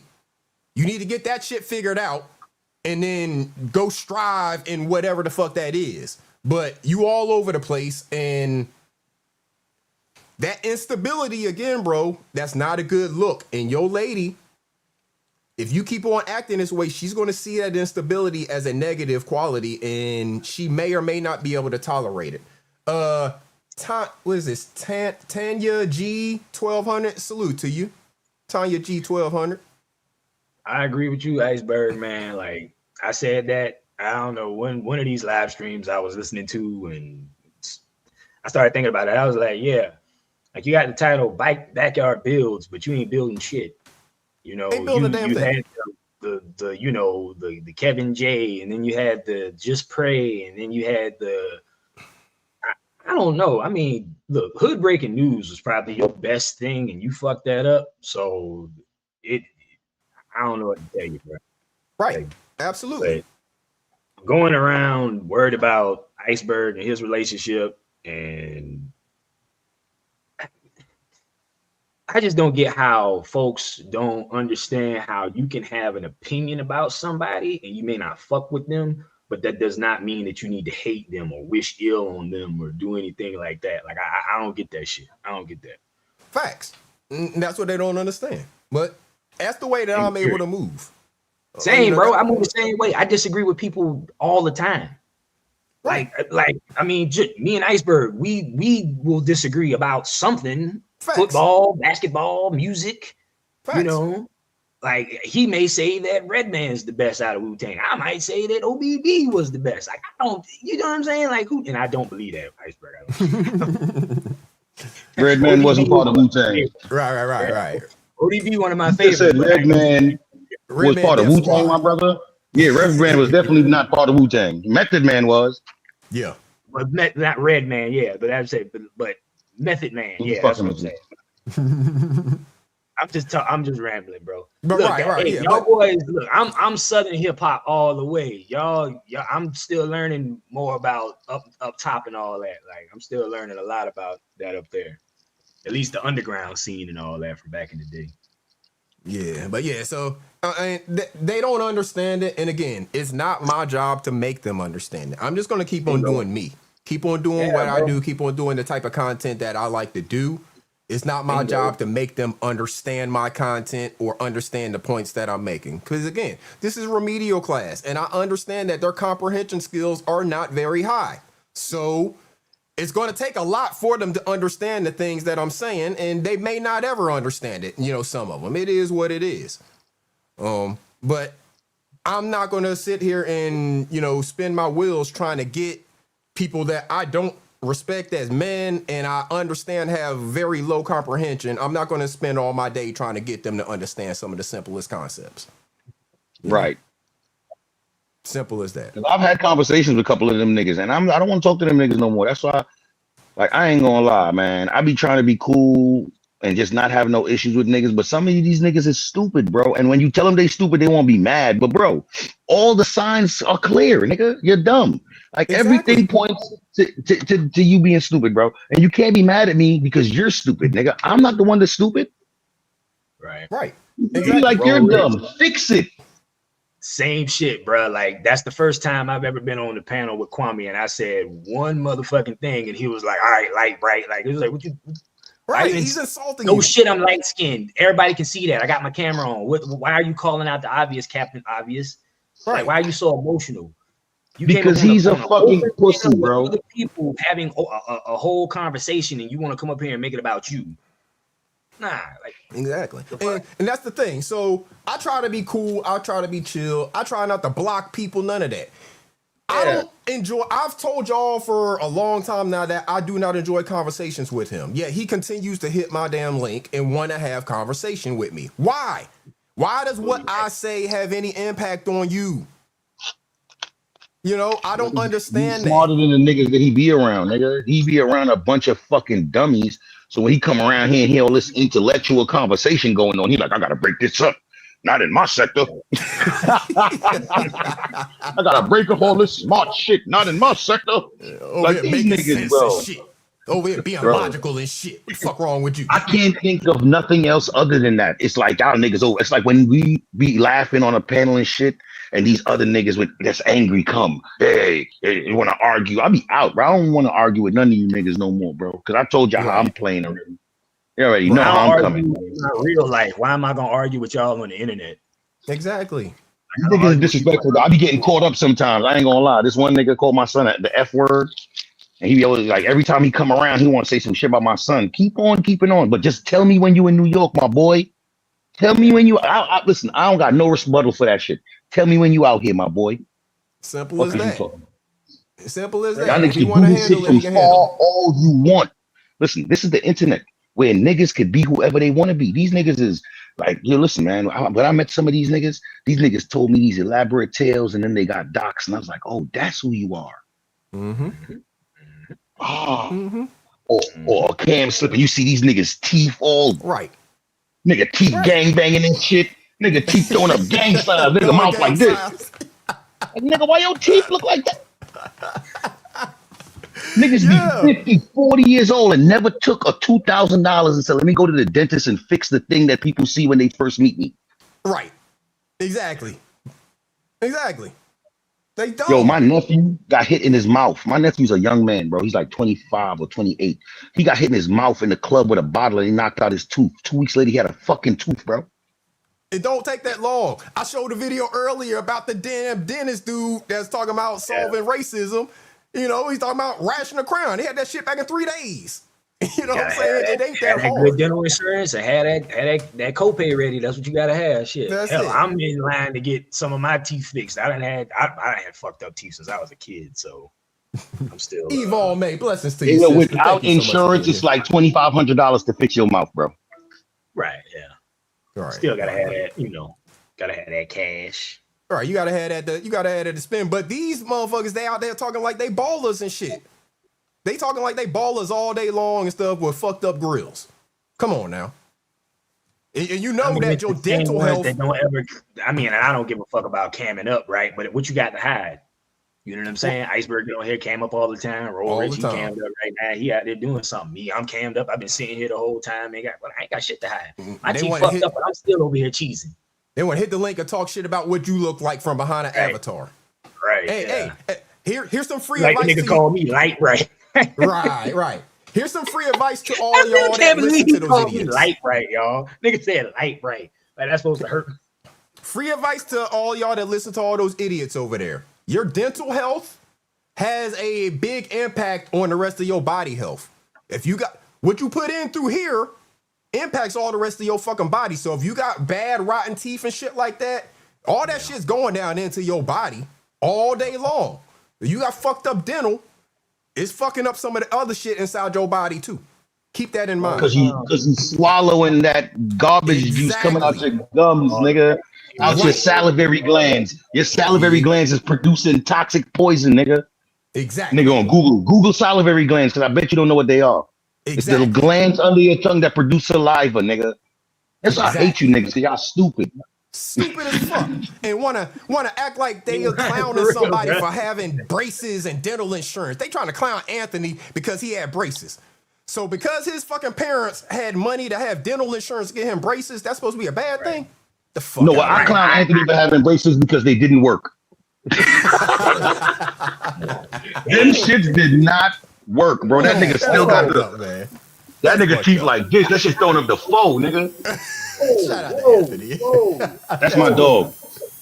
Shout out to Trey Spectors on that $5 super chat. She said she been multitasking as usual. Insight, temperament, and intellect is much appreciated. I appreciate you, Trey Spectors. I appreciate you so much. Yeah, man. Okay, I don't be having time for that bullshit. I'm not trying to prove nothing to none of these fools that's chasing what I got. I know they're chasing what I got. It makes them mad. That's why he came up here talking all that shit. It makes them mad when I talk about the length of my relationship and all of these things. And like somebody has said in the chat, I go live once a week. They live every fucking day. They'll be talking about this shit for probably 2-3 days this week. And I won't be live again till next Sunday, maybe, if I feel like it. You know what I'm saying? I'm out here living life. I'm doing shit with my wife all fucking day. They worried about what I did not do last Sunday because Easter means something to them. Right. Fuck out of here. Oh, yeah. That's why I was talking to my dad last week on Easter, right? And I just called. My grandfather always taught me, respect the holiday and, acknowledge it or whatever. But me personally, I don't celebrate it like Christmas, Thanksgiving. I don't give a fuck about none of that stuff, right? It's just a day. It's a day. But I still respect it and respect others, anything. But I'm not going to go enforce my beliefs and my opinions on others, like how old boy was doing last week. Like, oh, don't go to Easter. You're not a believer. Why does that matter? Like you kept saying, believer in what though? See, stupid niggas like that, you gotta ask them, what does Easter mean? What is Easter?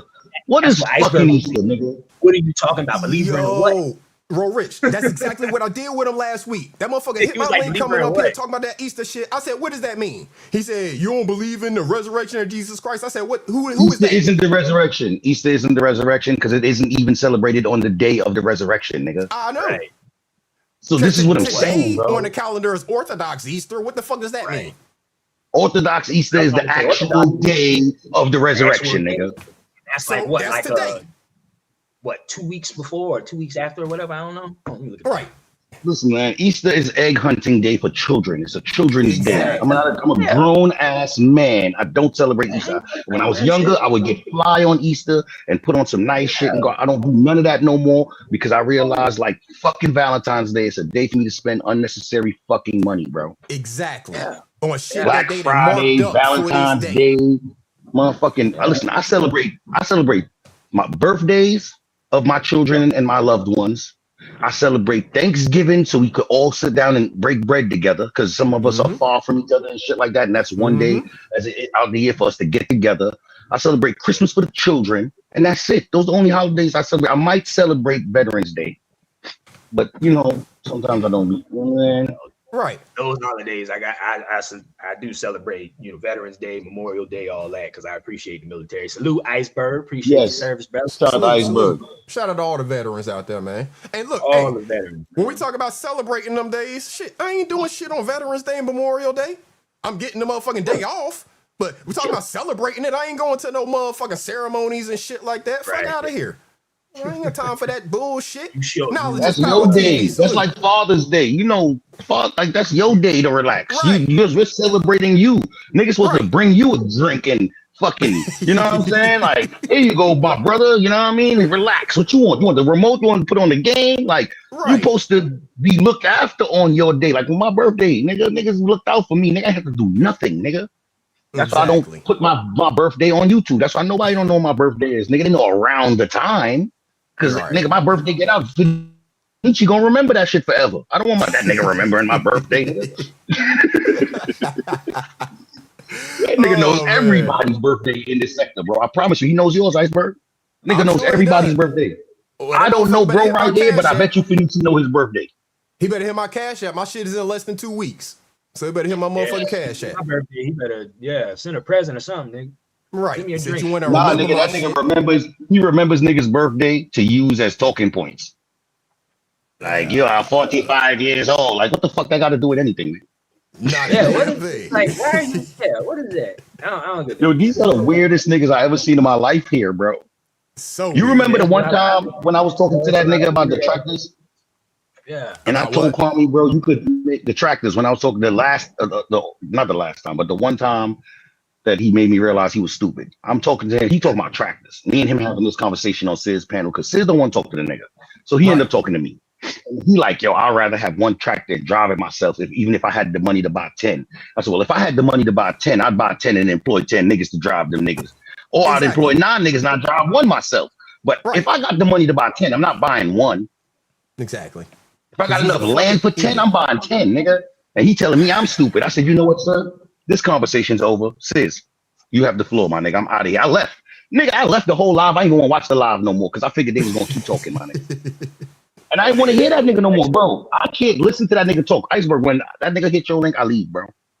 Again, a part of the reason why I don't enjoy talking to him because he says dumb shit like he said somewhere about the whole working thing, right? So I say I work 40 hours a week.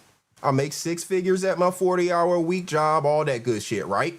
That is what it is. This motherfucker talking about instead of me being on YouTube, I should go out and get another 40-hour-a-week job. What the fuck I want to do that for? What am I supposed to do with it? When am I supposed to have time to live my fucking life if I'm working 80 hours a week? Yeah, take your own advice. You go work 80 hours. From a nigga that don't work any hours a week. Right. Work an hour a week. Right. I'm trying to work less motherfucking hours. I ain't trying to work more hours. 415 Tiff, Grand Rising, salute to you. I'm trying to work less hours, not more fucking hours. What the fuck I look Iceberg like trying to get that 100K working 20 hours a week.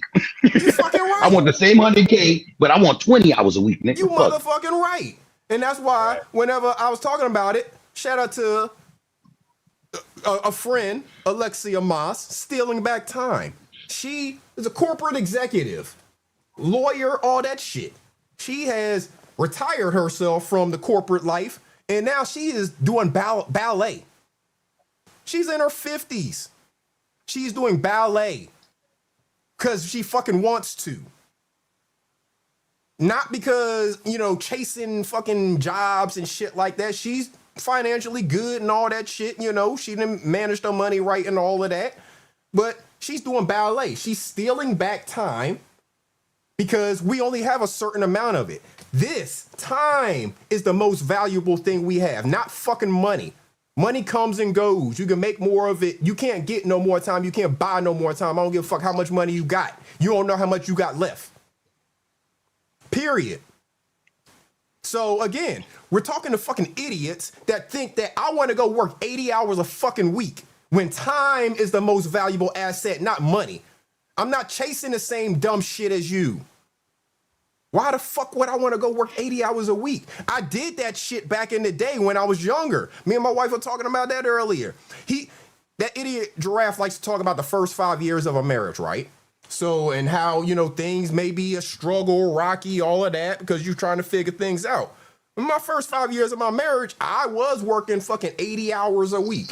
Because as a police officer, I don't know if y'all know anything about it. I was a police officer kind of early in my marriage, probably about year 2 or 3. As a police officer, and it may be different in different cities, different states, different jurisdictions. But where I worked, we worked 4 days on and 4 days off. You work about 11 hour shift, you know, about 10 and a half, 11 hour shift, 4 days on, 4 days off. What do you think I was doing during those 4 days off? Working, off duty shit. Because you see police officers all over the place pulling security and all types of shit. The motherfuckers ain't on duty. They are on duty, but this is their day off that they working getting paid extra money. And without overtime, y'all only make like 60 a year, my nigga. Right. Without overtime, you ain't making shit. So you gotta work all that shit. All these events at the Coliseum and all these fucking parades and shit like that. Yeah. That's a bunch of off-duty police officers working, getting paid that extra overtime money. So I had to work fucking like 80 hours a week because like Rory said, a regular police officer, you ain't getting paid shit. Unless you working all them extra hours, pulling all that extra duty, right? So before my wife went into the post office, she was a correction officer. You feel me? Because that's kind of how I met. I was a criminal. She was an officer. You know what I'm saying? You feel me? So anyway, that's beside the point. So when she was in corrections, her base salary was like 54, but she made over 100 every year. Right. But she was never home. I raised my daughter the whole beginning of her life, nigga. Facts. Because I was in the trap. So I had time, you feel me? And she went to work all the time. You know what I'm saying? And it worked out that way because I'm free, nigga. My job, I'm the boss. You feel me? I get to dictate if I go outside today or if I don't. You feel me? Right. So exactly, she could go and they when you know what's crazy is as a correction officer, if there's a lockdown, even if her shift is over, she's stuck there. Yep. She's getting paid. But she's stuck until the lockdown's over. And right, because that was a crazy place. It's red dots all day and night. You just gotta hope there ain't no red dot at the end of your shift. Right. So you can get the fuck up out of there. Exactly. You feel me? Because as a cop, if there's an emergency and you on a call, like this is what the police do in New York, nigga. Like they wait to the end of the shift to lock somebody up so that the booking time that they're booking you is all overtime. Yep, it sure is. You ain't fucking lying. You feel me? Because as long as you're engaged in duty, you can still be working. Absolutely. You feel what I'm saying? And it's like that on. I be knowing, bro. Listen, man. Yes, you ain't lying. You got to book that motherfucker, and then you got to go back and write up your reports. If there's any evidence, you got to bag and tag all that shit and get that shit secured. That shit takes a long fucking time. Paid for all of it, and all that shit is paid every fucking second. You get paid for every second of it. You damn right. But cops up here, and same like what y'all said, they take home 60, 65, something like that. But he always clears 6 figures every year because he has so many connections with the EJs he does. Yep. Falcons teams, Atlanta United. Exactly. You know, churches. Exactly. I got a homie. My boy, he has he's a registered cop, but he's not a cop. You know what I'm saying? But he goes and he does like traffic direction and all that at the church. They pay him a couple $100 a Sunday just to do that. He out there for a few hours. Yeah. Absolutely. So I mean, Gucci man, fucking security guard when he got robbed was an off-duty cop. Exactly. That's how the whole shit came up. The off-duty cop told. When I was bouncing, I working alongside security with celebrities or whatever, something like that. A lot of them boys be off-duty cops. Right. That's what you have most of the time because, again, that's how a lot of cops make their money. You get paid more in them overtime, them off-duty shifts than you do your regular shift. Your regular shift is just whatever your salary is. It's a salary job, you know? Yeah, you get paid that overtime when you go over, but it's just a regular salary job that just happens to have an overtime element to it, you know? But yeah, all that extra shit you doing on your days off, that's where you really getting paid. I done went to the club and seen a police officer that locked me up at the door, nigga. Damn right. Yeah, they'll do that. And then and here's the great thing about that shit when you doing it on your day off. All you got to do is put that motherfucker in handcuffs. You call the motherfuckers that's on duty to come take them to jail. Exactly. Because you got to stay. The only bad thing is you don't get the overtime. Right, you don't get the overtime, but you making that money because you are working your off duty shit, you know. But you gotta stay where you at on your post. So you gotta call another motherfucker that's actually on duty to come take this motherfucker to jail. While you standing there doing your shit, you know. So traffic, all of that shit, you know. Yeah, it is what it is, and they don't understand. These niggas ain't never even build shit, nigga. I'm a builder, bro. In real life, I be building shit. You see my work, Iceberg. I'm a light nigga, like. I'm a power nigga, bro. I work in a field that is so dangerous. I've seen 5 niggas die doing electrical work in my lifetime, bro. It's fucking crazy. Yeah, electrical I've seen this shit kill people, my nigga. Just people like, oh, he got shocked. No, nigga. Shock, you could survive. Electrocution, you don't. These niggas was electrocuted. Right. They were the ground. You know, that shit grounded through them. Fried ass. That's what it did. That shit, all the water in their body, that shit disappeared. Y'all niggas ever smelled blood boiling in a nigga body? Right. Because that's what happened when your ass get electrocuted. That shit, any fucking moisture in your body, all that shit gets soaked the fuck up in that electricity. Yeah, nigga, the blood is conductive just like water, nigga. So that shit get to traveling all through your body. And you got any metal on you, that's where it's going to ground at. Let me tell you something. One guy got burnt up, and on his chest, where his chain was at, because gold is way more conductive. Just so y'all know, gold is way more conductive than any other metal. It's just rare. That's why we don't run that shit through buildings like copper. Copper is more frequent. Copper is not even the best conductor. Platinum and gold are the best fucking electrical conductors. You feel what I'm saying? But we don't use them because they're rare. You feel me? Cost too much. Yeah. The nigga chain burnt into his chest because that's where the electricity came in and ground it off on his chest. Damn right. Burnt it. This shit was stuck in his fucking tissue, bro. Yep. I've seen that with a dude with his wedding ring. He touched burned the fucking finger off. Yeah, but no, it just got engraved in his ring finger. They had it surgically. I think they got it off. I don't know. I haven't seen dude, in years, but I remember that with my uncle. I went out on a job with my uncle one time, and he taught me the difference between getting shocked and electrocuted because he's an electrician still to this day. Man, shout out to the tradesmen, man. Shout out to all the tradesmen. Yo, bro, I still test wires with my fingers, nigga. I still touch a 110. 110 ain't gonna touch that shit with my finger. Oh, it's hot. I'm an electrician, bro. I know what I'm doing, bro. I tell other niggas, don't do what I'm doing. Get you a test out the bag, bro. I'm just, you know what I mean? Put a little spit on my finger, touch it. Zap. Oh, yeah, that's a shock. Yeah. That's a shock. I could survive that. He a diesel mechanic, right? And he always, anytime he ends up training somebody, he tells them, no, wear your goggles, wear your earplugs, wear your gloves, do this, do that. But then he don't do it. And he was like, well, I've been doing this, for 40 fucking years. So I'm already jaded to it. But no, you need to do the right thing. You don't end up like me. Exactly. Niggas a professional, bro. When you become a professional, you don't necessarily have to protect yourself as much because you understand the dangers. When you're not a professional, you got to protect yourself heavily. Facts. Yeah, man. Shout out to the tradesmen, man. Shout out to them people out there who actually have some sense and knowledge about themselves to know that they don't know every fucking thing, but they know enough to keep themselves in the right position, and they got respect for the other trades. Roll Rich is an electrician. Roll Rich probably got respect for plumbers and carpenters and fucking HVAC people and all that shit and vice versa, because I know what the fuck they doing. Them motherfuckers, while I'm Roll Rich and I'm maybe in the house, and like say it's a house, right? And I may be pulling wires through the house and shit. That motherfucker gotta be all up under it in the mud and shit, running pipes and shit. You know what I'm saying? It's different crafts, different trades. I respect all the other trades because we gotta work together, bro. The dream, it does not become accomplished if we don't work together. You feel me? Absolutely. Because my electrical work don't fix the roof. My electrical work don't fix the walls. My electrical work only does power. You feel me? And those guys can't work unless I put power. Like if you that house you building up, right? Them niggas need power to mix the cement and all that. Unless they doing that shit by hand and shovel, nigga got to bring out the little rolling drums and shit. You gotta have power for that. So a nigga like me, I gotta tap somewhere. I gotta find existing power. If they didn't bring our main lines in yet, I gotta find existing power, tap that, and give y'all temporary. You feel me? So y'all could do y'all thing. Yep. Bro, Exactly. but I gotta do that for you so that you could do what you gotta do for me, because you gotta build up the structure so I could put more electricity in it. Exactly. So I understand. Let me tell you something. I talk mad shit to Will T, because on the job site we all talk shit to each other, because that's how the day go by fast.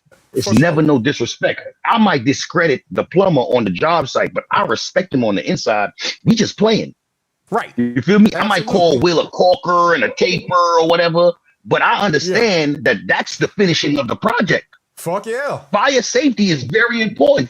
Will T's a fire safety specialist. He has fire stopping and all that. Will T got a bunch of certificates, but I respect Will T as a craftsman, bro. Right. You understand? But on the job site, I would be talking mad shit to Will T. Will T to fucking Ears, to all the duck niggas, to Slim. I'll be talking shit, and they gonna be talking shit to me. You feel me? Like, y'all lazy niggas, y'all come to work early and leave early. Y'all don't do nothing. We talk shit, bro. Like, it's And that's how, never like you malice. said, Like, bro, that's I how don't. y'all get through the day. Facts. Yeah. Y'all get through the day. That's how I do it when I was working the old gym I was working at, man. All the trainers and shit. We'd be in there just talking all types of shit, especially when we would work out and do stuff. But it's just that's how you get through the day. You just, Yep. Nigga, my wife that came to my job site and said, y'all are disrespectful to each other. I'm like, no, we not. That's jokes, man. Niggas ain't cursing at each other and talking about each other's family and shit. All we doing is talking about the craft. I'm telling him he no good at what he doing. And he telling me I'm no good at what I'm doing. I'm telling him he not necessary. He telling me I'm not necessary. But it's not disrespect. We just going back and forth. Like, next thing you know, 30 minutes done passed. It's break time. Yeah, facts. Real shit. That's all facts. Hey, again, shout out to all the tradesmen, man. I respect all the tradesmen out there. Anybody who trying to clown a tradesman, act like they ain't got no respect for a tradesman or whatever, they just fucking don't understand shit about anything, obviously. You know, because that's how any of the shit that you are in, whether it's a car, a fucking house, whatever, somebody from some type of trade put that shit together, made that shit happen, made that shit go. And, you know, so shout out to all the tradesmen. Shout out to Carl Bell. He said, dumbass jokers clowning a tradesman who got to crawl under a house to connect the main line, SMH. Yeah, no, so ain't no clowning of that. Because that shit is necessary. The shit don't happen Hey, yo, without niggas clowned me. Niggas clown me for selling weed for when I started working in a licensed dispensary. But bro, I got promoted twice in 1 year. Right. And that's a real fucking job. And you gotta know about the shit. You gotta know about it, yeah. Nigga, I know some cannabis knowledge, bro. I got the fucking weed Bible, bro. I got a book. This book right here. You like books for Iceberg? I got this fucking book, the weed Bible, bro. Right. That's what I'm saying. But that's you putting actual time into your fucking craft. Because if you gonna be a cannabis salesman, then you need to be able to speak on that shit. You need to be able to speak on all of the different things. If I fucking come in there and I'm asking you why this one got orange strands and this one got purple strands, you need to be able to fucking tell me. Damn right. Listen, man, when I first started doing electrical work, I got my NEC book in here somewhere. The National Electrical Code book. I got that bitch in here somewhere, bro. I used to read that shit every day. Like this, when you this is what I learned a long time ago, right? And I learned this shit from Kobe Bryant, watching Kobe Bryant. You heard? He said, if you really want to be good at something, you gotta dedicate everything to that shit, bro. Mm-hmm. See, he got the mamba on his hand, bro. You gotta give it everything, bro. Like YouTube ain't the reason why I don't dedicate myself to YouTube, bro, is because it stopped being fun to me, bro. Yeah. You know what I'm saying? This shit used to be fun. I used to go live a lot more because I used to enjoy myself, bro. I feel like when I go live, somebody gonna try to hit my link that's gonna upset me, bro, and I'm gonna end up telling them to eat a dick. And I don't want to talk to you niggas, bro. I only want to talk to my niggas. That's why I call my shit the suburbs, because only my niggas could pull up. I don't care for the rest of you niggas. Right. That makes sense. And that, I mean, I be trying to do the same thing. I try to make it where it's open, but they always want to come up here on that dumb shit. We've been talking about damn relationships, laughing, having fun, joking, all that stuff. They want to come up here on that dumb shit. We've been talking about mixed martial arts. We've been talking about looking out for your homie when the cops run up on them. We've been talking about all types of shit like that. They want to come up here and argue about some dumb shit. In the last 20 minutes, we talked about trades. We talked about relationships. We talked about stupidity. We talked about entitlement. We talked about, and nobody's arguing, bro. Nobody. You're not disrespecting anybody and nothing. I'm not yelling at We you. all from different You see what sides I'm of the saying? earth. We All from don't different all sides. agree with each other. We don't all agree with each other, but it's not a problem. I don't have to But be look, mad at you because I don't agree with you, bro. but hey, but Ro, listen, didn't you just correct me on the mistake I made when I said Red Man and not Method Man? We Did I laughed get mad about it. about that? I laughed. I was like, oh yeah, you're right, bro. Because I'm just I fucked up. It is what it is. But also too, You I correct admit one of these bitch ass niggas, they gonna be like, so what if I'm wrong? I stand on it. right, exactly. Right. That's what they gonna sound like. Somebody mad. I stand on it. You stand on being wrong? What the fuck? Who stands on being wrong, motherfucker? That's the I'm wrong not thing to be okay, I standing was on. wrong. Yeah, like I correct myself. Yeah. Right. Like It's one thing to take accountability and understand that you were wrong, but standing on being wrong, that's fucking stupid. Oh. You might as Like, well I'm stand on a wrong, I'm just landmine, gonna nigga. be wrong. The fuck? There go that music you was playing in the background when Kwame came up. They gonna hit you. They gonna hit you with that. Niggas be wrong every day, B. I don't even know what music it was. I ain't heard Bruh, it. it's look, listen, so if you ever go back and rewatch your panel, it'll or your videos, it's like a small little whine. Like it just would be like Oh, his mic do that. That's his mic. That's his filter for his mic. Okay. If so you yeah, watch it so live, that's- you gonna hear it. It goes yeah, it just like your mic be like it loading goes up. away. Watch It it live does. back and you gonna hear it. Okay, yeah, because I don't It's even your know what filters this doing that though, is. because I know what it is. It's one of your filters that you're using on your mic. Okay, I'm gonna have to figure that out because I don't know what. It's not a is or problem what- though. It's not bad. When you go back and listen to it, you'll hear it. But it's like when if you cut your mic off right now and cut it back on, it goes like it's loading up. Interesting. Did it do it? It didn't do it. But it be doing that shit. But when you go back and watch it live, you gonna hear it go. Yeah. Shit's like it's charging up.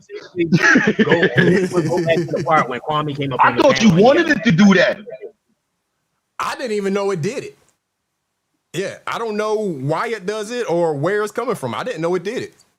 It's been going. I mean, I've been You looking hearing up in the for- sky? What you looking up there for? No, I'm looking at the mic. I'm looking at the mic. Like, it's just, this motherfucker ain't got no settings and nothing on this shit. That nigga said, I don't know why it's doing that shit. The mic right here. So, I don't know why the fuck it's doing that. You put my halo on. I got Iceberg. I be having the halo, nigga. I'm an angel. I'm trying to be an angel. I got my halo over my head. Right. See, y'all see that green shit behind me? Y'all don't know about that. See, I stick post-its on my wall to remember shit, nigga. Hey, bro, I just do it on my phone. I just got my notes, bro. That's it. I just do it on my phone, bro. Hold I got on, post-it notes all I'm over old, my bro. desk. I'm an old nigga. I need to be able to touch that shit, rip that shit down. Look at that. See all I them got post-it notes all over my fucking desk. Look at all that. Shit. That's all my notes. Well, I apologize, y'all, if the mic thing is It's not bad, bro. It's not a problem. It's not a problem. It's just there. It's just Kwame came up here crying about it. So now, right. Right. He was making it Right. seem like it was like the biggest thing. Because look, I've been up here the whole time and I've heard it and I ain't said nothing about it. Right. Shout out to 40 Splatter. He said, the Great Bova Lives be people waiting to hear from Kwame Brown and Garrick sounds like Kwame Brown. Yeah. They ain't about nothing over there. They ain't about shit. So we gonna move on a little bit more because I ain't gonna be here all damn day. But couple more videos really quickly. Again, I like to talk about the relationship shit. I like to share stuff that I feel like has value from my perspective and obviously from somebody else's perspective because they made a video about it. I just happen to agree with their video and I'll share it. You know, they have experiences that are similar to experiences that I have within relationship. So we can't be the only two people or the two couples out there having these relationship experiences, right? So another video to share with y'all real quick. Take a look. Happiest couples always consist of one with a is what it is attitude and one with a short frickin' fuse. Bad eyesight, tummy issues, anxiety, and a no the fork it is not attitude. If somebody does me wrong, I am very much so a is what it is. Like my cutoff game is strong. I don't even talk to myself sometimes. Not my wife. It is what it is. No, it is not. Hold my purse. Why? Am I counting bail money? I don't know enough. Oh shit, what is pausing for? What is it doing? Why the hell did it do that? It is what it is. No, it is not. hold my purse. Why? Am I counting bail money? I don't know enough grown-up stuff for you to have this much impulse control issues. I don't even know where we bank at. Can we not turn our feelings into felonies today? So, I mean, it's just difference in people, you know? Some of us haven't. Yeah, because I'm gonna turn that feeling into I might turn that feeling into a felony if it's disrespect I'm Yeah, feeling. I know you the one. If it's disrespect I'm feeling, like if it's other feelings like anger and shit, I could deal with anger, but disrespect is a feeling that, you know what I'm saying? Right. It's hard to fight. It's hard to fight. You know, when this is the thing, right? I come with the respect to most people. You know, I might be aggressive, but I'm aggressively respectful. I mean, I get that a lot. I had a coworker tell me yesterday that I was aggressive, and I was like, "My nigga, I'm from Brooklyn. Pardon me." You feel me? But it's the delivery, but it's not the message. You feel me? Some people be caught up on the delivery, but bro, listen to what I'm saying to you, bro. Not how I'm saying it. You feel me? Like I'm not. Actually, and we just generally talking, so you know I don't mean nothing by it. It's not like we're engaged in an argument.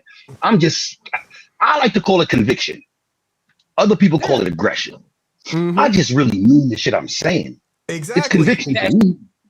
Right. I'm trying to make this point. I ain't trying to waste a whole bunch of time, and I mean what the fuck I'm talking about. Simple as that.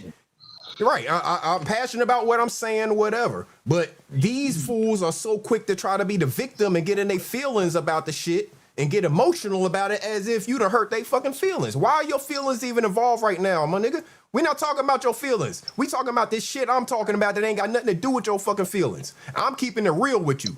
You can't handle that. That's a you fucking problem. There go the feelings. Once he can't handle it, that's when the feelings get involved. Right. Wasn't the giraffe the one who came on YouTube all them years ago and yelled at a nigga on the panel saying that a man doesn't feel he doesn't think he knows? Then he come up with all that feeling shit. Right. He want everybody from a nigga that don't know nothing. From a nigga that don't know nothing, though. A nigga that don't know nothing want to talk about. Nigga only talk about what he know. Nigga, I heard you done talk about a lot of shit you don't know nothing the fucking thing about, nigga. Right. See, what they missing out is both of y'all, Rollers got a wife, Splitter, you got your lady that y'all been together for a minute. Those miserable fools. See, whenever I talk to him and he jumps up here talking about I'm worried about whether or not he got a woman around, blah, blah, blah, blah, blah. Shout out to 40 to splatter on that $5 super chat. He said, Berg lit Sunday, salute to him and us for being here. Yeah, man, salute to all of y'all for being here. I appreciate y'all rocking out with me, man. Y'all definitely make this worthwhile. Y'all make me know to keep coming back and doing this and doing it the way that I'm doing it. Regardless of what them fools and haters got to say, y'all are the ones that make me continue to do this the way that I do it and continue to progress the way that I'm going. Because I know that everybody that's around here, even if we do listen to some of that bullshit, everybody not here for that 24 hours, 7 days a week. You know, some of y'all want to hear some real shit every once in a while, some real conversations, real adult people just talking about whatever, you know? So he thinks that I am concerned with whether or not he has a lady around or not. No, I'm not concerned with it. I just understand and I observe the misery of the life that you're living. And part of it may be because you don't have the other better half around, you know, to be able to bring out them other parts of you and rather than you walking around being miserable and mad at the fucking world all the time. You don't get somebody that comes home from work, you know, they done had a long day of work and all of that, but they want to get home and have conversations like this with you so y'all can laugh like a motherfucker together. Got one for you. All right. Let me set the stage for you. I'm sitting at my desk at work. My phone rings. I picked up and said, hey, this is Miss Stacy. Miss Stacy, the teacher on the other end, says, he pulled out his thing in front of the class. I said, okay, I'm on my way. Race to the classroom, open the door. I said, you come with me. I take the child, I said, let's take a walk. We make it to my office. I sit down in my chair. I pull the other rolling chair. Say, have a seat. How old is the kid? 4 years old. So mind you now, I think she may be, I don't know whether it's a school or a daycare type of place or whatever, but she must be like the head person in charge. One of the teachers or whatever called her and said, Miss Stacy, he pulled his thing out in class. So she comes, gets the little boy and all that stuff. So she's telling the story to her husband now about what happened. And this is a 4-year-old kid we talking about. Let's go. 4. I said, what were you doing in class today? He said, playing. It's 8:30 in the morning. Okay. It's 8:30 in the morning. He said, playing. And this is just how he said, playing. I said, What were you playing with? I said, what were you playing with? He didn't utter a word. He said,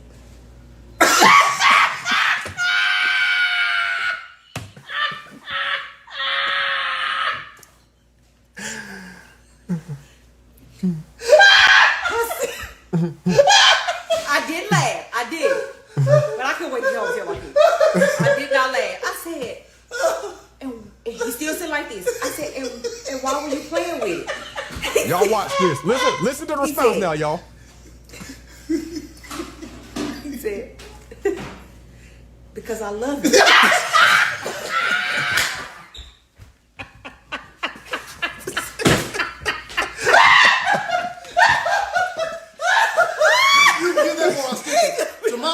It took everything in me.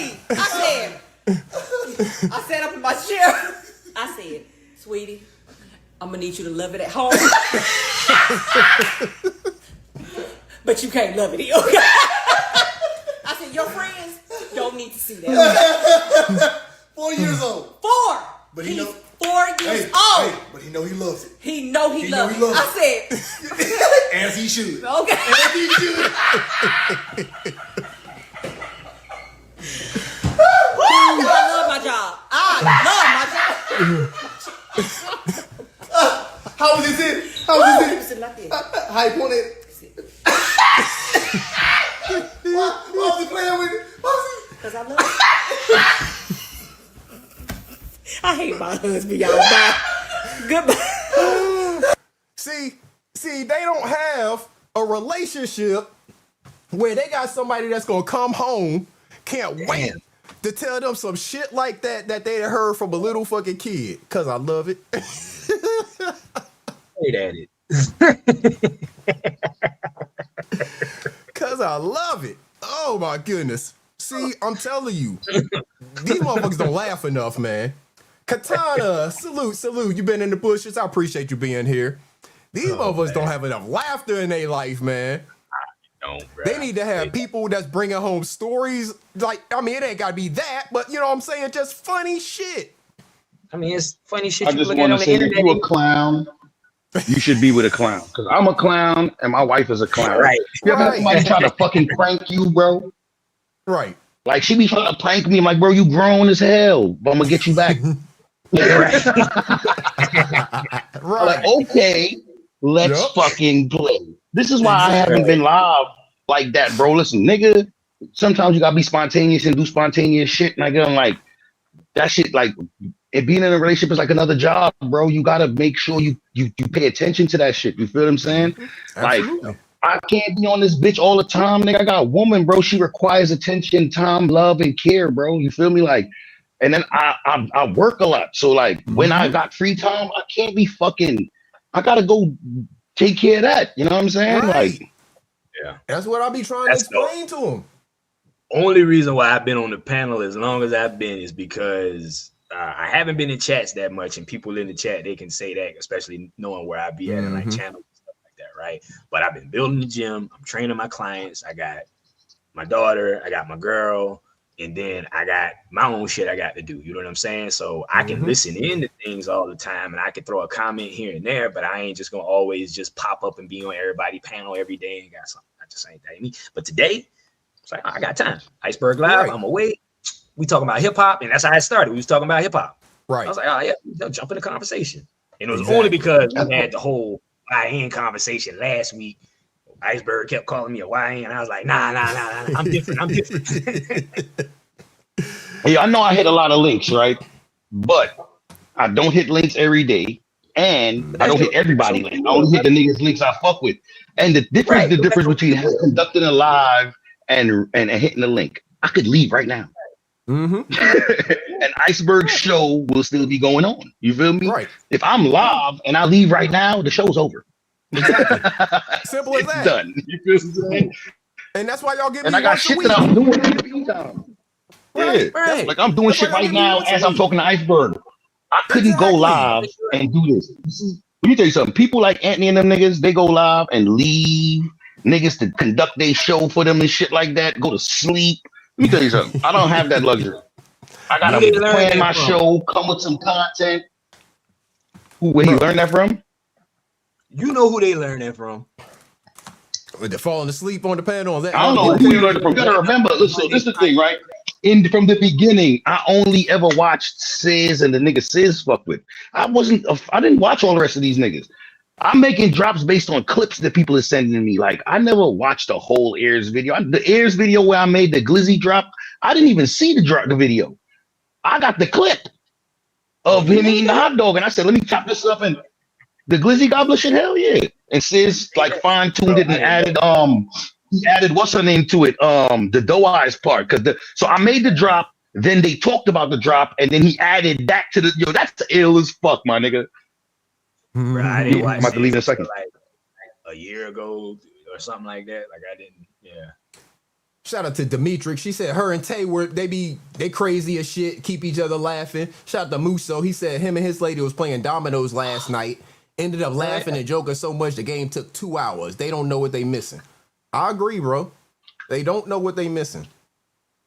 They do not know what they're missing. I was out in the club last night and came home to my wife, nigga. Because that shit happens. Right. And them hating on us and our relationships and what we got with our ladies is not doing anything to benefit them or their relationships. I hope they understand that. They don't seem to understand it. But notes. That's what they need to do.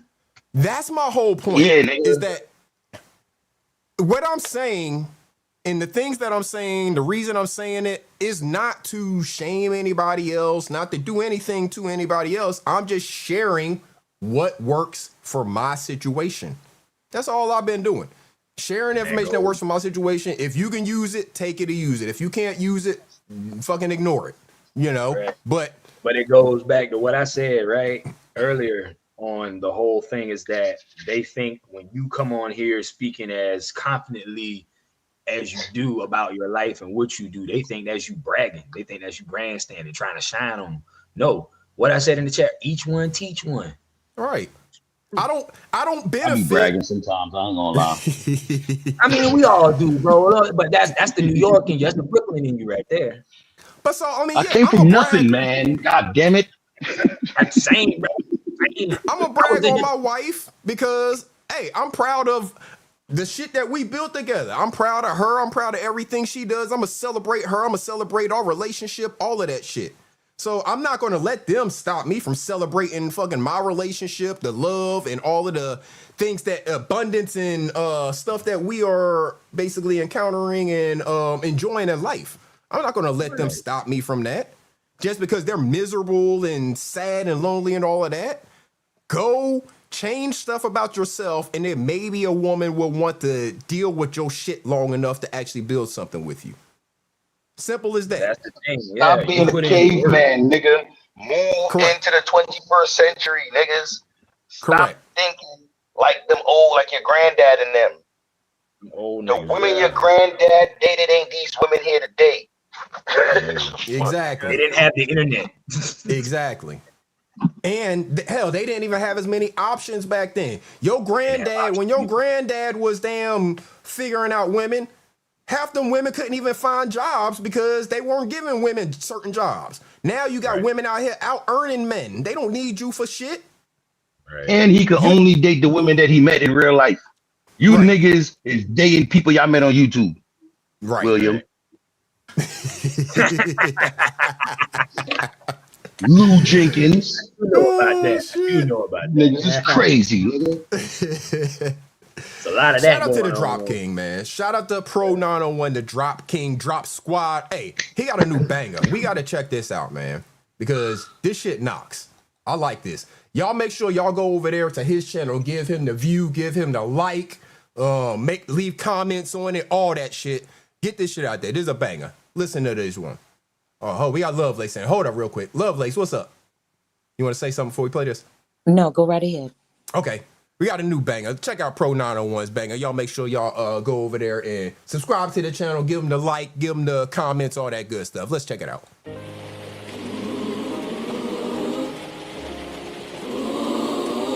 Yeah.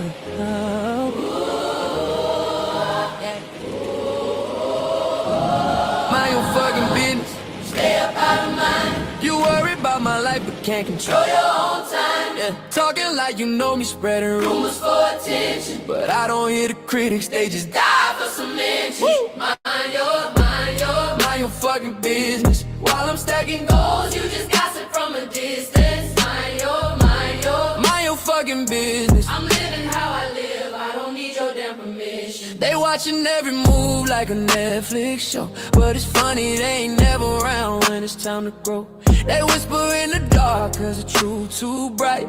Trying to dim my shine cause they ain't got no light. I'm focused on my grind. That's a money meditation.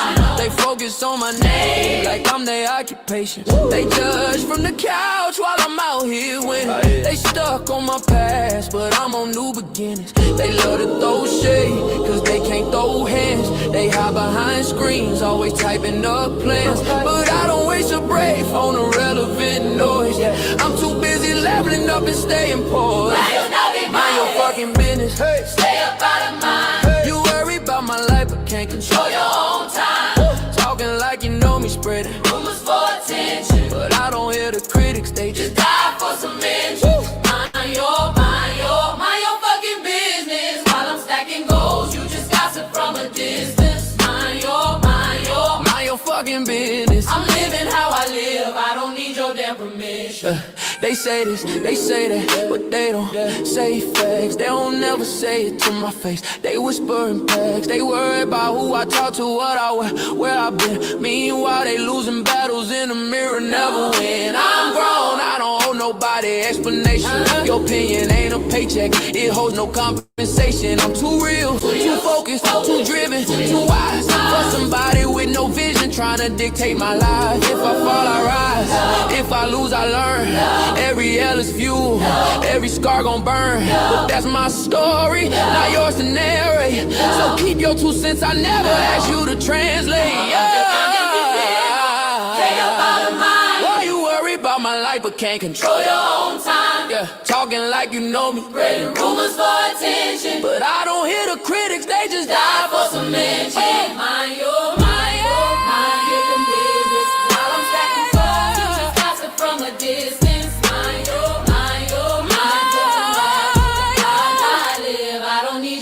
Mind your fucking business. Mind your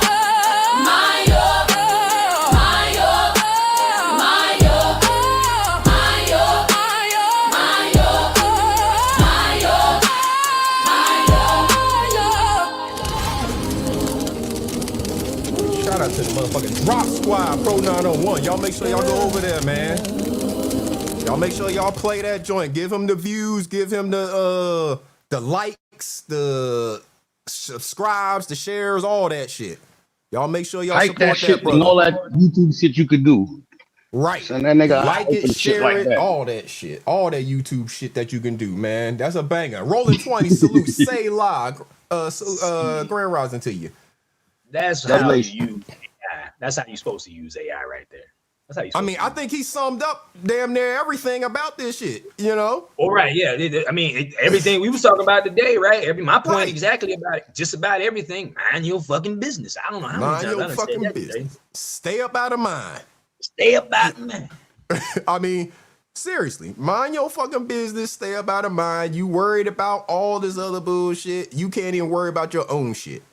I think Lovelace in the building. What's going on? Did you want to say something, or you just up here hanging out? No, I'm just up here hanging out. Hopefully, okay, you good? You good? Yeah, rich. To be spicy. No spicy today. What's up, Lovelace? Hey. So yeah, like I said, Pro 901. That's his new banger. Y'all make sure y'all give that some likes and shares and all the comments and all of that good stuff. Get that out there, man, because the message, if you don't agree with the message, I mean, I really just don't know what you're thinking about. You know, if you don't think minding your own fucking business is the right thing to do and being up in other people's business is the right thing to do, then you definitely not the type of person I want to be around or fucking with. You know what I'm saying? Because there's a whole bunch of them out here. I mean, you saw that clown come up here. He all worried about my situation and whether or not my wife is happy with whether or not we got kids and all types of dumb shit like that. You know, just mind your fucking business. You got enough to be worried about with your situation than to be worried about my situation. Lovelace just dropped the link up a little bit for this splatter. If you scroll up, that last link Lovelace just dropped, that's Drop Squad's channel. That's where you can find that. Yeah, Drop Squad TV. People, like, why do you care so much? Like you asked Kwame earlier, like, why do you care? Why do you care? Why? What's the point? Yeah, Musa, I don't know what's up with that. Let me drop it again just in the chat and see if it does anything different. Say them boys ain't got no life. That's why right. Straight up. They don't have no life, so they trying to live through us. How did he say vicariously? Exactly. They're trying to live vicariously through us. You know, I don't want anything that he talks about having. He came up here acting like I want his life. When I stated very clearly, I don't want anything about his life. I feel like my life that I'm living, I have more than he has. I know I have more than he has. I'm probably he just wants you to show it. That's all. Right. He wants me to show it, but he ain't gonna see it. We're probably equivalent or somewhere on a similar level when it comes to ownership of things, control of assets and things like that. We're probably on a similar level. And I've never had access to $60 million, but we're probably on a similar level when it comes to control of assets. Salute, Roll Rich. I appreciate you. You got to bust a move. Salute. I appreciate you coming up, bro. Appreciate your insights as always. But yeah, so when it comes to controlling of assets and things like that, we're probably on a comparable level. When it comes to actual value in life, relationship, all of that, I know that I'm way on a different level above him. Right. He got fucking kids and family and all that shit that don't want nothing to do with him. My family love me. I was just hanging out with my family yesterday. I'm in communication with my family on a regular. My family loves me. My family in a few weeks. They love me for who I am, just the way that I am. His family don't want nothing to do with him, including his children. So I know I've already graduated on a level way above him when it comes to that. You know, I don't even have to question that. So again, I don't know why he feels the need to always try to compare himself to me. I'm not comparing myself to him because I know I'm already surpassed him when it comes to so many things in life. That's them bully tactics, man. He trying to bully the wrong person. I punch bullies in the fucking nose. Same. As I said, he one of them. I know exactly what Kwame is. I got a homeboy like him, man. He bigger than everybody, so he assumed everybody gonna be scared of him because he big and he got the loudest voice and the biggest hands, blah, blah, blah. Guess what? Your meniscus and ACL tear just like everybody else's. Every fucking body else. My cousin is 6'8", and I done put him on his ass a couple times. Just from my knowledge of, wrestling. Right. Exactly. But he doesn't understand this. I can't remember if he did. He doesn't understand it, and he thinks that people like me give a damn about what he's talking about. Again, he did that live stream however long ago, and he was talking about if him and Michael Jordan are in the same place, he basically puts himself below Michael Jordan. Well, I don't. If me and Michael Jordan in the same place, I think I'm on the same level as Michael Jordan. That motherfucker ain't above me. Just because he played in the NBA? Just because he played in the NBA, more people know him and all of that stuff. If he walks into a room, more people are going to look at him. That don't make him above me at all. No. He's a man just like I'm a man. If I get the opportunity, if we're in the place, I'm going to give him the what up head nod or shake his hand or whatever. I'm not going to fanboy. Show respect back. Yeah, as simple as that. Exactly. I'm going to show him respect. I expect he's going to respect me right back. Simple as that. But I'm not going to fanboy. And Unfortunately, this draft has surrounded himself with a bunch of people who are willing to fanboy over him. And for those of us who are not willing to do that, he feels like we're wrong. Shout out to 40 to Splatter again on that $5 super chat. He said, y'all got to remember, Kwame Brown was nothing in the NBA, so he trying to treat y'all YouTubers how the NBA treated that bus. He can't do that with me. He can't do that with me. Shout out to Musso in the building. Oh, Musso, what up, bro? Oh, what's good, bro? What's good? What's good? Yeah, I think it was my Wi-Fi, man. Salute to you, Berg. Salute. Hey, what's good, Splitter? How you doing, man? Good to see you, brother, man. Lovelace, what up? Hey, Muso. So you still be out there on the bike? Be riding the bike still? Man, listen. I'll be on the bike, but I don't be riding it too far as I used to, honestly. Yeah, I gotta get another bike, bro. I'm on the same, bro. My bike broke, and I need another one. But I used to ride. I used to get 10 miles a day sometimes. So. Oh, that's dope. Yeah, like, I normally rock out to like I rock out to like 20, 22, something like that. Got a little Peloton now, so I just been rocking in the in the cribbo, It's pretty dope. Hey yo, but salute to you, Berg, man. Keep doing what you're doing, man. I love the solid foundation, relationship, family, building a home and all of that. Like I like to hear stuff I like the fuck shit. I love the fuck shit. Man. Right. You know what I'm saying? But like at the end of the day, that's not what it's all about, man. At all. They just like one dimensional. You feel me? I agree. They can't really relate to certain things, but it's beautiful to hear that a man like feels that comfortable with, their significant other to want to spend all of their time with them and not trying to find other places to go. Like I just came back. I just went to a little indoor golf thing with my cousin today. And we both married and shit. He's newly married. He only like 3 years in. But we was chopping it up and I was telling him like, look, man, it's a job, bro.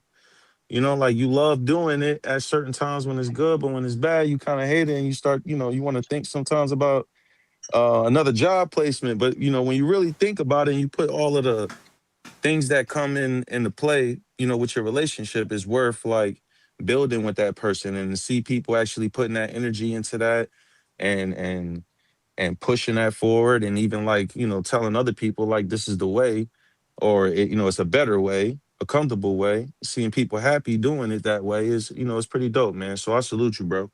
Salute, bro. I appreciate you for recognizing it. Because again, that's all I'm trying to do.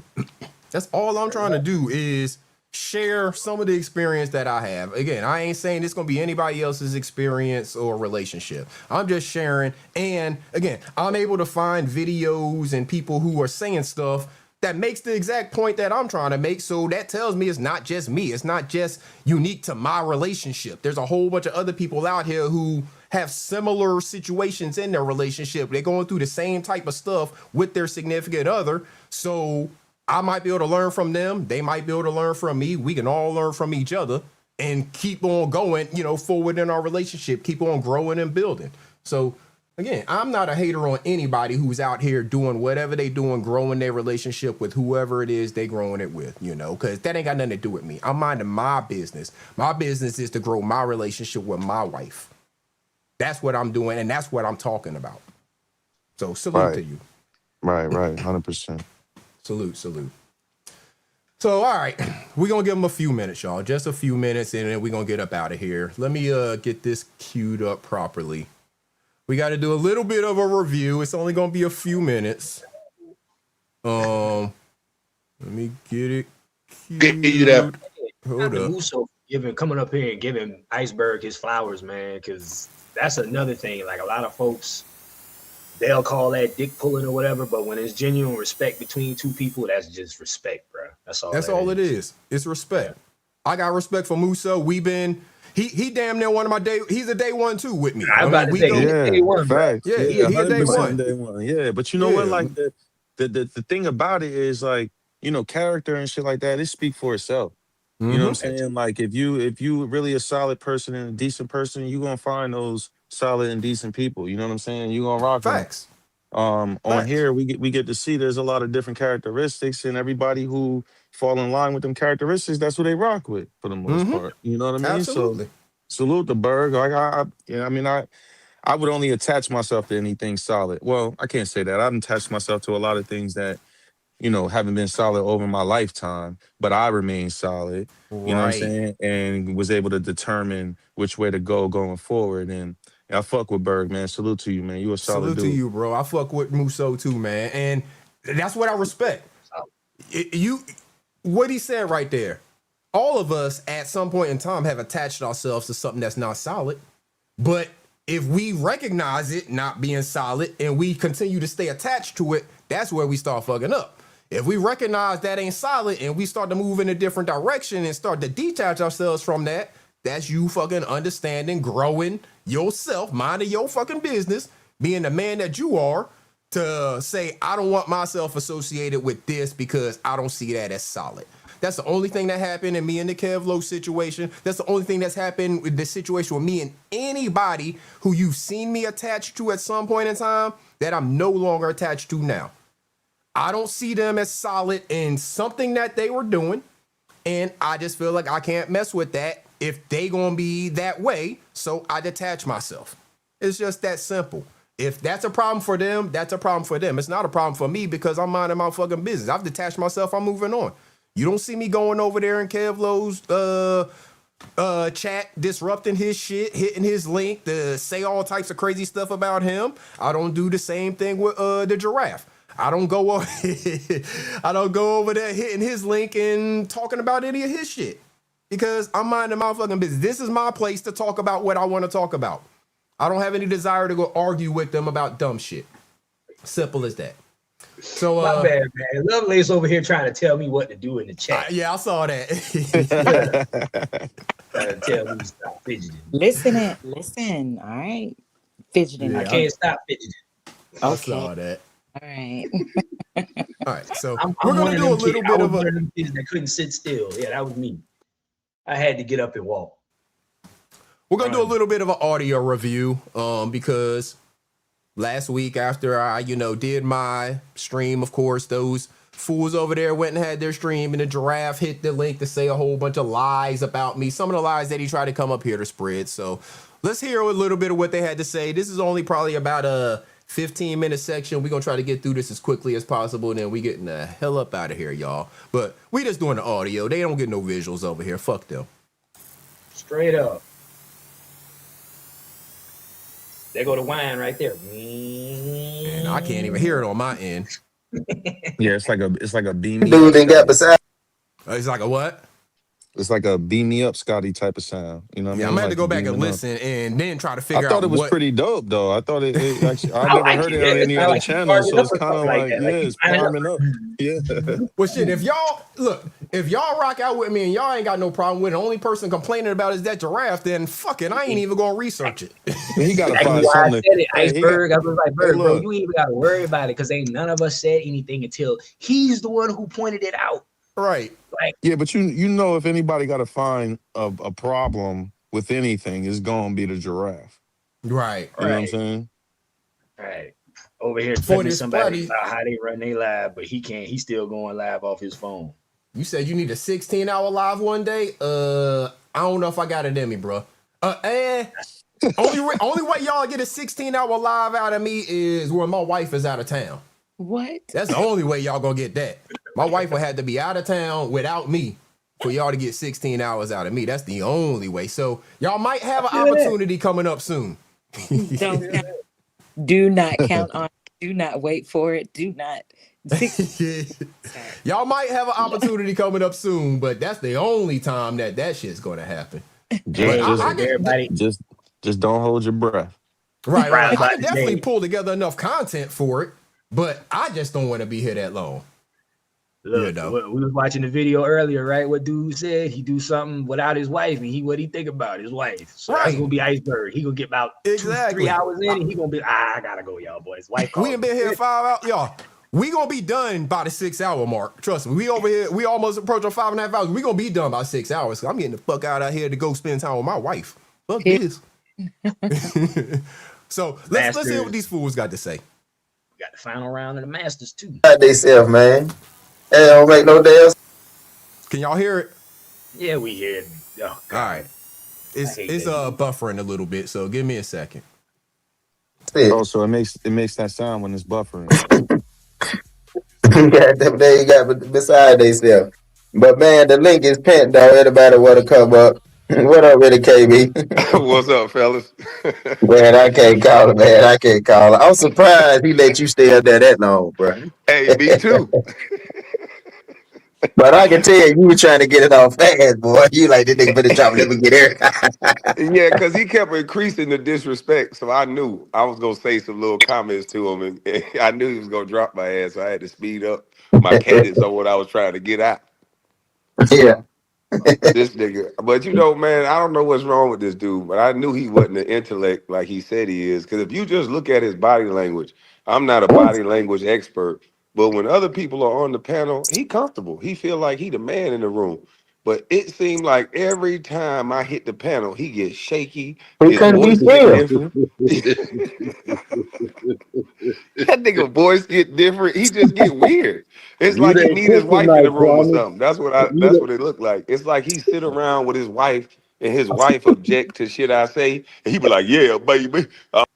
So again, more just jealousy of me even having a wife. Why are you bringing up my wife? I've explained 1,000 times why I don't enjoy having conversation with him because he's a fucking idiot. He don't seem to comprehend anything, and I don't enjoy wasting my time on idiots.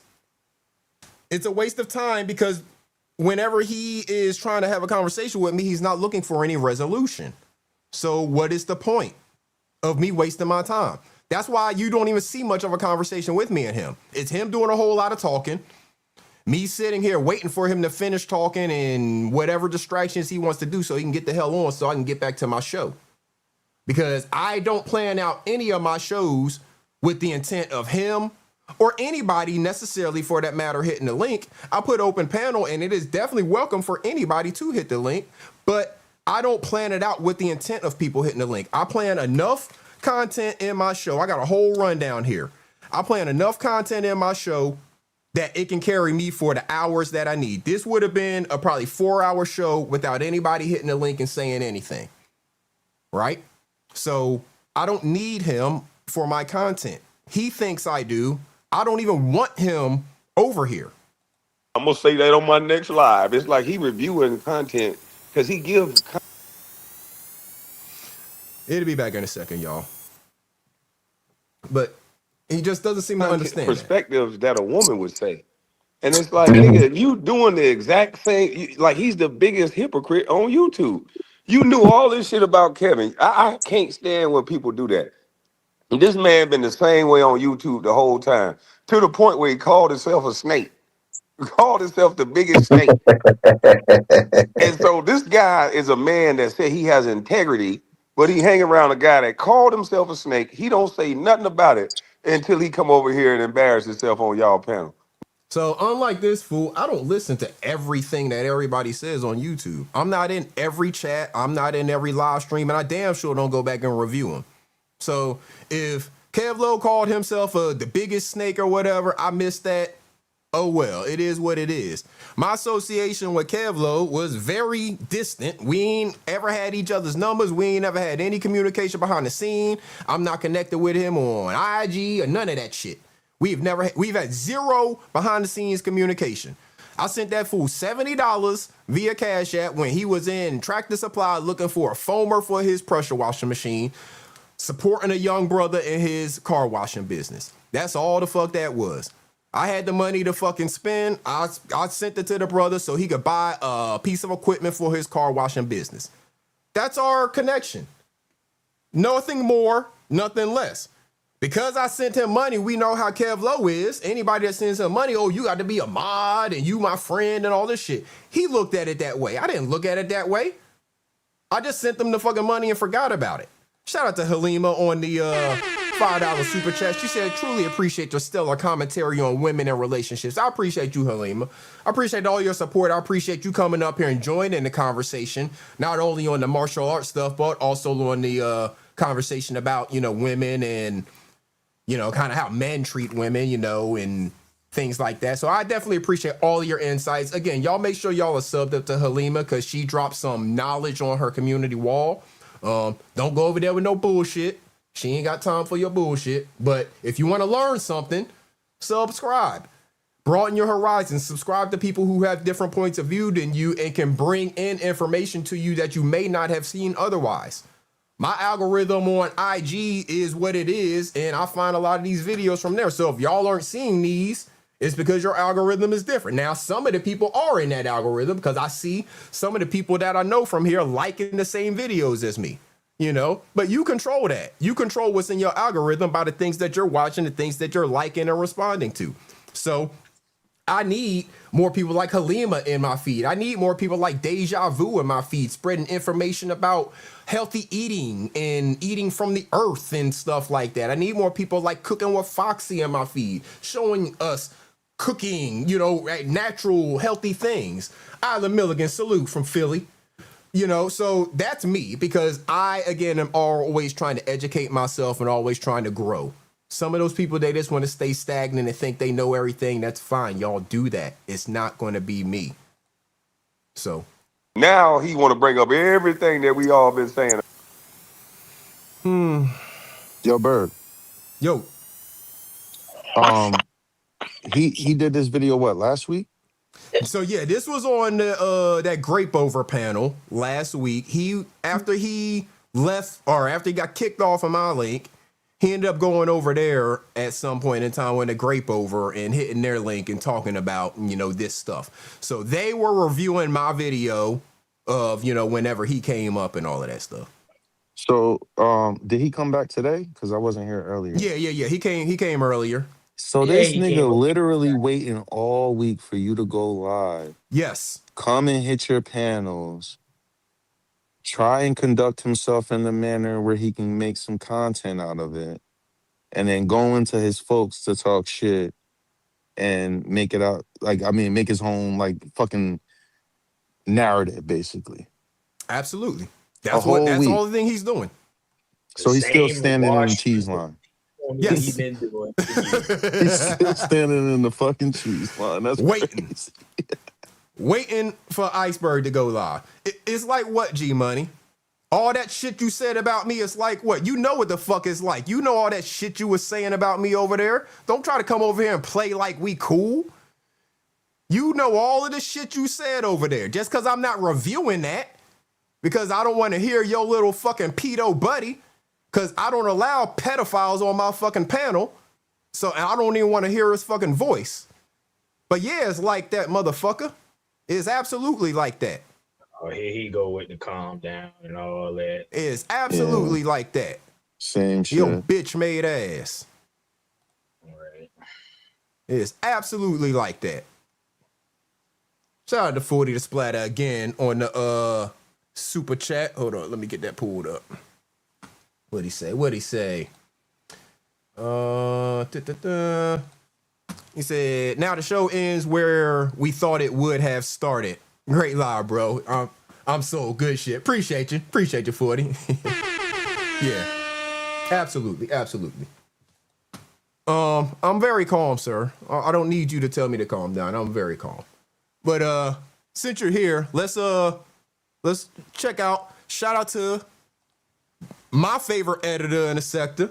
I think, you know, and again, no disrespect to any of them, pro, thick cut, all of y'all. All y'all are excellent editors. But shout out to my favorite editor in the sector and the new banger.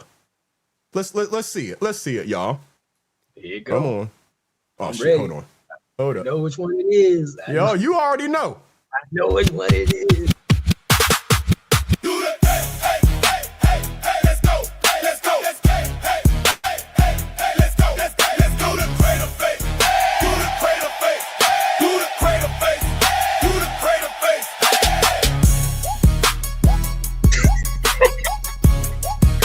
Y'all make sure y'all do the crater face out there. Shout out to Triple S, my favorite editor in the sector. Day one OG. Shout out to Triple S. Hey, you wanna know what's funny about that drop, man? Let me tell you. So when I think Ears or you played it and I wasn't watching, I was driving, right? So when I heard it, I started doing that same little bop. And then when I see the video, he was doing that shit. I was like, oh my goodness. I was thinking I like, seen that yeah, shit. I Brian. was I'm like, like, this yeah, nigga. do the crater face. That shit hard, man. Shout out to Shout out Triple to L. We gotta see Triple that X. again, man. It deserves a run back. Yeah. Only credit you gonna get Let's go to crater face. Do the crater face. Do the crater face. Do the crater face. Boy, you sad, boy. Hey, You yo, bet, G you Money. sad. How the fuck Listen you to this squeeze in the nigga. Biz jersey? Right. Bro, you 50-something years old. Walking around in jerseys and shit. Walking around the business jerseys. He borrowed Biz jersey, man. Right. You got Shout out to Triple S again. Let's let this one rock too. Since he's here, let's hear some of the stuff he likes to say since he wants attention. Listen to this nigga. You ain't got enough wind in you, boy. That's why you shouldn't be talking the way you talk. You ain't got enough ass, and you ain't got enough wind. You ain't got enough ass. You ain't got enough ass. You ain't got enough ass, and you ain't got enough wind in your pause. Listen to this nigga. You don't get to say pause after all that, bruh. You don't get to say pause after all of that. You don't get to tell a motherfucker they ain't got enough wind and they ain't got enough ass and then say pause. If he would have threw the pause in the middle somewhere, I might have considered it. But see, and that's the thing. These boys don't even be using pause right. It's supposed, you're just supposed to say something, and then once you recognize what it is, then you say pause. These they say gay shit, and then they say pause. Right. Like, what the fuck? They intentionally say some yag They shit say and then gay want to throw shit and then pause say on the pause. end. Like that's gonna come. Like no, you just said That's some not gay how shit. it works. Yeah, You when don't he just get to used say pause, any yag thing and say pause on the end. It's supposed to be something that you said that comes across that might be able to be interpreted as that way. Then you throw pause on it. Not just straight up yag shit and then throw pause on the end. What the fuck is that? yeah, Bro, Rich back in the building. What up, the bro? way he As used a pause person, is a fan of pause, I would just like to say that pause is for unintentional. Yes. Exactly When what you I just mistakenly, you know what I mean? Yes. Absolutely. say Pause is on for when you accident say and some you shit, catch like yourself. I said, it could be interpreted as, you know, on the line or something, on the fence or whatever. So you throw pause on it, not just some straight out, totally yag shit and then gonna throw pause on the end. That's like a motherfucker saying that I ain't even gonna say it. No, I ain't even saying it. I ain't giving them no fucking the way he used pause, it means to like stay on the gay shit. Like pause it on my gay shit. Right. Right. Make that shit make sense. You said you want to dance, Mika? All right, hold on, Mika. I got you, Mika. Hold on. Just Jay, what's up? What's up? Hey, Just Jay. I just want to shout out to the waves. I just want to shout out to the waves in the building. I just want to shout out Ain't to no the wave no waves. more, Just Jay. It's naps up here, naps and curls right now. Ah, dang it. And shout out to the green M&Ms in the building. Okay. Shout out to the chat. I'm going to go back on mute. What's up, Just Jay? We got Just Jay in the building. Lovelace, what's up? Happy Sunday. Happy Sunday. Happy Sunday. Mika want to dance, y'all. Let's dance with Mika, y'all. Oh, Mika. Let's dance. Let's dance with Mika.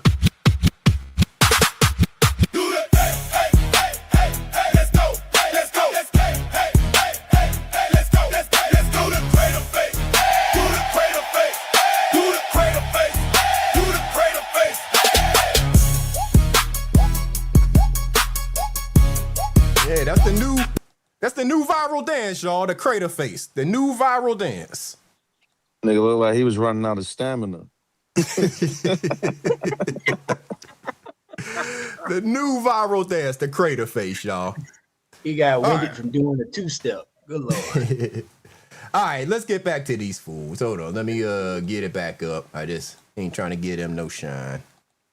This whole Kevlo time. should have been in the So front you of the couldn't class. see it before. On that thumbnail iceberg, you should have put him in the front of the classroom. But now when you mad at him, you see everything hold up. now. Oh, hold the Oh, fuck shit, up. that's fake. Hold the fuck up. Hold the fuck up. Hold the fuck up. Just Jay. Just Iceberg. Jay. Where you just come from? Iceberg. Where you just come from? What do you mean? Where you just come from? Before you hit my link, where you come from? What do you mean? I got 50 drops. Hey. You got 50 drop from you got 50 drop from where? You asked me where I just come from. I got 50 drop from somewhere. Where'd you get 50 drop from? Out of mercy.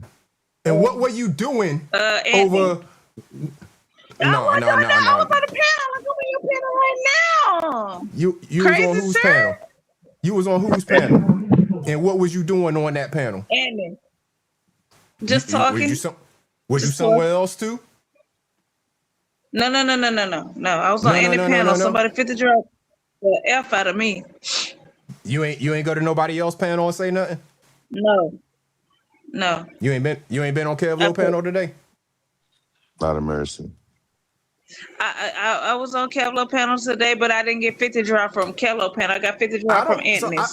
I don't care about you getting 50 drop. I don't give a fuck about you getting 50 drop. What was you doing? What was you saying? What was you talking about on Kevlo panel? What do you mean? What the fuck you mean? What do I mean? What were you talking about on Kevlo's panel? Oh, you thought I was talking about you? I don't think shit. God of mercy. I got motherfucking birdies. Oh shit! You got smoke? I don't think we a got motherfucking smoke? thing. You Iceberg, tell me. we got smoke. You tell me.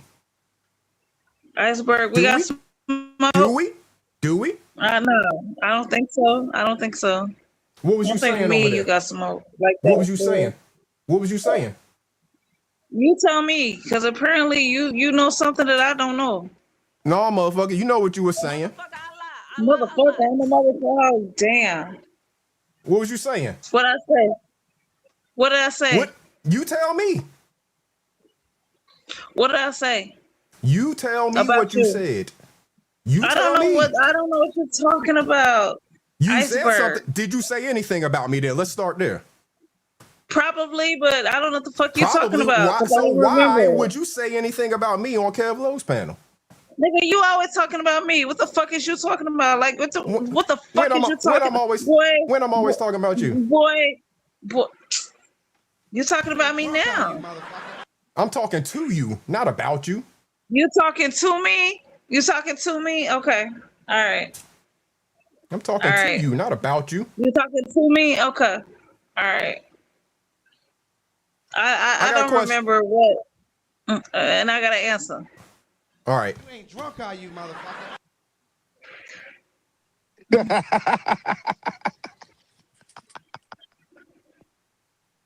Survey says yes. I asked the question. You ain't got no answer. I thought you said you had an answer. I didn't hear the. I didn't hear the question. All right, let me play it again. You ain't drunk, are you, motherfucker? You know what? I appreciate you doing my freaking drop that this nigga on the panel didn't do.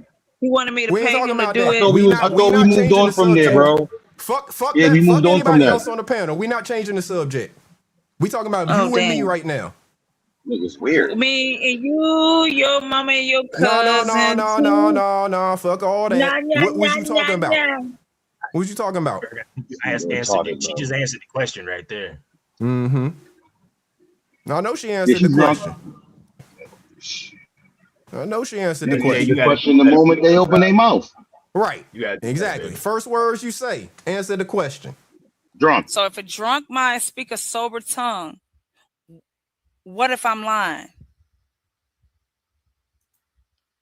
What if I lie a lot? What if I lie a majority of the fucking time? What we doing? Shout out to me. Shout out to me. Shout out to the motherfucking liars. The motherfucking Shout liars. out to you, fucking.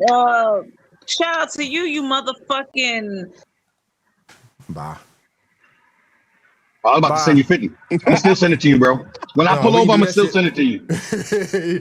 we can do that shit for free. Bye. Motherfucker. Hey, roll rich, bro. You had me dying over there last when you was over there doing What I did? bouncing around. You had me Nigga, dying, I was I wrote a song. I was listening to this song, bro. I didn't know white people made drill music like on some rock and roll shit. Yeah, they do. Yeah. So I was listening to that shit going, and then I could hear y'all while I'm listening to it, and I'm dying, bro. Drunk motherfucker gonna go over there and hit that clown panel to talk shit about me and then come over here and want to act friendly. Fuck out of here.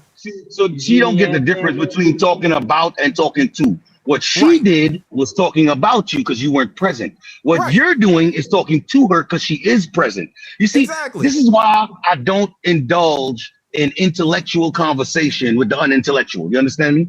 Exactly. Why I don't like talking to Kwame and motherfuckers like that. Just like her. She right there in the same fucking boat. Motherfucker, come You're here being drunk, wanting to talk serious, stupid. and she's like, I don't know, bro. You're being serious with her, and she's my fault. No, my She bad, on clown shit. man. You good. No, I love the way you did it though. You was like, yo, where you just come from? Yo, it's crazy though. Yo, she tried to avoid that shit. She said, I got 50 drops. Nigga said, I ain't asked you about no 50 drops. I'm like, She got quiet as hell. She was like, I just got a 50 drop. Hey, yo, Like, when but you but said where that did you shit, just come from? when you said, I ain't asked you about no 50 drop, I looked down at my phone and that little vein on your forehead had popped out. I was like, oh, this nigga mad. She playing fucking games. Playing fucking games. Talking about 50 drop on Anthony Panel. I ain't asked you about no motherfucking Anthony Panel. You know where the hell you was. That's Talking that guilt, shit. nigga. She knew, yeah, she guilty. So she like, Let me distract him. Let me talk about this distract 50 him and drop. talk Yeah, about that's more this. interesting. No, nigga. Yeah, what the fuck was you saying about me over there on that clown panel? That's what the fuck I want to know. You made a drop for her, my nigga? She talking about, bro, she talking about that bullshit from all that shit that started with you and her about the beat and all of that shit from fucking a year or so ago. Where So she sent boom, me- right? Did she pay you? Hell no. No, see, that's what I'm saying. That's why, nigga, I'm telling y'all niggas, man, she's a trick. She ain't paying me shit. She Look, tricked this on shit- me. Matter of fact, I got it right here. It's just an audio joint. It's this shit right here. You gotta have dreads, my nigga. That's why I'm telling Anthony. Just Jay. It's this shit right here. Shout out to Just Jay. Just Jay. Shout out to Just Jay. Look, right, you know what's crazy? Is that's my fucking beat, bro. I know. That's the whole fucking point. She sent me that beat because she didn't tell me where she got it from, right? She was just like, can you put this together for me? I got this beat, and she told me the clip of Siz's live stream where he had shouted her out. So she sent me that shit. I threw the shit into the editor. It take fucking 2 seconds to put together when you already know the timestamp or the audio you want, and the beat is already done. So I put the shit together in 2 seconds and sent it back to her. That's the beat I used to make that Moonlight shit. Right. I just found out after the fact that it was your beat and all that shit. Like I said, I didn't even know where she got the beat from. She acted like she bought the shit somewhere or something like that. So that was when I was telling her to go screen record the beat. Cause I'm like, yo, bro, I got mad different fucking drops, nigga. I don't know what beat you talking about. Go screen record the fucking beat and send it to me so I could hear the fucking beat, bro. And she's just acting like she couldn't fucking screen record, bro. Right. Yeah. So that's the fucking drop that she's talking about that I made for her. That ain't even a fucking drop. It's just a little audio joint. Like I said, she sent me the beat and the timestamp of the video where she wanted me to clip out Sis shouting her out.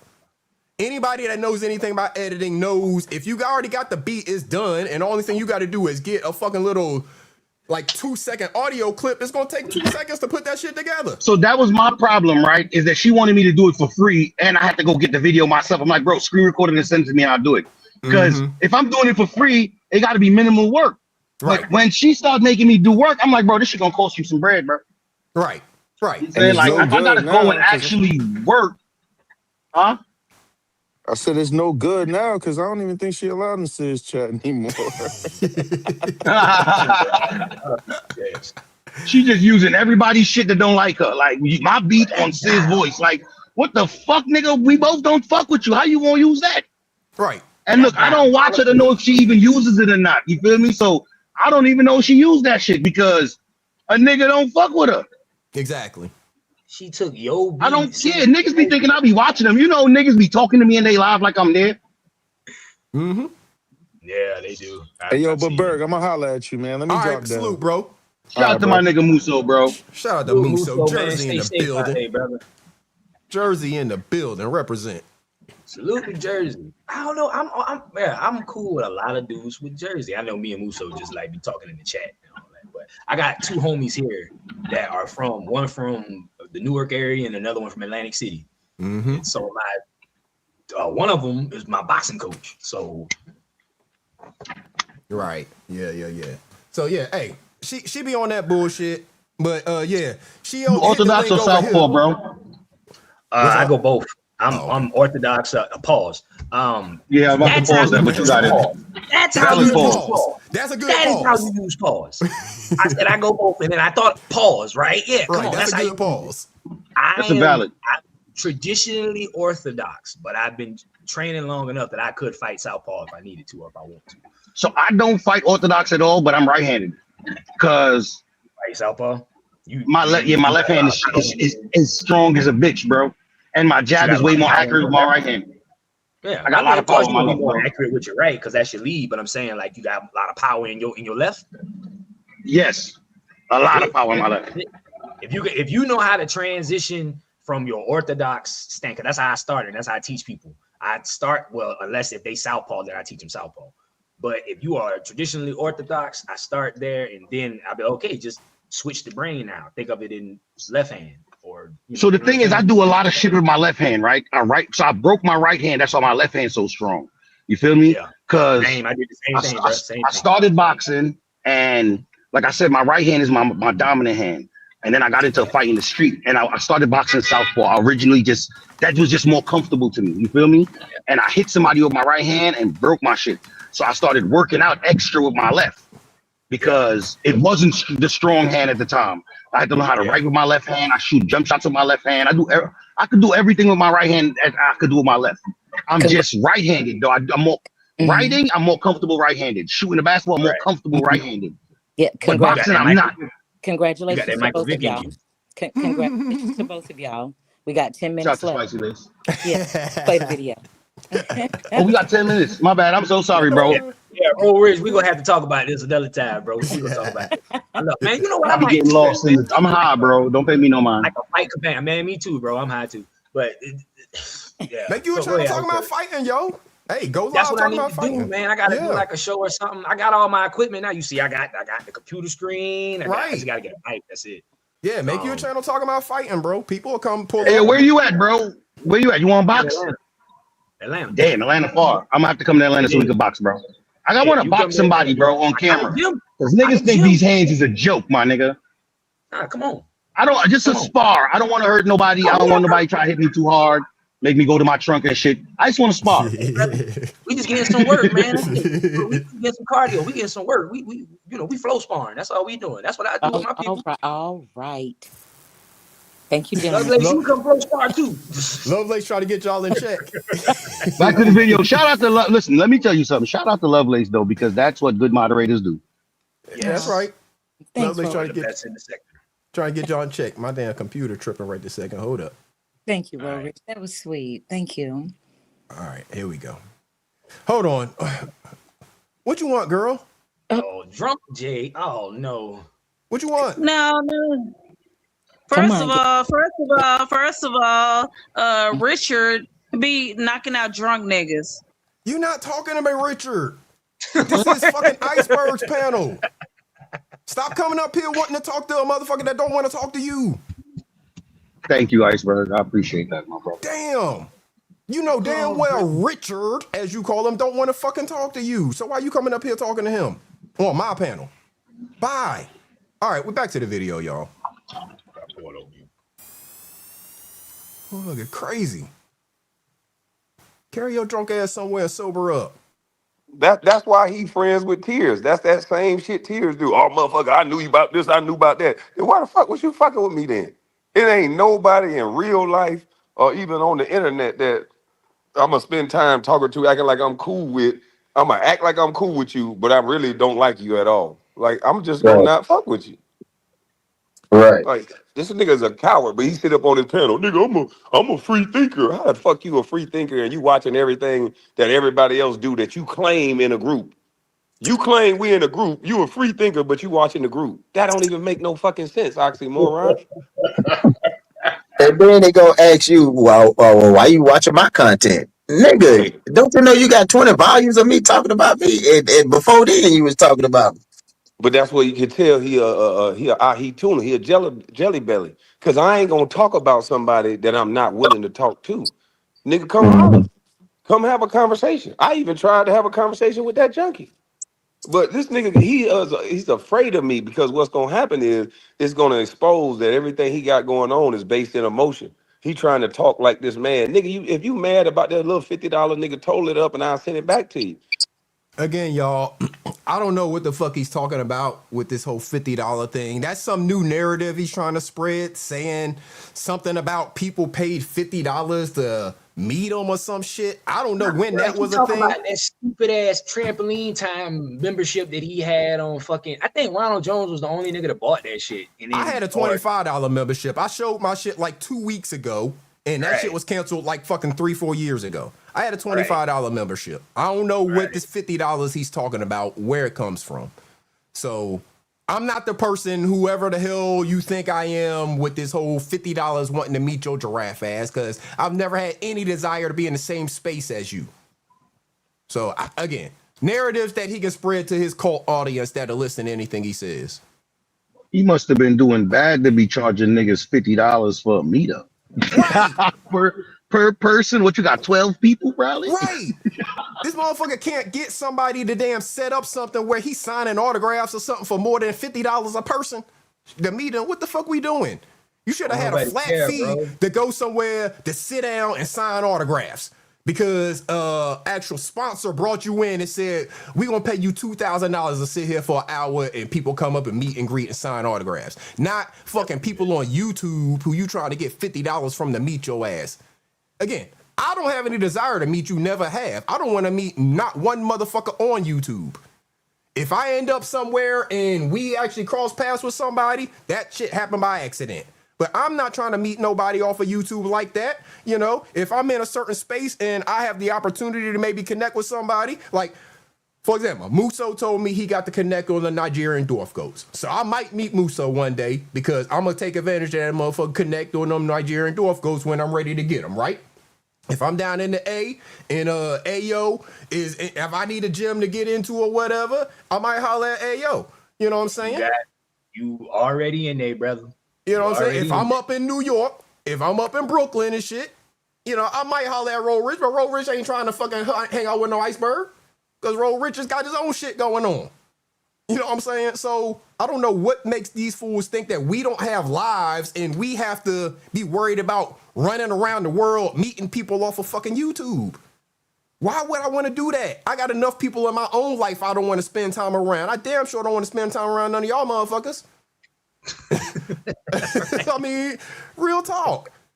I got family I don't want to fucking be around. A whole bunch of people I don't want to be around. I'm not trying to be around a whole bunch of YouTube people. And that's no disrespect to any of y'all, but that's just not the way that I'm living my life. And it seems like they, as you can see, they met a whole bunch of each other. He hung out with Biz and Mob and all these other people. They meeting all these people off of YouTube. That's not me. I've not met one person off of YouTube. I'm not trying to.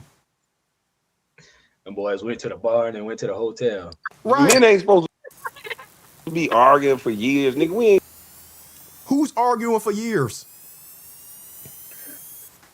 Who's arguing? You're supposed to be sitting up here. You trying to call yourself a man's man, but you won't even articulate what you mad about. I'm not calling myself a man's man. I'm just the fucking man that I am. I'm not trying to be a man for any other fucking man. Well, like, what does being a man's man mean? It's like you trying to be a man for other men? Like, I don't know what that shit pretty means. much his definition. Yeah, it's got to be. I'm trying to be a woman's man, my woman's man.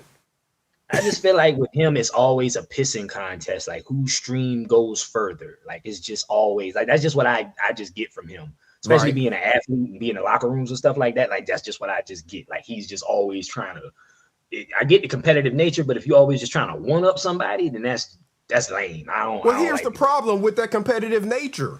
His contemporaries are whooping his ass. He's supposed to be competing with motherfucking Gil and people like that. Fucking Pat Bev Matt and Barnes. all of these other people, Matt Barnes and Steven Jackson. He's supposed to be competing with them, not me. Who the fuck is Iceberg? Ain't nobody that's associated with the NBA know fucking Iceberg, and they don't know Steven. They don't know me. You and Ears both. Y'all Right. y'all number one fan, boy. Hey, Kwame, if you still listening, bruh, I'm gonna get you an Ears jersey and I'm gonna get you an Iceberg jersey that you can wear on YouTube. You can stun around and show who your favorite YouTuber is, bruh. Right. I'm gonna custom make for you. What you wear? About a 10X? Iceberg. I got you 421. But yeah, so again, I don't know what this fool is thinking about. I don't have a desire to meet people off of YouTube. He's the one that likes meeting people off of YouTube because he doesn't have any actual friends or You family. doing volume 1 through 19.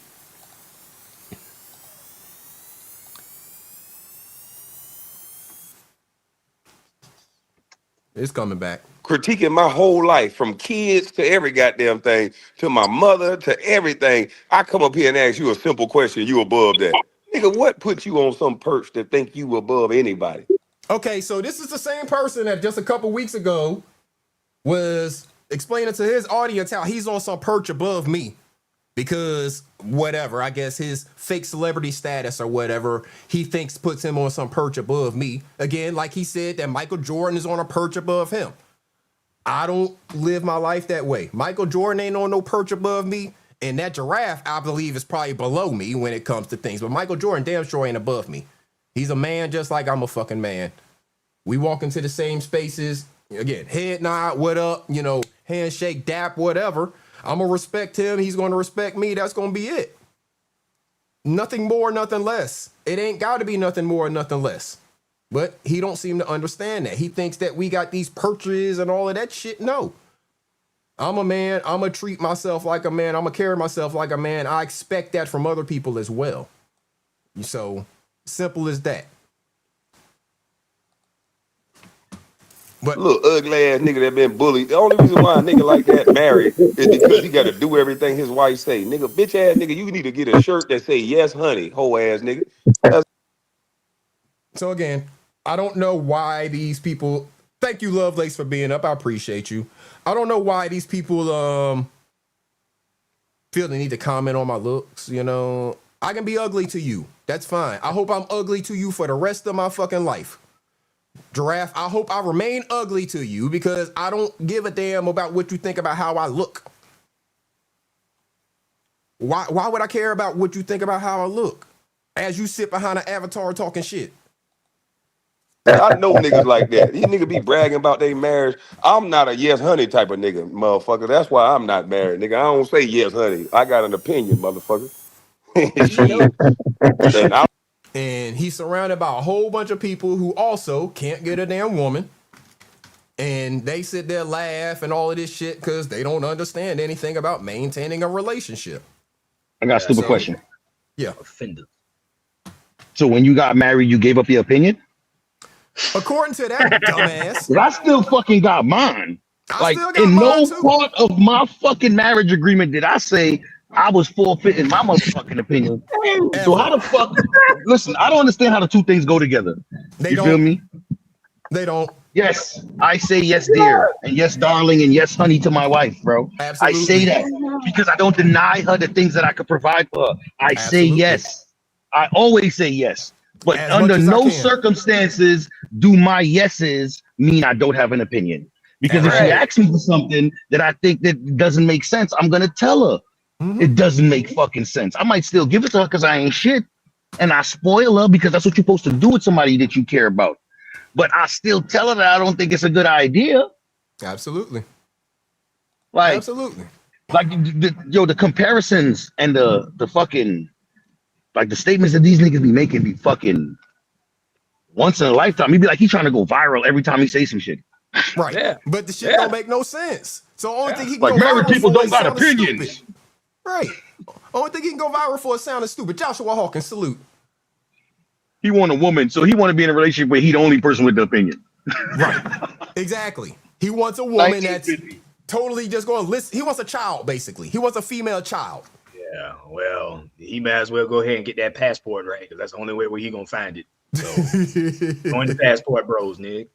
Yeah, he wants a child, someone that's just gonna listen and Indentured do every fucking servitude. thing he Go says do your thing. on Go find the command. ones that is like in their culture. You know what But I'm saying? again, 'Cause there are cultures where it's like that. You know what I'm saying? but you can't build with that. That's just somebody that's listening to you. That you might as well have a fucking a dependent child. Seriously, you can't build with that. Yeah, he don't understand that. He don't comprehend that. Coochie Kwame. I like that call, but he got the abbreviation I KK. just want to say two of anything is better than one, right? And if you're in a Mm-hmm. relationship with somebody and you are the only person making the decisions for both of y'all, and she don't got no input on that shit ain't wise, bro. That's not a relationship at all. A dictatorship. Yeah, like it's just not wise, regardless, though. Like, cause I don't see everything, bro. Like that's my other half, nigga. She covered my blind spot, bro. Right. You gotta have somebody to bounce shit off of. Right. You gotta These have are somebody niggas that like these are narcissists that think they perfect, that they don't got no blind Exactly. spots. I know I got a Exactly. fucking blind spot, bro. Exactly. I know my wife cover that shit that I miss. Right. You feel me? Well, these niggas. Right. They dumb. They dumb. They ain't never been in a situation where they needed to depend on somebody having a six. You know? Somebody gotta have my six. And I know wifey got it. She gonna crash the fuck out if she see anybody damn even trying to do anything to attempt to hurt me. She gonna crash the fuck out on you. Simple as that. And she know that I'm gonna do the same for her. You know, I'll lose my freedom about her, you know, if that's what it takes. You know, so that's I the don't know way what we you are. weirdo niggas be thinking. Just because somebody not married, that mean, nigga, you got the same box that don't want your dusty ass. Nigga, I can go get a new bitch every night if I want to. The fuck is you talking about? You don't got no girl nowhere. What was I talking about earlier, y'all? There you go. There you go. What's the meaning of? There you go. What was I talking about There you earlier, go. y'all? He said he Hold on. didn't say that. Hold on, bring it back a little bit, right? Uh-huh. And listen to the difference in the two people he described, right? He said you got the same box or same woman, right? Because that's we building, but he could go get a different bitch. We don't deal with the same caliber of female, my brother. Exactly. Exactly. I'm What not looking little for a man said bitch. he did? He pointed at it like that. Yeah, Right. straight up. I'm not looking for a bitch. Me talking about me, and before then you was talking about me. But that's what you can tell he he tuna, he a jelly belly. Cause I ain't gonna talk about somebody that I'm not willing to talk to. Nigga, come holler. Come have a conversation. I even tried to have a conversation with that junkie. But this nigga, he's afraid of me because what's gonna happen is it's gonna expose that everything he got going on is based in emotion. He trying to talk like this man. Nigga, if you mad about that little $50 nigga, total it up and I'll send it back to you. Men ain't supposed to be arguing for years, nigga. We ain't supposed to be sitting up here. You trying to call yourself a man's man, but you won't even articulate what you mad about. You doing volume 1 through 19, critiquing my whole life from kids to every goddamn thing, to my mother, to everything. I come up here and ask you a simple question, you above that. Nigga, what put you on some perch to think you above anybody? Little ugly ass nigga that been bullied. The only reason why a nigga like that married is because he got to do everything his wife say. Nigga, bitch ass nigga, you need to get a shirt that say yes, honey, hoe ass nigga. I know niggas like that. These niggas be bragging about their marriage. I'm not a yes, honey type of nigga, motherfucker. That's why I'm not married, nigga. I don't say yes, honey. I got an opinion, motherfucker. Shit. And I don't know what you weirdo niggas be thinking. Just because somebody not married, that mean, nigga, you got the same box that don't want your dusty ass. Nigga, I can go get a new bitch every night if I want to. The fuck is you talking about? You don't got no girl nowhere. Nigga, the single life is good and bad. Cause nigga, you can walk around with lumps on your eye, your lip, and everything else like the motherfuckers in Texas. Some, not all. But they want to paint that. I can tell they laying there going over content with their women because don't no single nigga talk like that. I know you ain't got no girl around you. What kind of single man talk like that, nigga? The fuck wrong with you? If you got money to buy dinner, nigga, you can get a girl. What the fuck is wrong with you, nigga? No shit. Niggas is crazy. Bitch, I could pay a woman bills. The fuck you mean I can't get a girl? Nigga, is you crazy? That's the thing. That's the thing I don't be understanding about these clowns. Nigga, stop trying to Nigga, I know married niggas. Nigga, what the hell are you talking about? Some of my married friends called me, nigga. Cause, oh man, she said no again, man. Oh hell no, man. Which fucking motherfucking married friend do he have that's calling him talking about she said no again? Who does that? He ain't putting no name on it, so obviously it's nobody. Who does that? Who out here married dude is calling some other dude talking about she said no again? What kind of yag ass conversation is that? Right. That's some weird ass shit. I've never talked to any other person in this world about my sex life with my wife. Like, what are we doing here? He got married friends that call him and tell him she said no again. That shit don't even sound right from any married person's point of view. He must be telling stories from his own experiences. I think that's what that is. Right, because he's the piece of shit that he is, and he don't ever want to do anything to actually deserve or keep that woman. So that's why he end up in them situations where she don't want to do anything, because he's not doing anything to pour into that woman. So why the fuck would she want to give herself up to him? Right. Fucking idiot. I'm tired of this. I'm tired of shit. And I say, look, man, I don't want to hear all that shit. I'm gonna go out. So, nigga, don't be trying to pump up this life like it's so important, nigga, because it could be that you just pumping it up because you know that shit miserable behind closed doors, nigga. Nigga want to examine everybody else.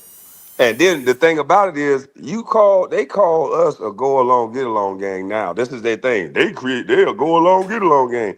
You know, that's what they always do, try to use what you came up with against you. But I done seen so many people over this sector go to people panels, talk to people, y'all let people on y'all panel. This is the only dweeb I know that as soon as he see me, it's the open panel except for me. I don't like talking to you. Bitch, you like talking about me? I didn't go up there and disrespect them. I was calm, cool, and collected, just asking questions. Okay, so he's already contradicting himself. He already said earlier in this, he was saying stuff real fast, trying to say all the things and get it out and get all his disrespect and all that shit out. But now he's calm, cool, and collected and didn't disrespect me.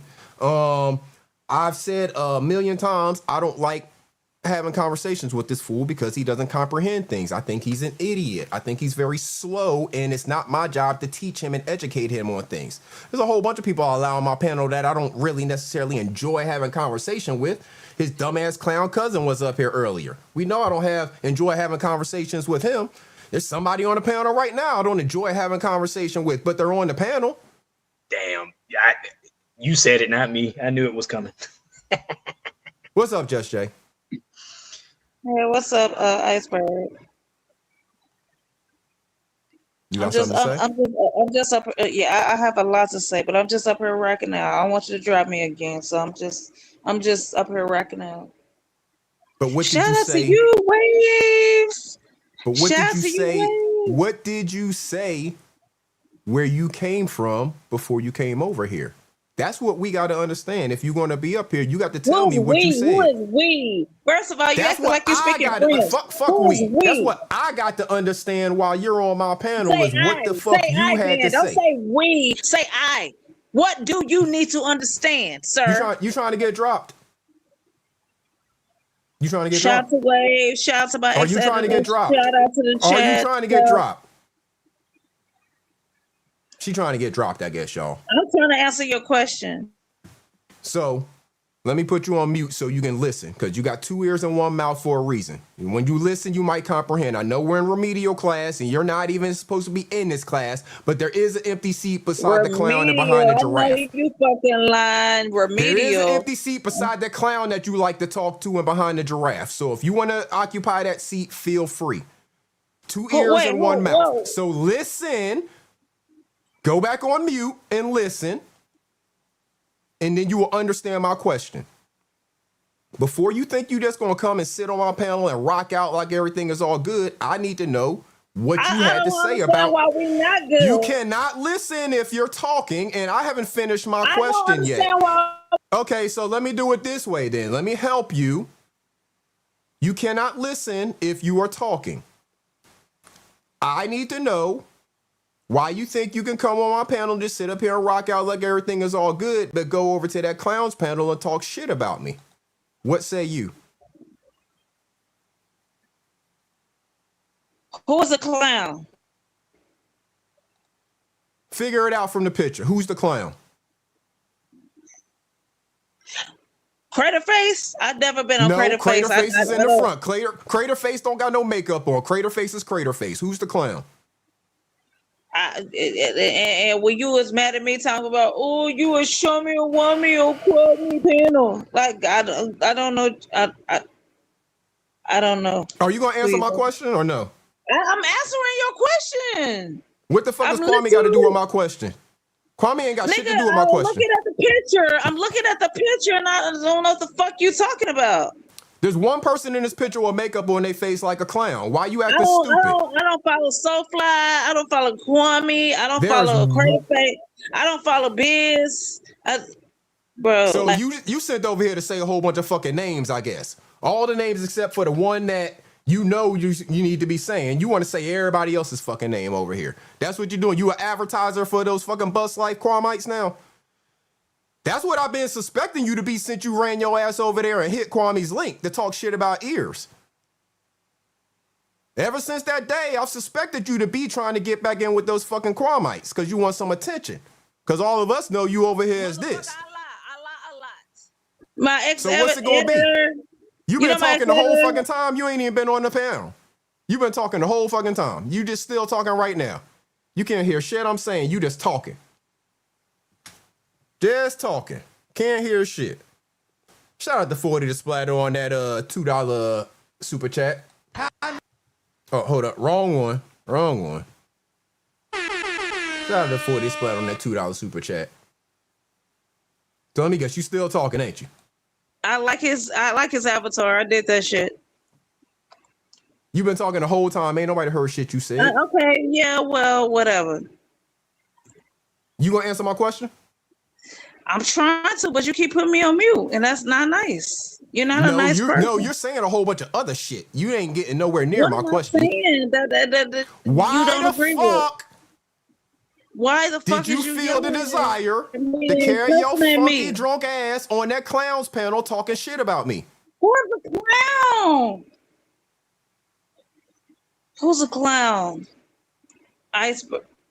Y'all, I got shit to do with my day. Let's finish this video. Yeah, bro. Don't waste your time with that no more. I got shit to do with my day. Yeah. I'm rocking out till you get off the panel. And you know But what, he don't KB? like talking to me. What kind of man say that? He might have a point there. He just don't talk about you, period. And you come over there and do that. But this nigga talk about you every live.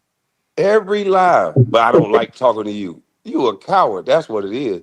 You gonna talk about me every day. I come. You got a thing that say open panel. I hit the panel. I don't like talking to you. I don't like talking to you, bitch. But we on the computer. Let's talk. It's content. What's up?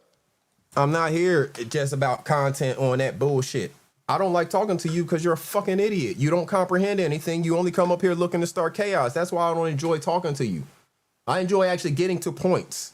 Actually, breaking down whatever the issue might be between two people and actually finding a resolution. But I know that you, sir, don't have any intention of coming to have any genuine conversation, any good faith conversation. So that's why I've been able to, over the years that I've been on YouTube, associated with different people, making different content, stuff like that, I've been able to get past any differences I've had with multiple people. Johnny Blaze cussed my ass out for putting eyes in his chat one time. I made a drop out of that shit. That shit was hilarious. Shout out to motherfucking Johnny Blaze JB too. We get past our shit. Sis had me as a fucking avatar for his channel for months. Had a picture of me that was, morphed or whatever as an avatar on his channel for months. This is years ago. But we can get past shit. Because we can actually have a real conversation. We can have a good faith conversation with one another. Understand what the situation was at that time and that we ain't do nothing to cross the line with one another. I ain't talked about nothing about that man's children, family, any of that shit. I talked about shit that he did on YouTube. He talked about shit that I did on YouTube whenever I was associated with Sister T, right? Simple as that. We never crossed any lines with each other. We never went to any place of disrespect that we can't come back from.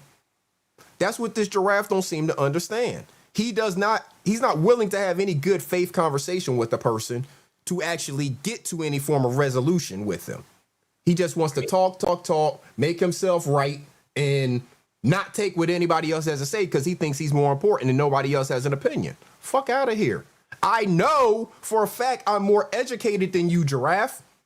I got the degrees and shit to prove it. I have the life experience to prove it. The things you say show me even more that I'm more educated than you when it comes to just life experience things. So I'm going to look at you that way. It's just that simple. You keep talking about me. You keep critiquing me. So he's worried about me talking about him and critiquing him because he likes to put his entire life on YouTube. So me as a smart content creator, understanding that he has a big audience, right? His audience is typically bigger than mine. Whenever I started my series talking about the hypocritical ways and things that he does and pointing that stuff out, he obviously had a much larger audience than mine. So what way do you as a content creator actually make a point? You find somebody who is known by a lot of people, but they're doing things to maybe scam or whatever. And you point it out to people. As people see it for themselves, they start to separate and distance themselves from them.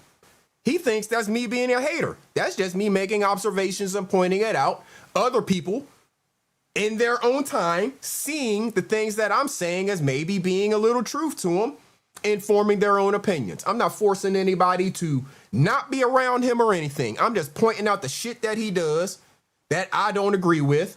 Some of it that I see as scamming ways. And if people want to pick up on that knowledge and decide to move in a different direction, they're welcome to do it. But I ain't telling anybody specifically to not go over there and deal with him.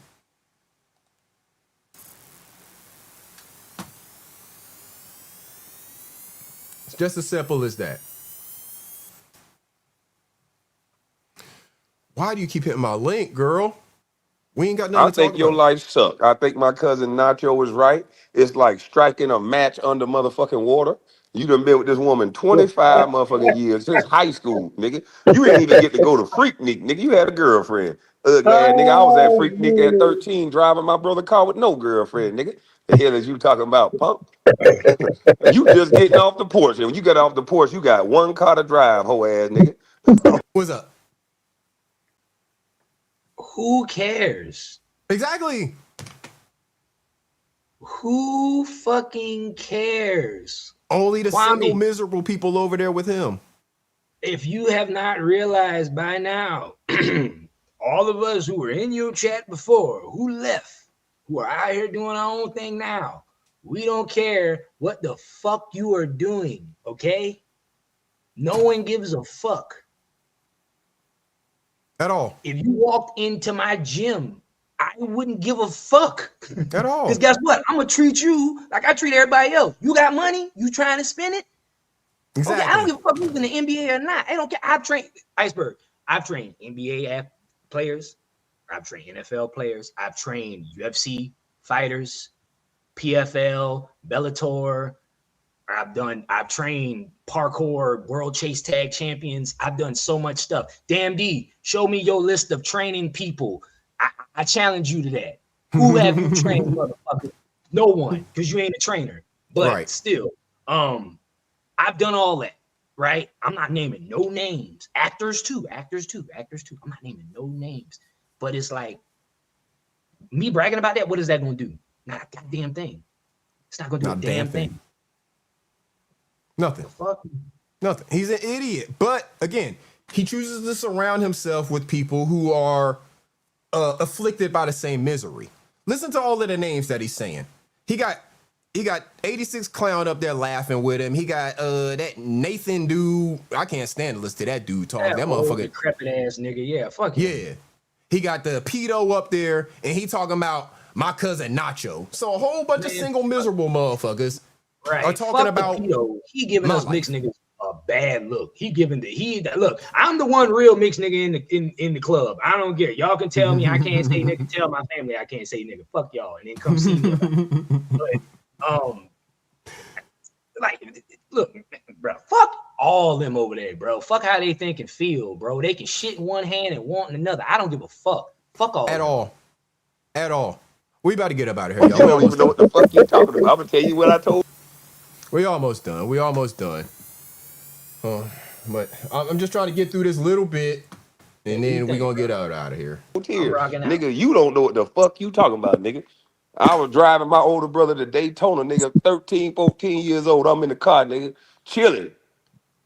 Yeah, nigga, in a big boy Chevy. You been a weenie dog your whole life, nigga. You been under restraint from your parents, then the wife, your whole life, nigga. You ain't never been able to be wild like a young man. You a dweeb ass weenie dog, nigga, and I go on mute. Damn. So that's what that idiot had to say in reference to after he got kicked off of my show. That's it. I'm not giving the rest of them any time. Right, in his feelings. I'm not giving the rest of them any time on my panel. No voice or none of that. They damn sure ain't getting shown on my panel. Fuck all of that. All right, y'all. We're going to try this one more time, and then we're leaving. Girl, what you want? What you want? You here now? You not here? You done ran away? What? What do you want? No, I'm here, but I bet if Kwame came up here and talking shit to you, you would have nothing to say. I ain't talking tata to you, Iceberg. Kwame was I'm already still up trying to here think. talking. Kwame was already up here talking shit to me today. What are you talking about? Okay, but I wasn't talking shit. You keep talking the shit to me. Like I You were did talking something shit to about you. me elsewhere. You don't want to You stand talk on shit that. about me everywhere. What the fuck Bro, did you say you about always me talking shit today? about me. You Where, always where, you where, did, where, bro, where, where? nigga, You still nigga. mad about the one time I talked shit about you a month or One so time, ago? okay, You still mad about that? okay, Because I don't okay, talk all shit right. about you now. I see you in chats. I Okay. say, what's up, Just Jay? We ain't got no smoke. I say, what's up, Iceberg? But then So you what the go fuck? over and hit people's links and talk shit about me. That's not true. So That what ain't did you cool. say on that clown's That's link not today? true. What That's did you not say true. about me on that clown's link today? Because that clown had just left from over here too. He had just left from getting his ass kicked from over here when you ran your ass over there and hit his link. So what did you go over there on that clown's link and say about me? You can Who's the either say clown? it here I'm or still I can trying. go find it myself. But you can have Okay, the opportunity clip right it now up. to say it. Clip it up. Clip it up. I'm not clipping up shit because you want clout. Fuck that. I You can want the either have clout. the No, you the conversation clout with me. chaser. You know, You you can either cap. have the You cap. conversation No, with no, me no, right no, no, now. no, You can no. get the You fuck cap. on. No, no, no, no. I'm not a clout chaser. You cap. You You can either have the CAP conversation cap. with me right now. You can get the fuck on. Take I'm your trying choice. Took a to. I'm Baltimore. trying to. I'm God damn trying it, to. is. I'm trying Mr. to. Furley, the owner of the building in the building. Salute to you. Lovelace, I am fine. I'm astonished by this interaction right here, this conversation we having. So what Ears, did bro. you I've been say? on this panel all damn day. I've been waiting on your ass. Man, I seen this shit. I was looking. I had to watch the. I was behind in the what's name. I had to catch up and Hey, everything. ears. Hey, I ain't want. I Ears. want to know what all was going on. I just ears. Did you see how what's I got good. Coochie? What's good. Did you see how I got Coochie to jump off the panel, right? You seen that? Yeah, I seen that shit. That shit was funny as fuck, man. I learned from you, bro. Y'all So wilding out though. But go ahead. Y'all let y'all finish salute what ears. y'all saying. Salute to the homie ears in the building. You gonna answer my question or not, drunk? Nigga, sterile dick, nigga, well, shut, man. Hey, ears, hey, waves, hey, chat, hey, everybody. Fuck you, Iceberg. Listen, I'm gonna go back on mute. No, you're gonna get the fuck off my panel if you don't want to have the conversation. You're gonna go on mute. You're gonna get the fuck off my panel if you don't want to have the conversation. Oh, Lord, man. I'm asking simple questions. All you gotta do is stand on whatever the fuck you said, but you don't want to do that.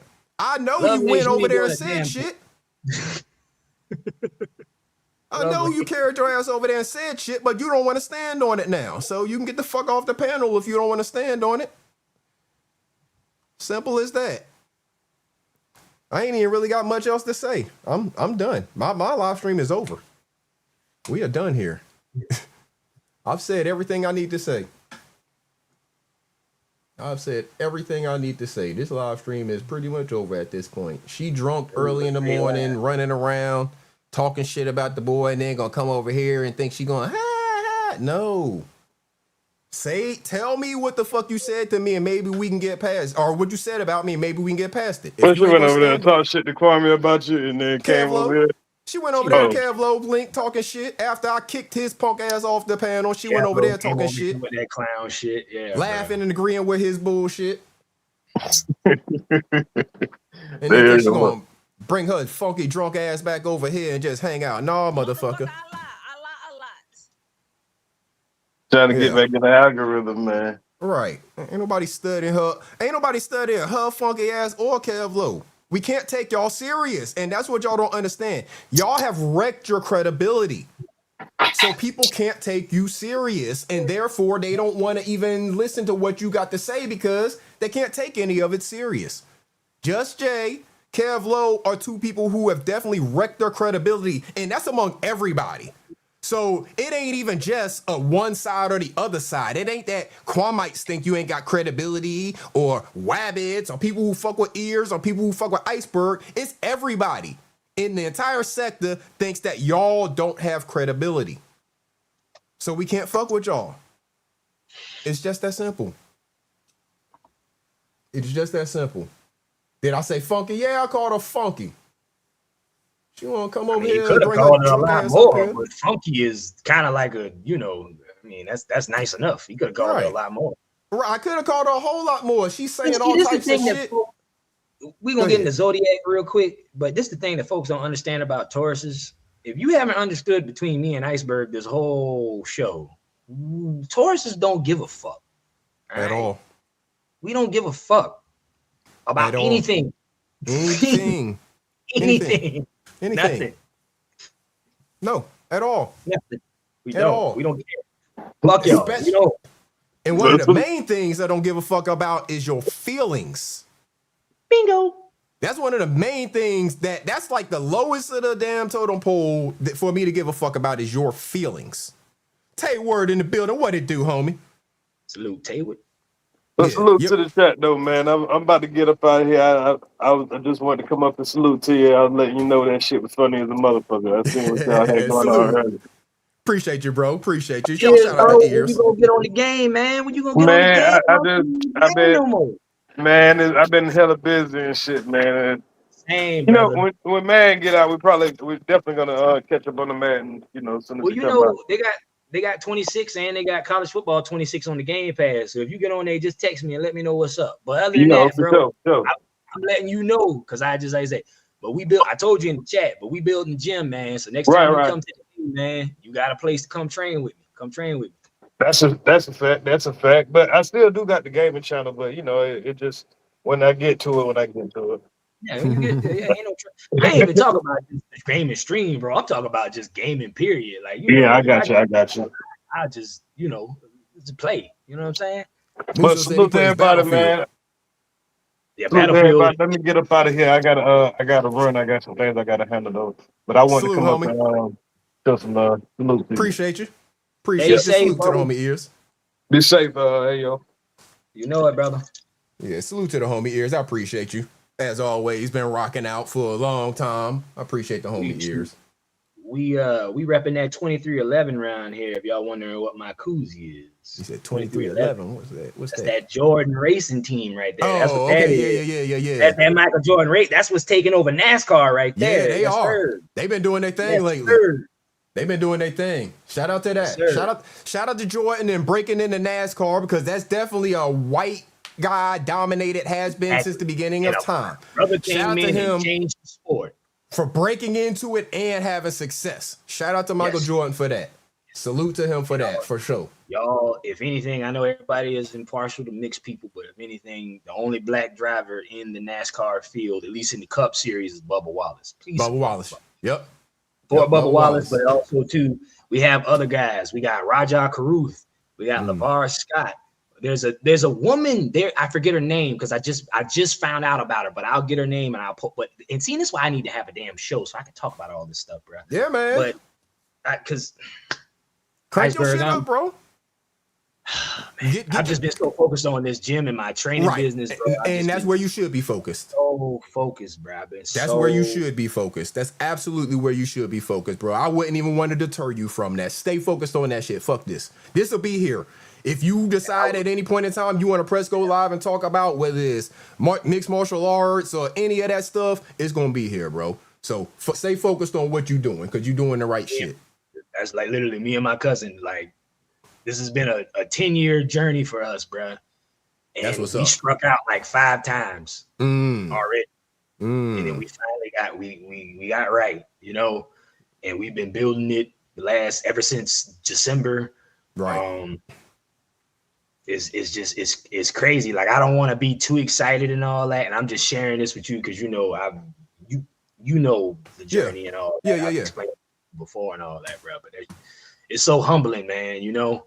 And then just using all this knowledge that I've gained over the years, you know, working with my dad, working with my uncles, working with, you know, different elders, OGs and stuff like that, teach me like little life skills, you know what I'm saying? And then I'm using all those life skills to build my gym, you know, tile floor, knowing how to lay down stuff, cut things, you know. Can I do electrical work? No. I'm not an electrician, but I can put a mirror on the wall. I can build gym equipment. I can lay floors down. I can lay turf. There's a lot that I can do. Right. I waited for the opportunity to come up here and tell y'all because I know y'all have always supported me as GC in the chat or getting on the panel or anything like that. But I wanted to share that with y'all because I fuck with everybody. And I definitely fuck with Iceberg. I fuck with Ears. Like that goes back so far. Right. And I appreciate y'all. And like I said, I want to present my content, or I want to show y'all the work that I am doing. Is just finding my comfort zone of doing it, because like something that Iceberg has said and I've said, I'm very private. I'm a very private person. I don't like sharing things. It's just me. I just don't like doing it. You know what I'm saying? Yeah. But I'm learning that in today's age, especially me being, you know, I'm like I said, I'll be 33 in next month.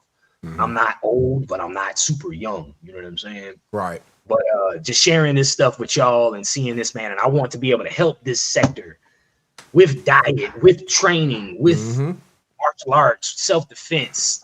You know, I'm a nerd for equipment, Iceberg. I'm always looking. I'm a sneakerhead.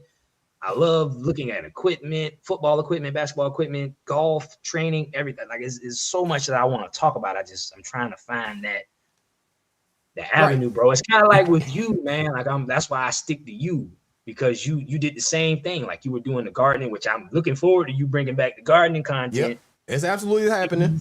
It's gonna be happening for sure. Because I don't know why do dudes think that it's so weird that you can garden? All my grandparents was in the garden, and my dad's in the garden. My dad grows. Think it's as weird as they want, bro.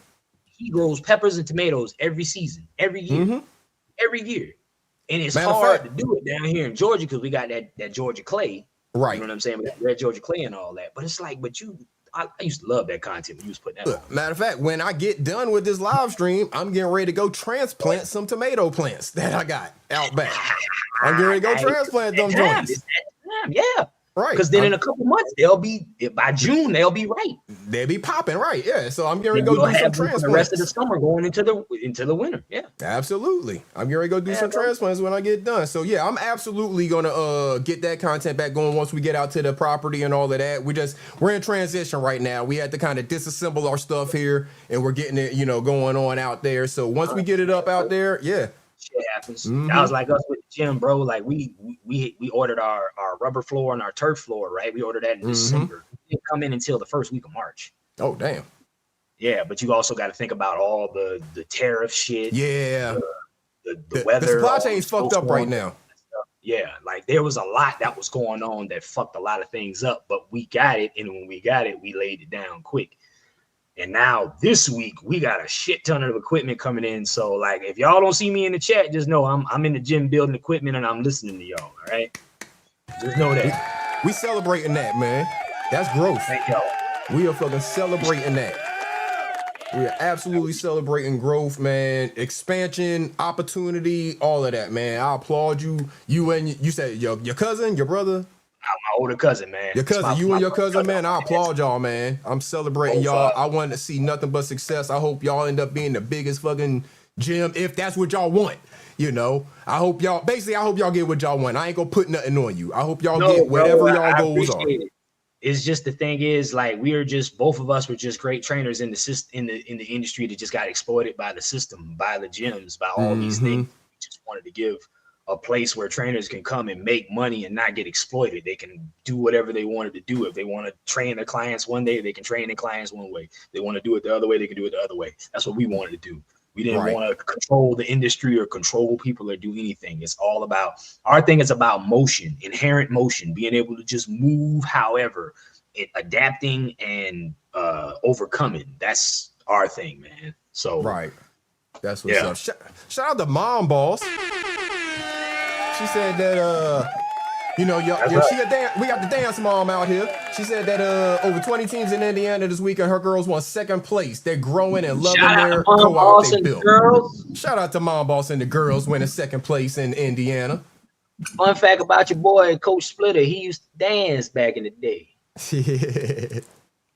But that's us right there, man. Hey, yo, y'all talking stop limits. We in the safe, you heard? That's what's up. We're talking about growing, yo. Y'all talking work. You ever seen a safe door? You ever seen a safe door this big? Hell yeah. In banks and shit, yeah. In the bank, you got to secure the product, you heard, since y'all talking shop. You know what I mean? Talking work. We talking work, shells and shells of work, you feel me? That's what's Best up. believe when I come to New York, I'm trying to link up with you and get right with the bud, bro. I'm telling you, I'm a connoisseur. The store is open for all connoisseurs of the cannabis, you heard? I am with you, brother. We here, brother. We here. We shop at links on that one right there. Lovelace said all y'all got to report to the office because we supposed to be gone a long time ago. Lovelace, if you don't stop, she trying to police the panel, man. She said all y'all got to report to the office.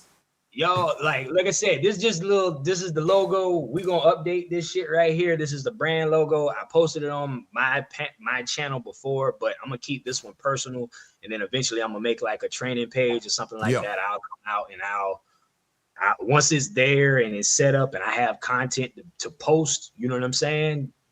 Definitely let us know, man. We'll share your stuff. We'll share your content, share your channel, all that. Get you where you can get monetize and all that good stuff for sure too, so you can make money off your content. Absolutely, bro. As soon as you ready to roll, hey, just let me let me know. Let the ears know. We got you, bro. We got you for sure. Y'all do, but that's why I don't want to come half stepping. I want to make sure I got all my shit right before I come to y'all. We got you, bro. Real talk, man. Like, oh, I need this, I need that, and then they ain't got nothing ready.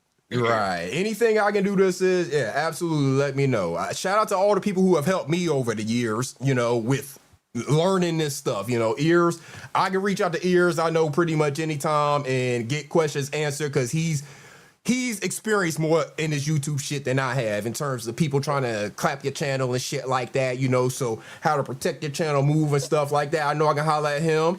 I actually can holler at Suge. I got Suge's number. I can holler at Suge if I need to. There's a few people that I can holler at and get information who know how to do this YouTube shit. God, Iceberg, you brought up Suge. Oh man, see, you want to know Kwame he like to insult people, right? But there's something about Kwame that I know because I'm connected to Gil and Suge. Okay. I'm not gonna say how. I'm gonna just say Underdog Sports. That's all I'm gonna say. Okay. But I know a lot about that whole Kwame, Gil, and Underdog thing. I've been holding on to that information for a long time. Yeah. And I know I'm the only one that knows that information. Right. And we know it's something out there, but we just don't know. Apparently. I know. But I know it's something out there. I just don't know any details. But I know it's something. I know all the details. I know everything. I don't.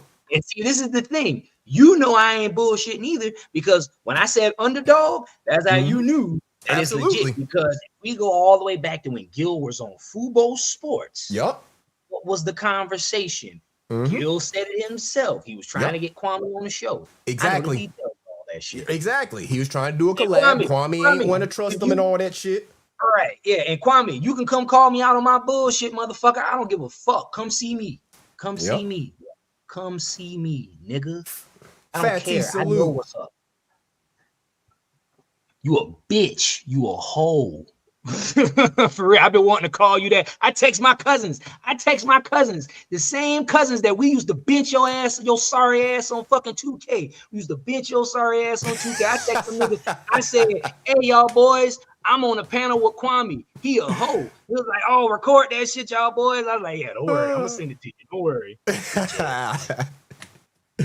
Oh man. All right, y'all. We about to get up out of here. I appreciate. Hey, yo, then rocked out with me all show. Got me a co-host, y'all. Shout out to Ayo in the building. Man, I'm here, brother. Taurus building out that gym.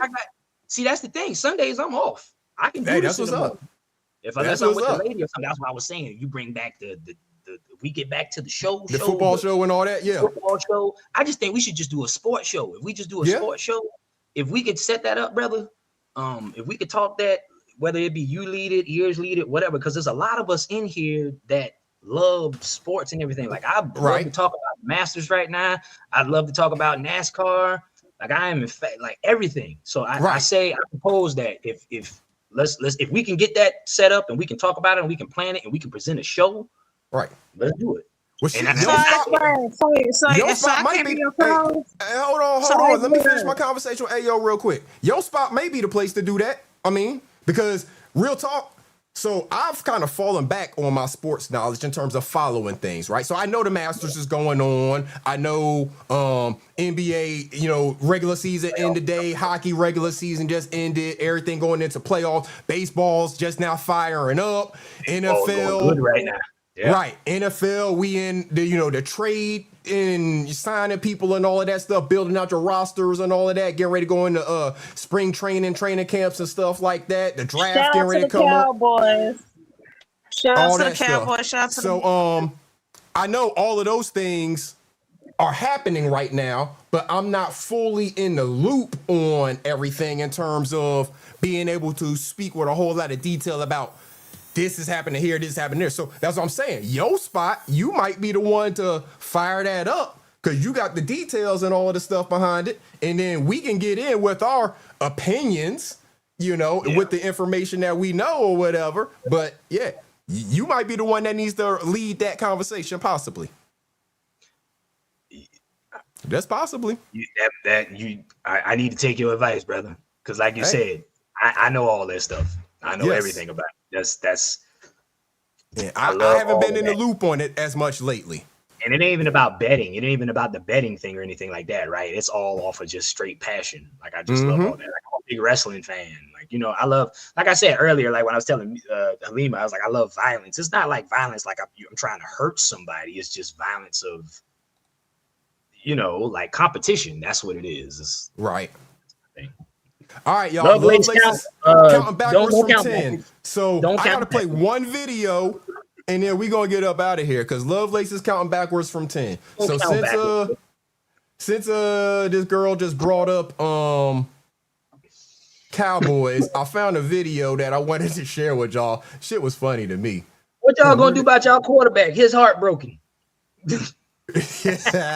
yeah. What y'all gonna do about y'all quarterback? They said he got some shit going on.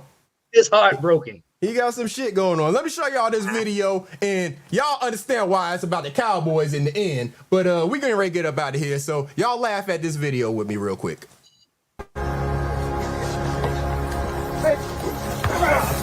Damn! Ow! Oh! That man hit the brick wall faster than he was running. Damn. Hey, Mr. Police Officer, man, what you doing come fall? Cause the Cowboys could use somebody to know how to tackle. And that don't look like that's the first time you ever done that, sir. So like I know he's still hurting. Brother, fuck that. The Cowboys don't need come to the Falcons. We need a linebacker. Everybody want him blocking. Let's look at this again. Linebacker. Let's watch this again because I know it happened fast. Y'all catch this again. Here we go.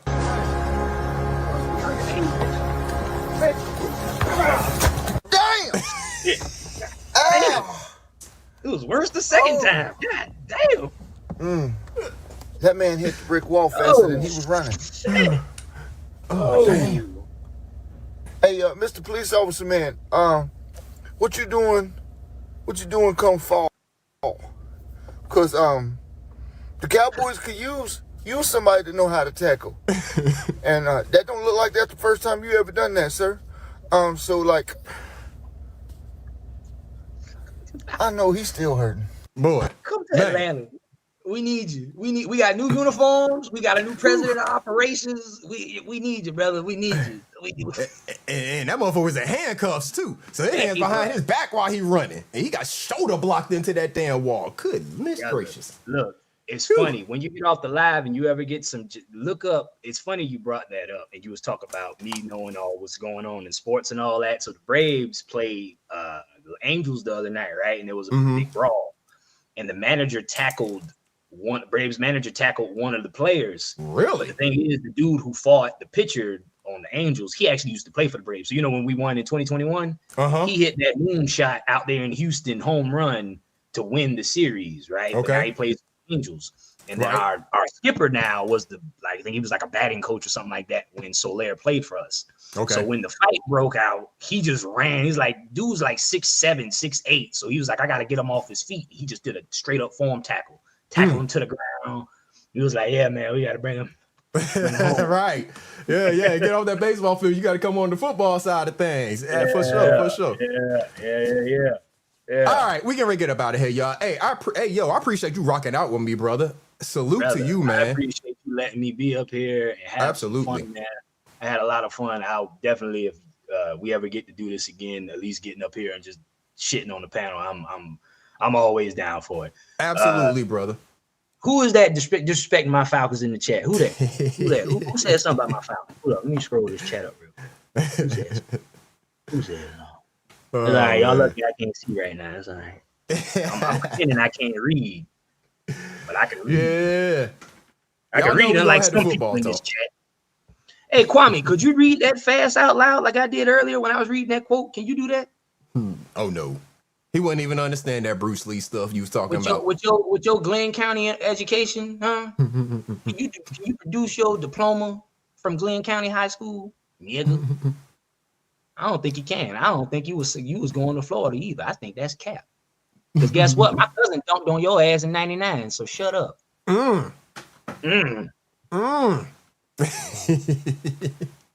right, y'all, we better get up out of here. I appreciate everybody rocking out with the boy. We just under 7 hours, a lot longer than I expected. But hey, we had people hit the link and come and kick it with your boy. So hey, I appreciate y'all. He doing that crater face over there, y'all. He doing that crater face.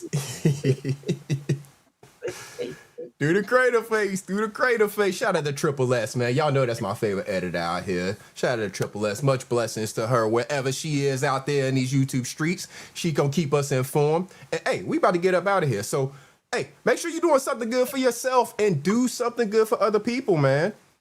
That karma will come back to you. That good energy that you spreading, it will surround you and bless you in ways unimaginable that you just least expected, man. So make sure you're spreading good energy out there in the world rather than going around miserable trying to tear everybody down and argue with everybody and all that. Worry about yourself.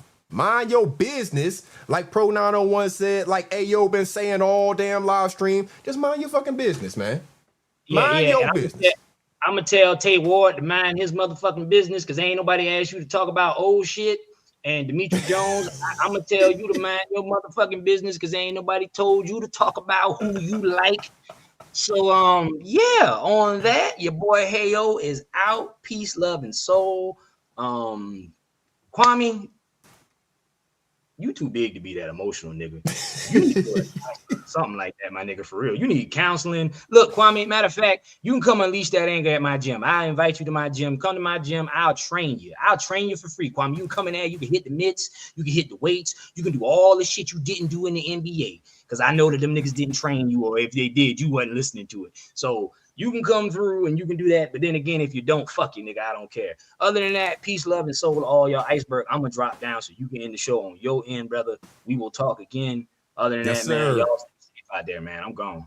Salute, brother. Shout out to Ayo. Again, I appreciate Ayo Splitter coming and kicking it with me for the whole stream just about. Y'all make sure y'all check out that brother's new gym down there. He opened in Atlanta. Support the brother, man. And whenever he starts doing his content, we gonna support the brother. We gonna go over there. Whether we talking about sports, whether we talking about martial arts, whatever it is, we gonna support the brother, man. And hey, y'all know how I do. I like coming here. I like talking about the stuff that we was talking about today before we got to that last little, hour or whatever. Your says device not connected, person in the back. You're gonna have to, there you go. All right. Don't want to let me in my show. What? What? What? Why are you saying what? That's very rude, Mister. It's rude for the things that you do to me too. What do you want? What do you want? Nigga, when me and Ears fell out, nigga, you jump behind. You was so pressed. You went live about me, nigga. We would never be cool again. Iceberg. You can't tell me that. Copper on head ass, nigga. Me and you would never be. Look, you almost going 7 hours. You came to tell me that? Almost 7 hours. 6:53. You are a follower. I thought you was, you said you was in the military and I thought you was great. You jump out of planes and all that shit. And I respect that. But me and you could never be cool again after what you did to me. You came to tell me that?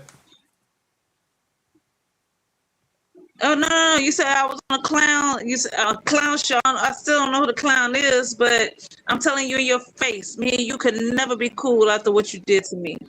Iceberg. Okay, so why are you on my link then if we're not cool? If we're not cool, why are you on my link? Why buy merch from you? Why support you? Why what?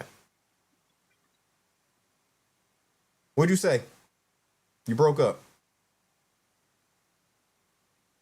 You must be having connection issues or something. I can't hear you now if you're talking. All right. I don't know what her deal is, y'all. I think she drunk. But anyways, we're going to get up out of here. Y'all make sure y'all have a wonderful rest of y'all Sunday. Have a great week. Yeah. Do something good for yourself. Do something good for somebody else. It will make you feel good to do something good for somebody else. And those blessings will come back and bless you in ways that you don't expect, when you least expect it, but when you most need it. So make sure you're spreading that good energy, spreading that good karma out in the world. You ain't got to be a hater on anybody. Hating other people does not do anything to benefit you. So until next time, good people, y'all make sure y'all do something good for yourself. Do something good for somebody else. Take care of yourselves and each other like Jerry Springer used to say it. And until next time, this is Iceberg. Salute. Now, as they say in your country, let us be out.